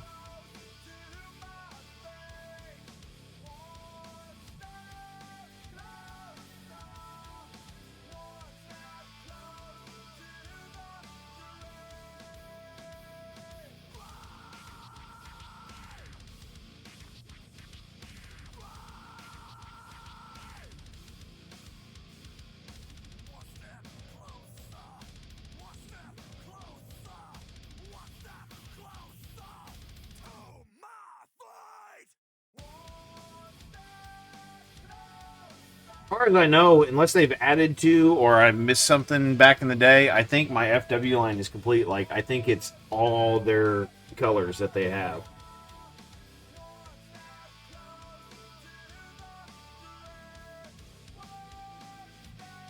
Again, that's an issue also with Procreal is like, oh, I was so happy to say I had the entire line, and then you keep adding bullshit colors. Like, there's a color now called like, well, so again, another nitpick with Procreal. Their colors like, I know what a burnt red is. I know what a burnt orange is. I know what this color is. Now, Nova Orange doesn't make sense. But then there's another one that they just released called like Wizard's Ass or Wizard's Butt. What the fuck color is Wizard's Butt? You know, that you're falling into Games Workshop type territory of like, what's a Wazdaka red? I don't know what a fucking Wazdaka is unless I play 40k. And then you know it's, or not even 40k, AOS, then you know it's. Tells me nothing. I like the common sense naming of fucking blue. I do take issue with this with faded ultramarine, but I guess ultramarine technically is a color. But blue. White blue. Sorry, I know we're in the art world, but I am a dumb simpleton at times, and I like my color names to be poignant. When I talk with someone about colors, they're like, oh yeah, use a white blue color to highlight that. And they're like, oh, okay, yeah, that makes sense. If I tell them use an ice yellow or an ice blue, okay, that makes sense. I tell them use like this Reaper shit. Spectral glow. That doesn't fucking mean anything. To me, spectral glow, I might think spectral is green. So I wouldn't even be looking at that kind of color.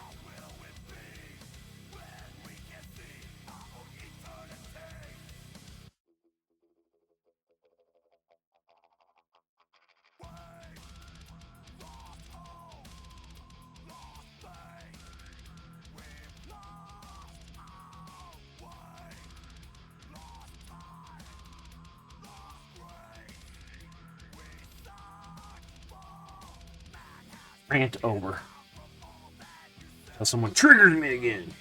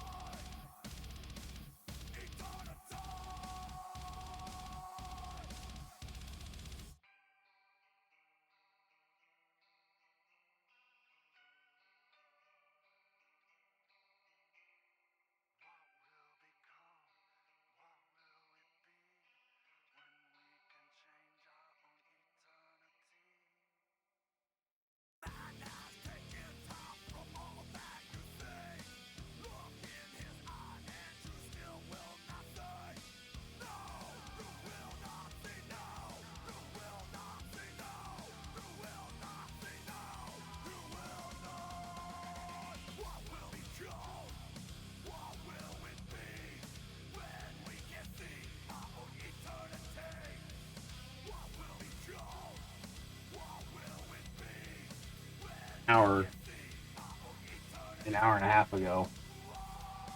Because that was when it was coming up on the 3-hour mark. So, other than grabbing models in the room, I've not stood up and moved around in the 4 hours and 8 minutes I've been live. So, it's 4:20, baby. Time to blaze it. No, give me a few minutes. I'm going to get some stretches in. I got no drink left almost.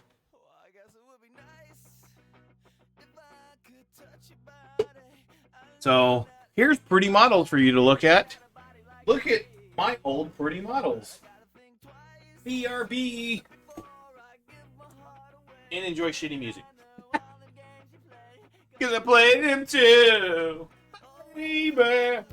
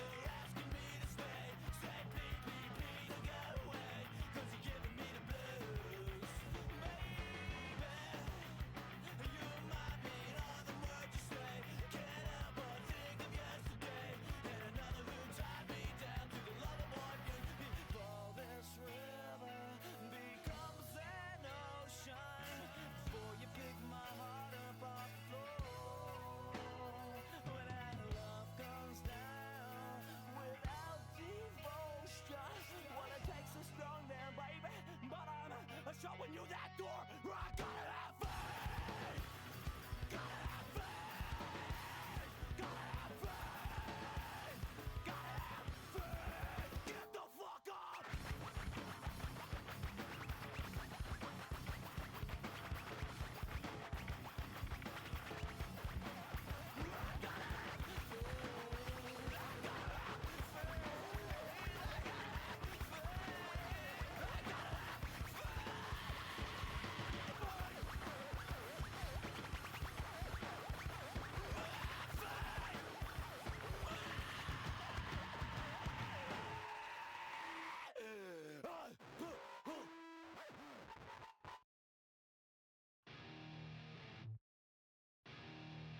It's just one of those days where you don't want to wake up. Everything is fucked, everybody sucks. You don't really know why, but you want to justify ripping someone's head off. No human contact, and if you interact, your life is on contract. Your best bet is to stay away, motherfucker. It's just one of those days. It's all about the he said, she said bullshit. I think you better quit, better shit slip, or you'll be leaving with a fat lip. It's all about the he said, she said bullshit.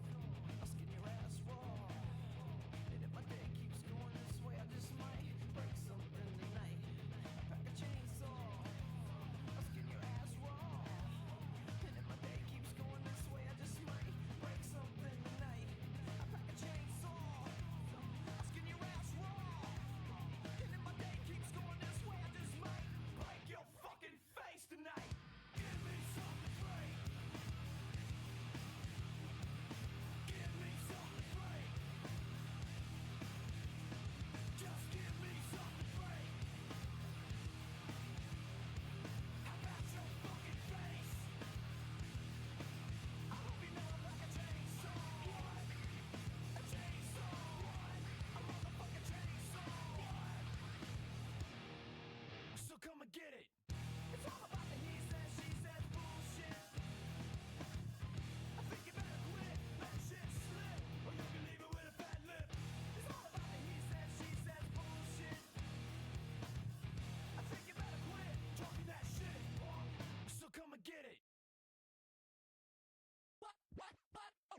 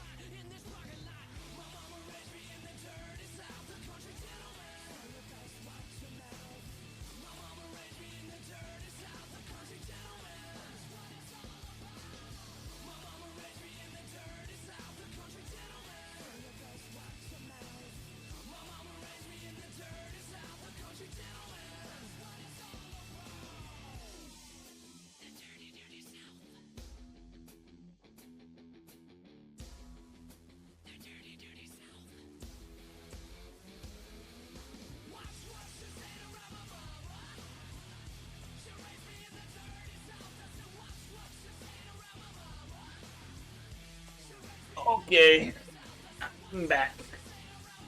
I have full drink. I have dogs with empty bladders, apparently. I have a missed phone call. Oh, hang on, that's the wife.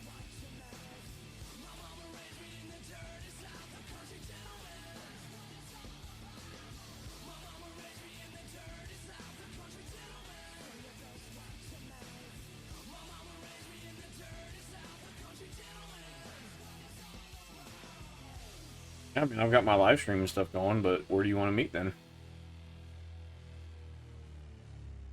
Oh, sure. Yeah, just pull in honking and I'll pop down real quick.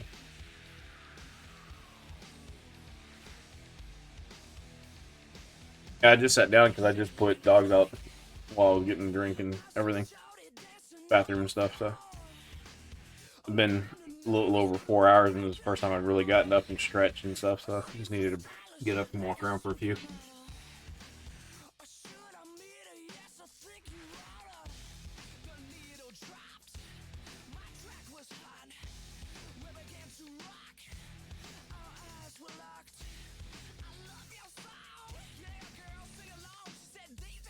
Okay.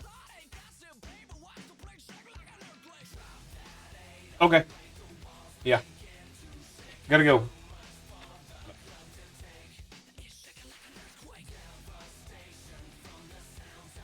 Women. Calls to see if I can meet her at the door to grab the little dog. Sure. Then proceeds to start talking about her dermatologist appointment. I love your skin. I can't wait to take it off of you. Hi, kid. Sort of.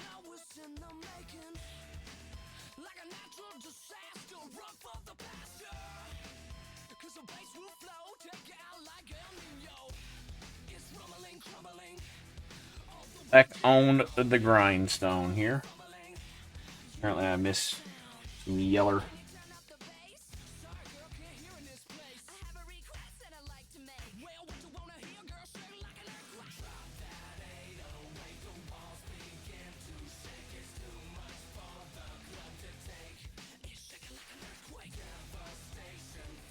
Everybody, do I need to send the kiddo over with protection to keep him safe from the skin? Yep. It's that time of the year. Dia de la Muerta.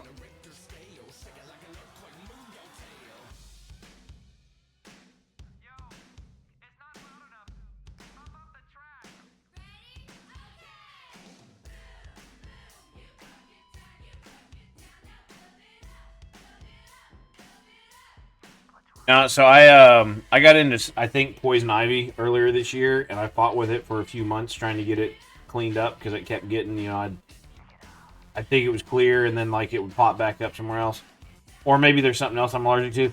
And then she started getting a bit of a rash from stuff, and so I had some prescription cream, and she got the same stuff with a little bit lighter strength. She's been using it and can't get rid of it. Whereas for me, like I used it for like, I don't know, 5 days, and it was like, okay, problem solved.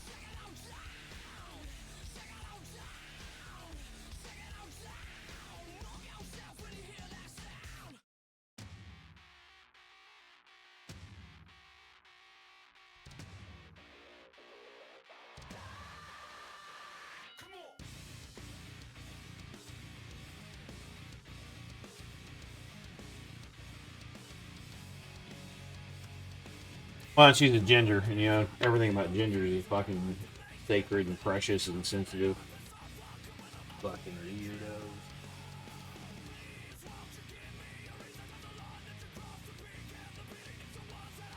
Soulless devil child ginger people.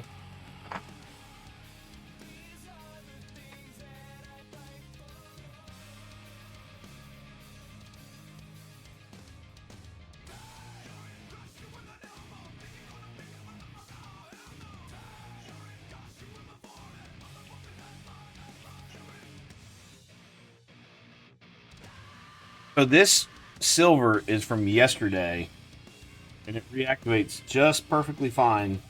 But do you use a wet palette when you paint, or do you use a dry palette so you wouldn't mess with the wet palette?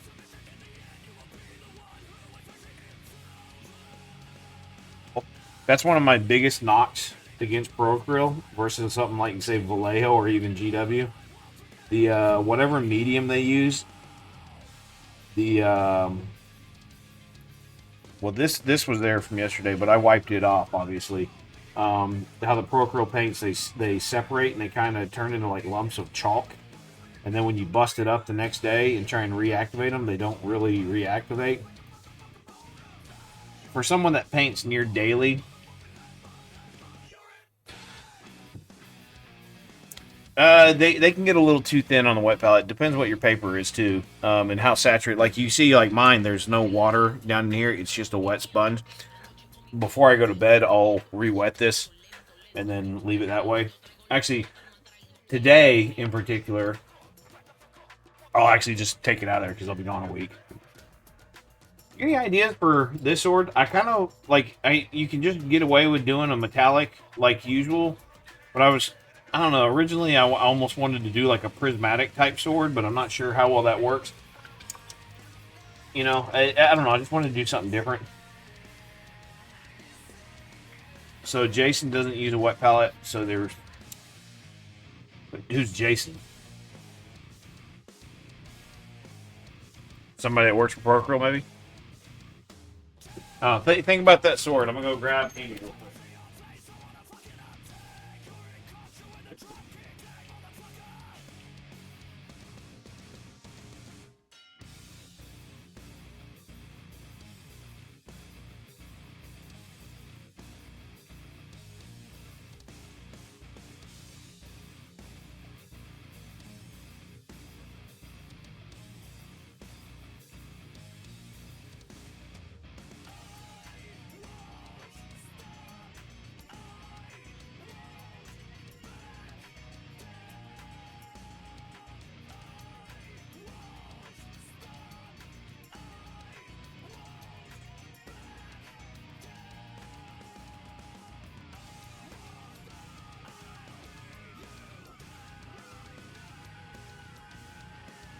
So regarding the sword, I also kind of think maybe I just do it in like a brass, and then go from there. Okay. Yeah, that makes sense. But I mean, here's the thing: like you tell me they're formulated to be on a dry pallet, that's fine. I just like their bottle design. I've tried these tips that they sell on the side. They fucking clog.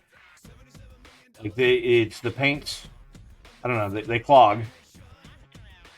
I don't like these because when you want to airbrush and you squirt them in, you got a dry, crusty part right here. These lead to so many airbrush clogs. They're still not as bad as GW pots, but then they have the flip top lids like these, and I thought about getting those too, but I don't know if they do this on the inside. But you see the mess that this creates on the inside of these, and similar thing. You'll get this shit that comes off eventually, and then that fucking booger part of it ends up in your airbrush. I get it. There's no perfect design, and even on like your standard deal, like with these, this will be like a big splooge of fucking chrome all up in here. Like, look, there's enough to do detail work just on there, and then inside there's so much paint. And I mean, I don't know. Nothing's perfect, but do you have any ideas for this sword? The sword.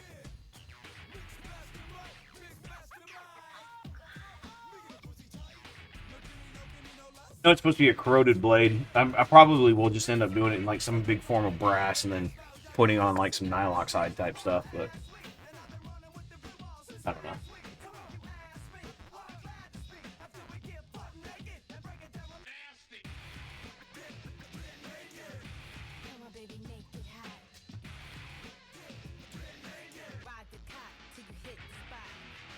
I'm perfectly okay with the way the whole wet palette, dry palette situation. That's fine. You know, it's his company, right? That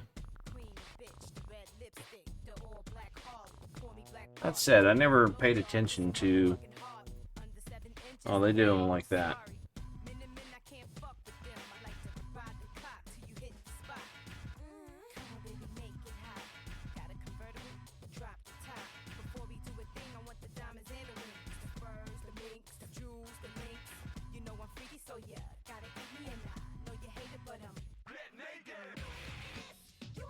With like some magenta nipples. Yeah, see, look at this. Like, I didn't even squeeze that, and it just fucking, from the shaker, shat out fucking paint.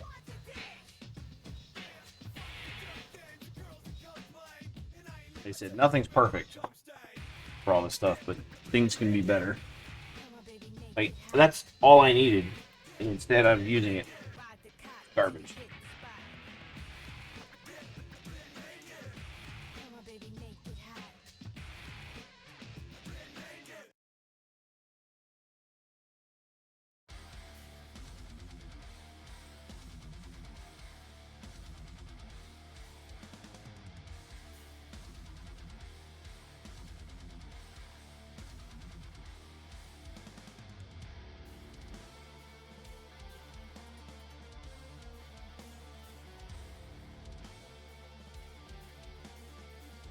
Normally wouldn't bother to do nipples specifically like this, but because of who this is for, I'm making it.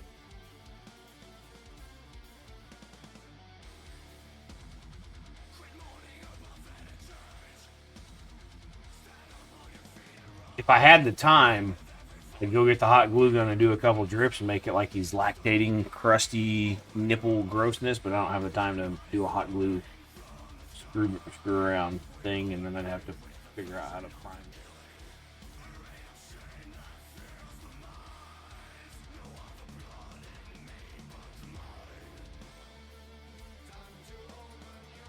it. There.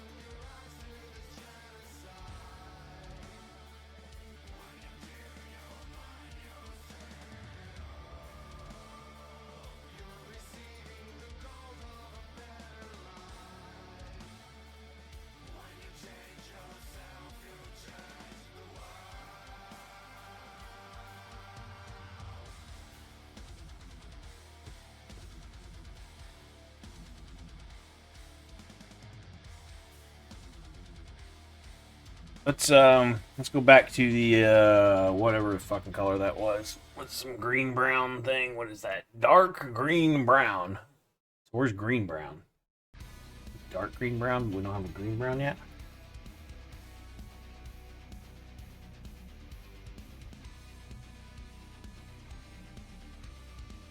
Dark brown. Yeah, drab brown. Weird. Alright, so we're gonna go back into the green brown. We're gonna start working back on these horns.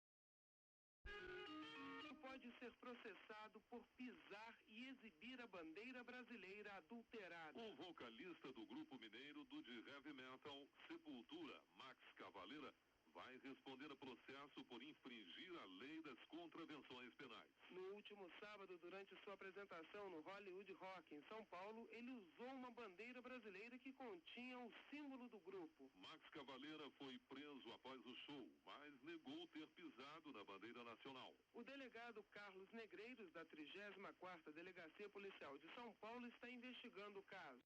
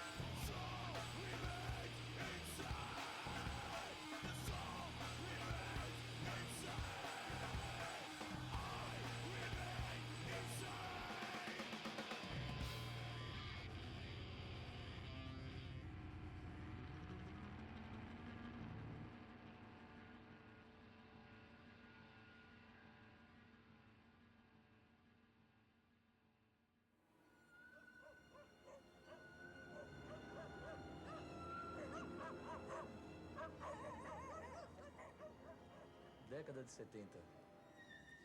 Da boca do povo, ouvia-se falar de personagens como Galeguinho do Coque, Bill do Olho Verde, e lendas como a menina do nariz de algodão e a perna cabeluda.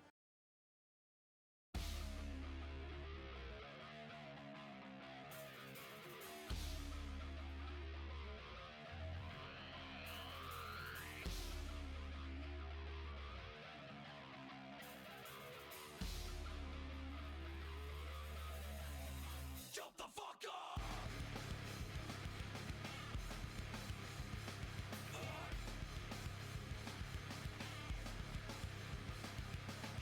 Motherfucker, you don't understand all my hate. Motherfucker, you don't understand all my rage. Motherfucker, you don't understand all my pain. Motherfucker, you don't understand.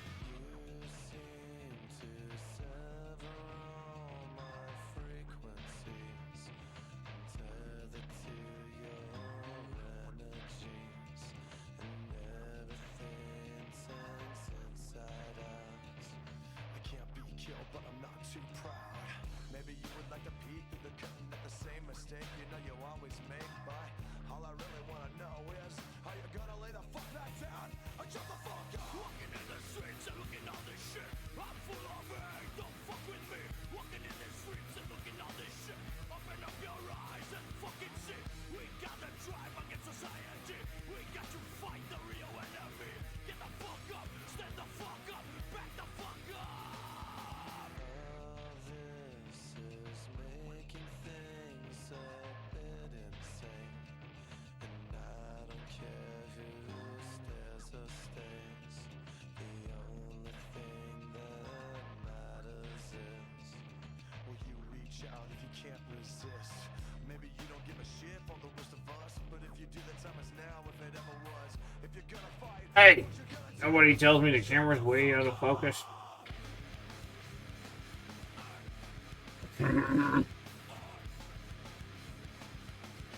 Dumb streamer, tell me things.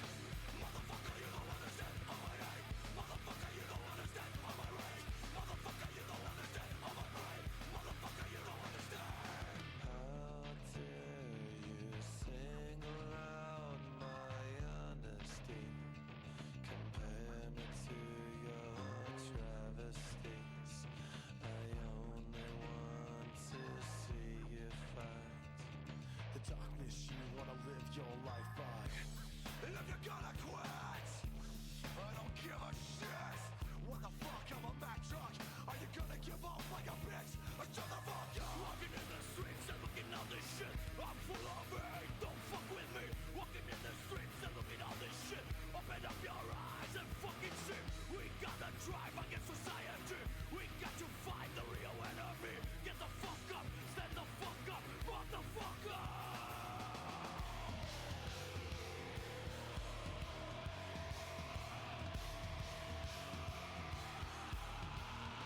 I'm a self-destructive piece of shit.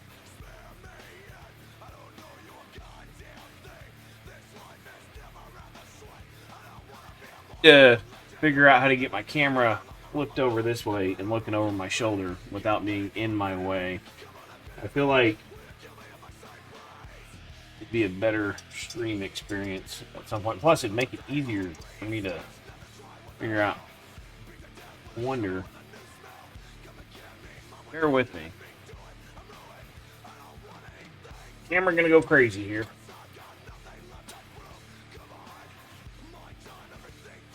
Actually, that's not the best way to do it. Or is it? Yeah, maybe.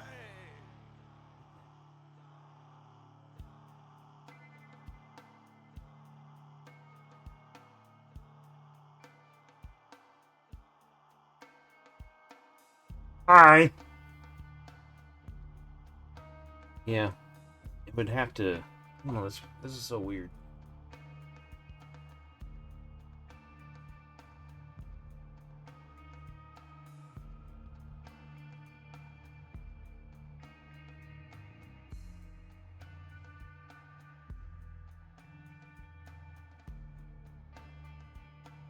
Better angle for the viewer, more of a top down. lets me see all my buttons on my damn camera for sure. This thing spins.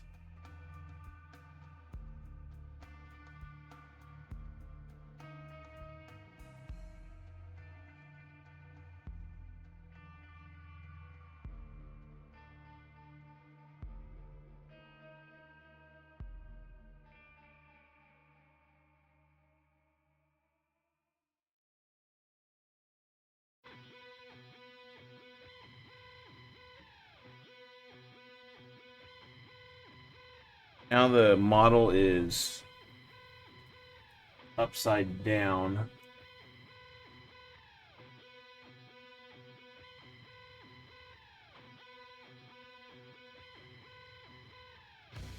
I can invert the image. There should be a way to flip it on the camera. That's not... I mean, it works for me. I've got my monitor on the side here. Let me see here.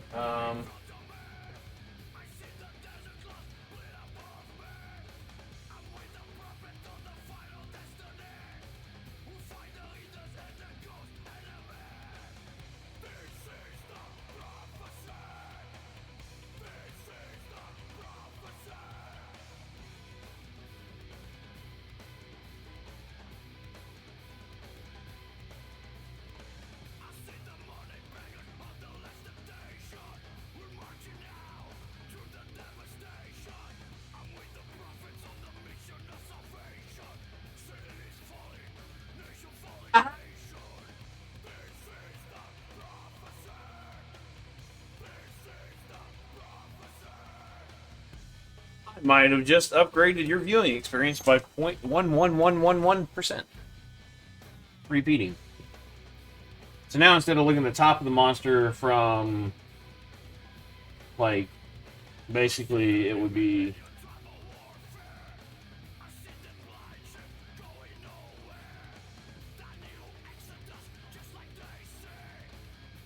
Right there. Does that look better for you guys previously?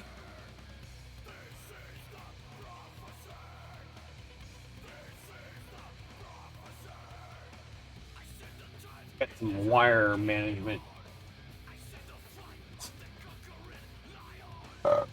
That's what the game really is here. It's not about streaming, it's wire management. That's what we really have problems with.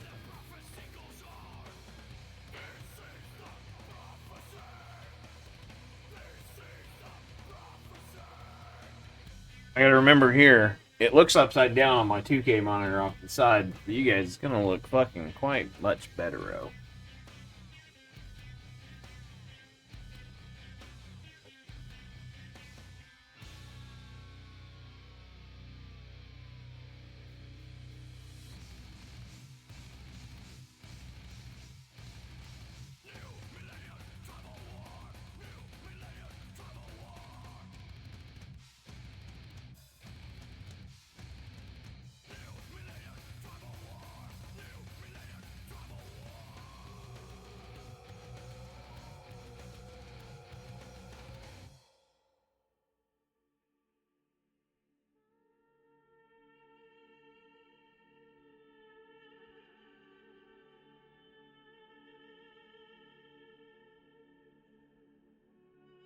Actually, this is my right hand. Oh, man, it's going to look like I'm a left-handed painter. Hey, I'm a left-handed painter. No. Alright, this is fine. We make things work. Okay.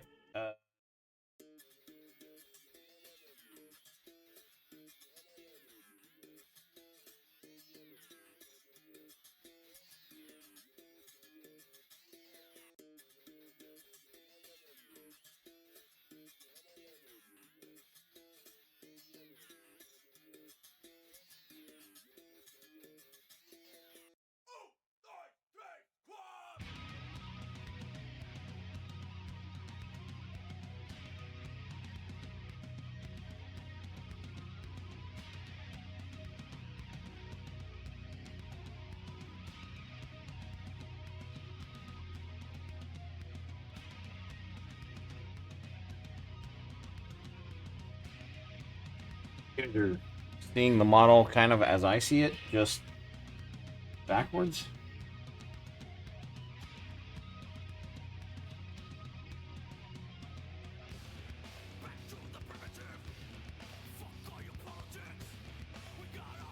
There's a flip vertically. There should be a flip horizontally option in Discord. I bet I can fix that too, huh?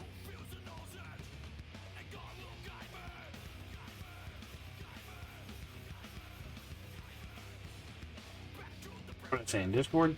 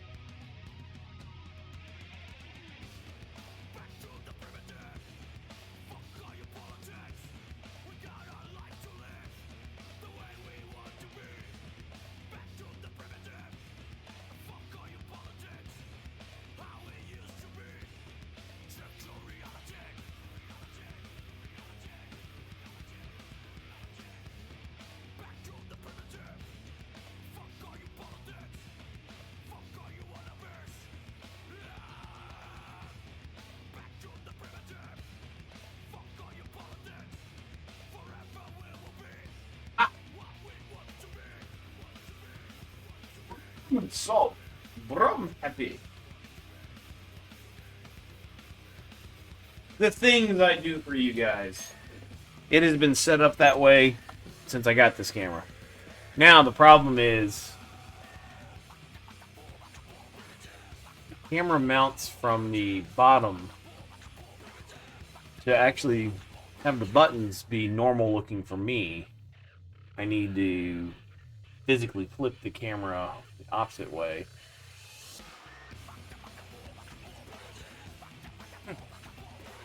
I look like a right-handed painter again. But I look like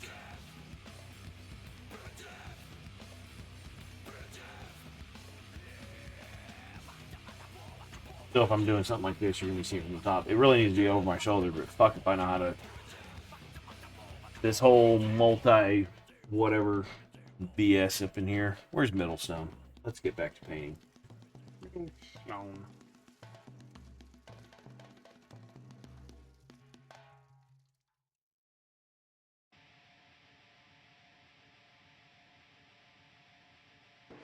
Now put your money where your mouth is. You have the method, but will you move mountains? This has become quite a vehicle with a roof for a grandizing ego. You have adapted to the role. Your portrayal portrays your soul. Wherever you may go, may your heart remain young.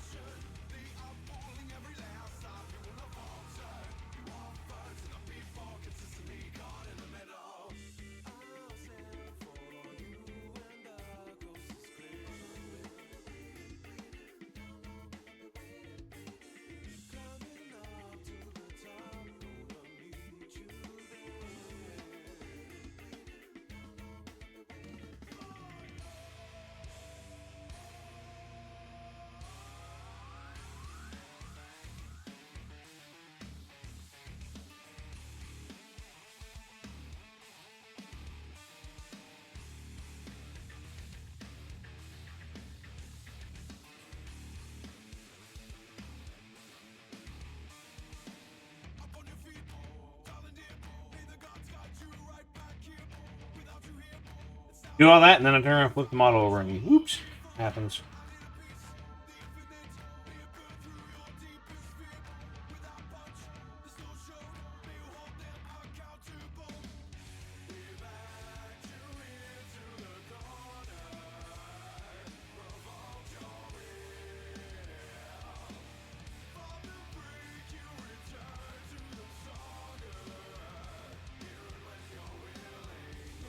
Highlights punched in just around these ripped open areas already makes these feel a little bit better.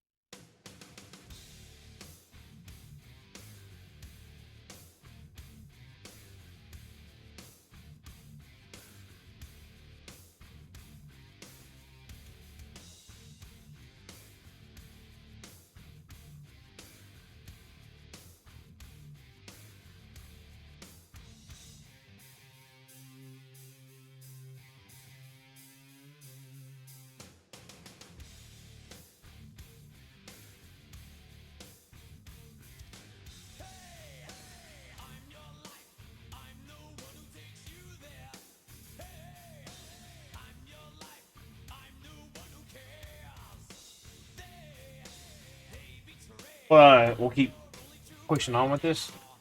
I just realized it's slightly after 5. And I got a barking puppy. Fat boy want food. I'll be back in just a minute.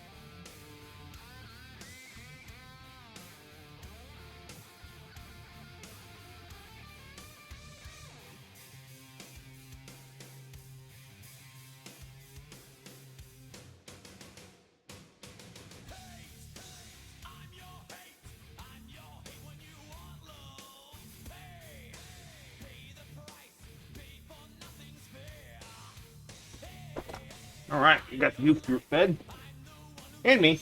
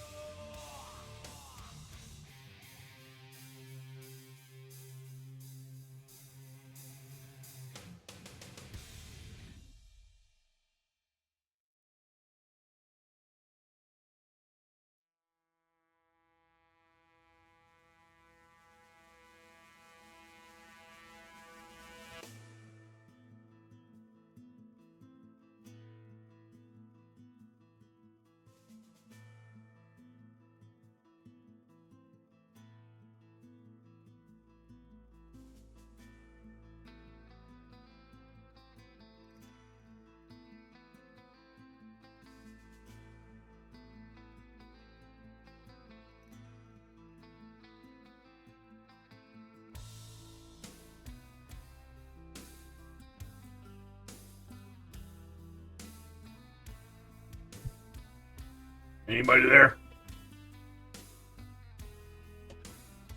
I'm alone in the world. Nobody wants to chat with me.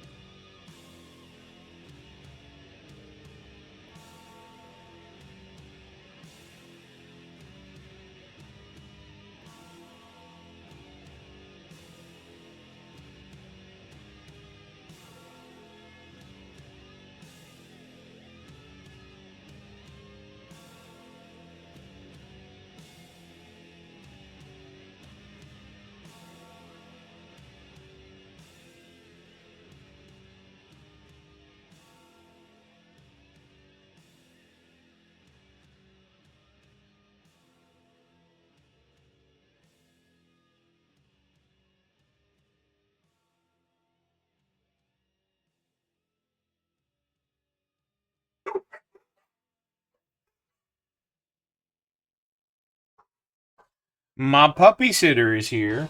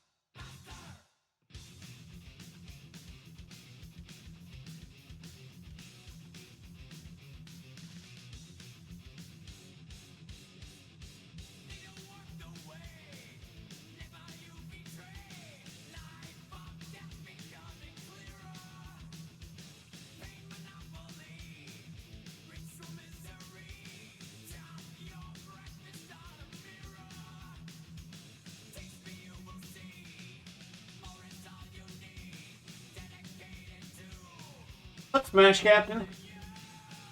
What is up? How you doing, bro? Am okay. Good.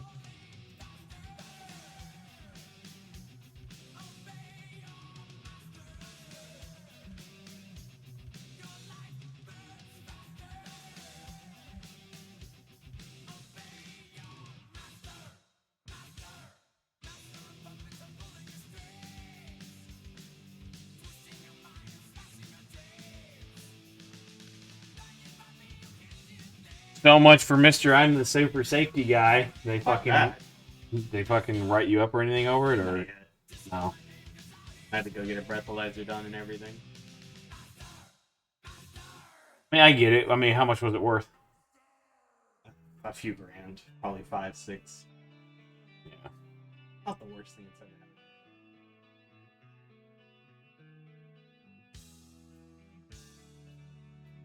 God Well, so damn. we get these big. Sure, but god damn, that's a fucking load. We get these big packs of they're 100 by 144 inches. Uh huh. So.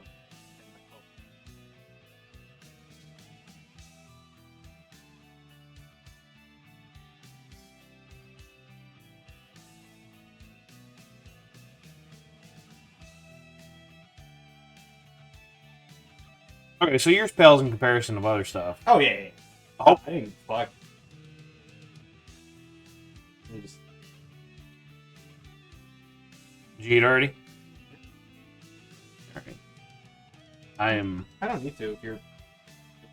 No, like my left arm is actually actively getting sore and tired from holding this giant fucking model.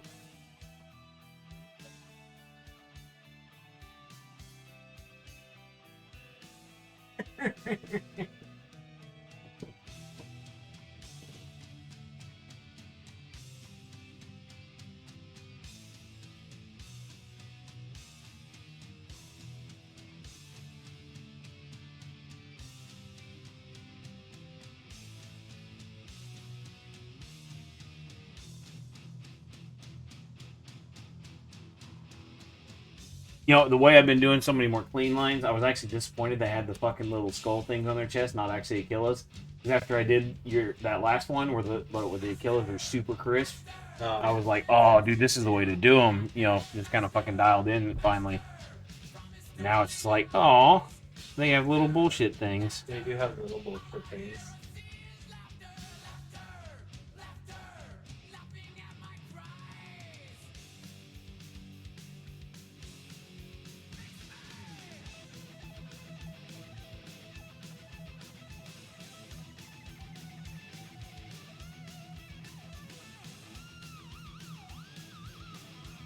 That's probably a good break. Get you out of the house, get you some company. Just, you know, I mean, there's value for everybody in this. So, again, thanks. What do you feel like? I'm hungry. Like, I've just been waiting on you. Do not care. Get burgers? Jimmy's? Or what, you got something else?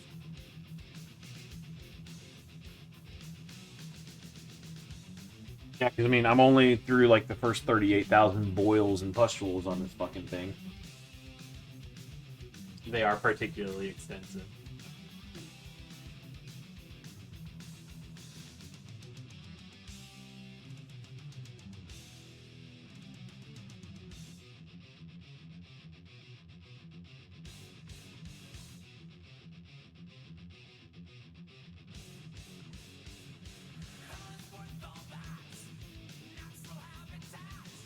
Yeah, dude, like I said, just playing with color. I mean, orange, purple, green, little yellows. I'm probably going to actually throw a little Iandian yellow over top of the pustules. It'll blend that yellow and orange together as the contrast settles.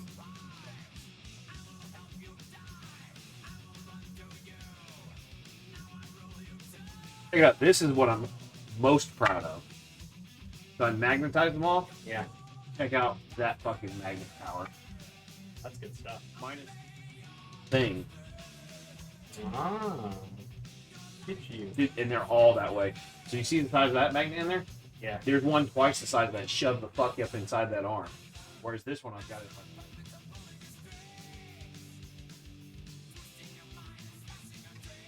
jamming. Like I said, I need to actually let me blow a clear coat over top of all this stuff. Good. And protect all this detail work. So we're at what, 5.5 hours? I did 6.5 on it yesterday. Yesterday was built and start paint. Yeah. I didn't actually ask TJ for a budget or anything like that. I just kind of give him what I want and I'll just give him a number and be like, pay me. But yeah, SAFL. Yeah. Neat. Yeah, because we were discussing the logistics of trying to make sure it was done and ready and everything, and we're like, well, I'm writing to Chad. I'm like, oh, this fucking nerd can bring it to you whenever I'm done with it. You know, if that becomes a thing. And he was like, yeah, like this will work. Yeah. Because I quit the. Like I enjoy the hang with those guys, but playing the game, rolling the dice for 30, 40 minutes, and then having an hour and a half of fucking bookkeeping, it's just.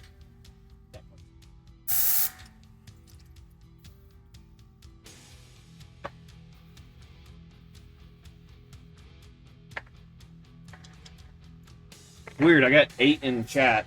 Well, 8 viewers. Not a single voice. No chat. Like, people, viewers, but no chatters. So, yeah, it's just what it is. It's been this way all day, so it's fine. No raids or nothing. It's just lurkers. Like, hey, I will take the lurker love. Considering I haven't streamed in fucking months to come back and walk into this. Cool.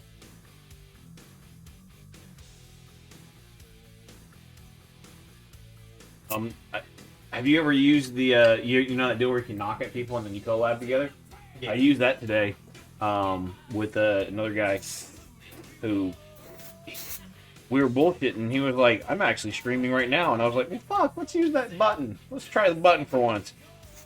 Like he was active in my chat and he was doing his stream, and I was like, "Well, fucking hell, let's go."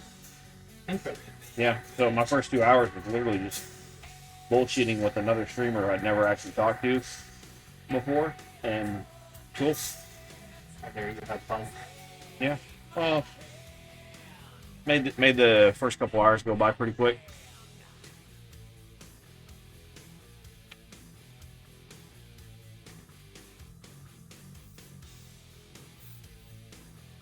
Yeah, I definitely want to protect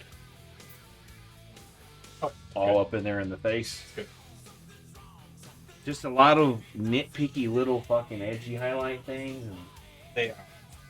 I'm very thankful that I'm not a nerd. it's fucked up. I actually like them. Like, What's your late? you see, I pulled fucking my shit out that's all kind of like. I'm like, I have this one, but it's too small, but I can use this and call it a proxy, and that could be a great unclean one. It's probably a better use of something else, but I don't As even long know as what the the basis. Put it on the right base, yeah. Yeah, I don't even know what. I'd be fine with that. I mean, it'd be a little weird. he's larger than that by much. Well, he's wider, but he's not tall. He's a little Well, bit taller. yeah, he's quite a bit taller. He's a little This taller. is on the state. And I mean, you just put him on the right base. And fine. although it could be give him some weapons that could be like a fucking bloodthirster or something like that too. I don't know. I'm coming up with different ideas. That thing's been sitting. Both of those have been sitting for like 6 to 7 years. Good.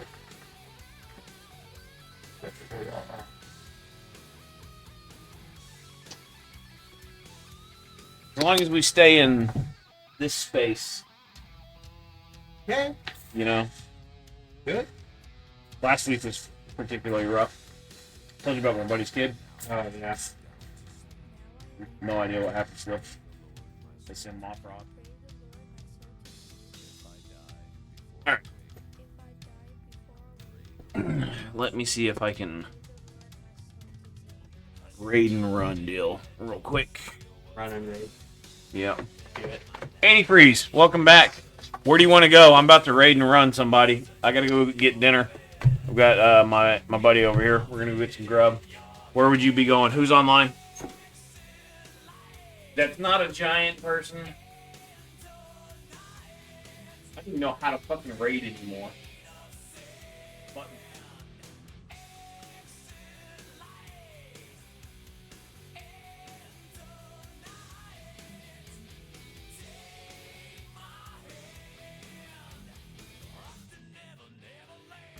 Or mistress is cool.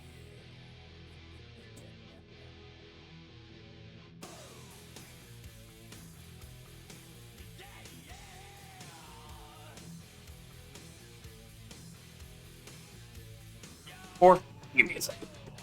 Oh, 6 viewers? Perfect. No, we don't rate into women. Fuck them. No, I'm joking. True.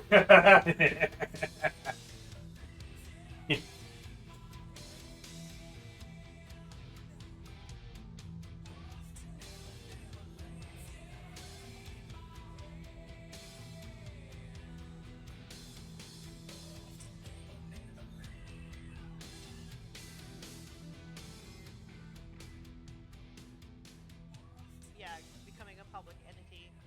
Because the business practice has shifted to making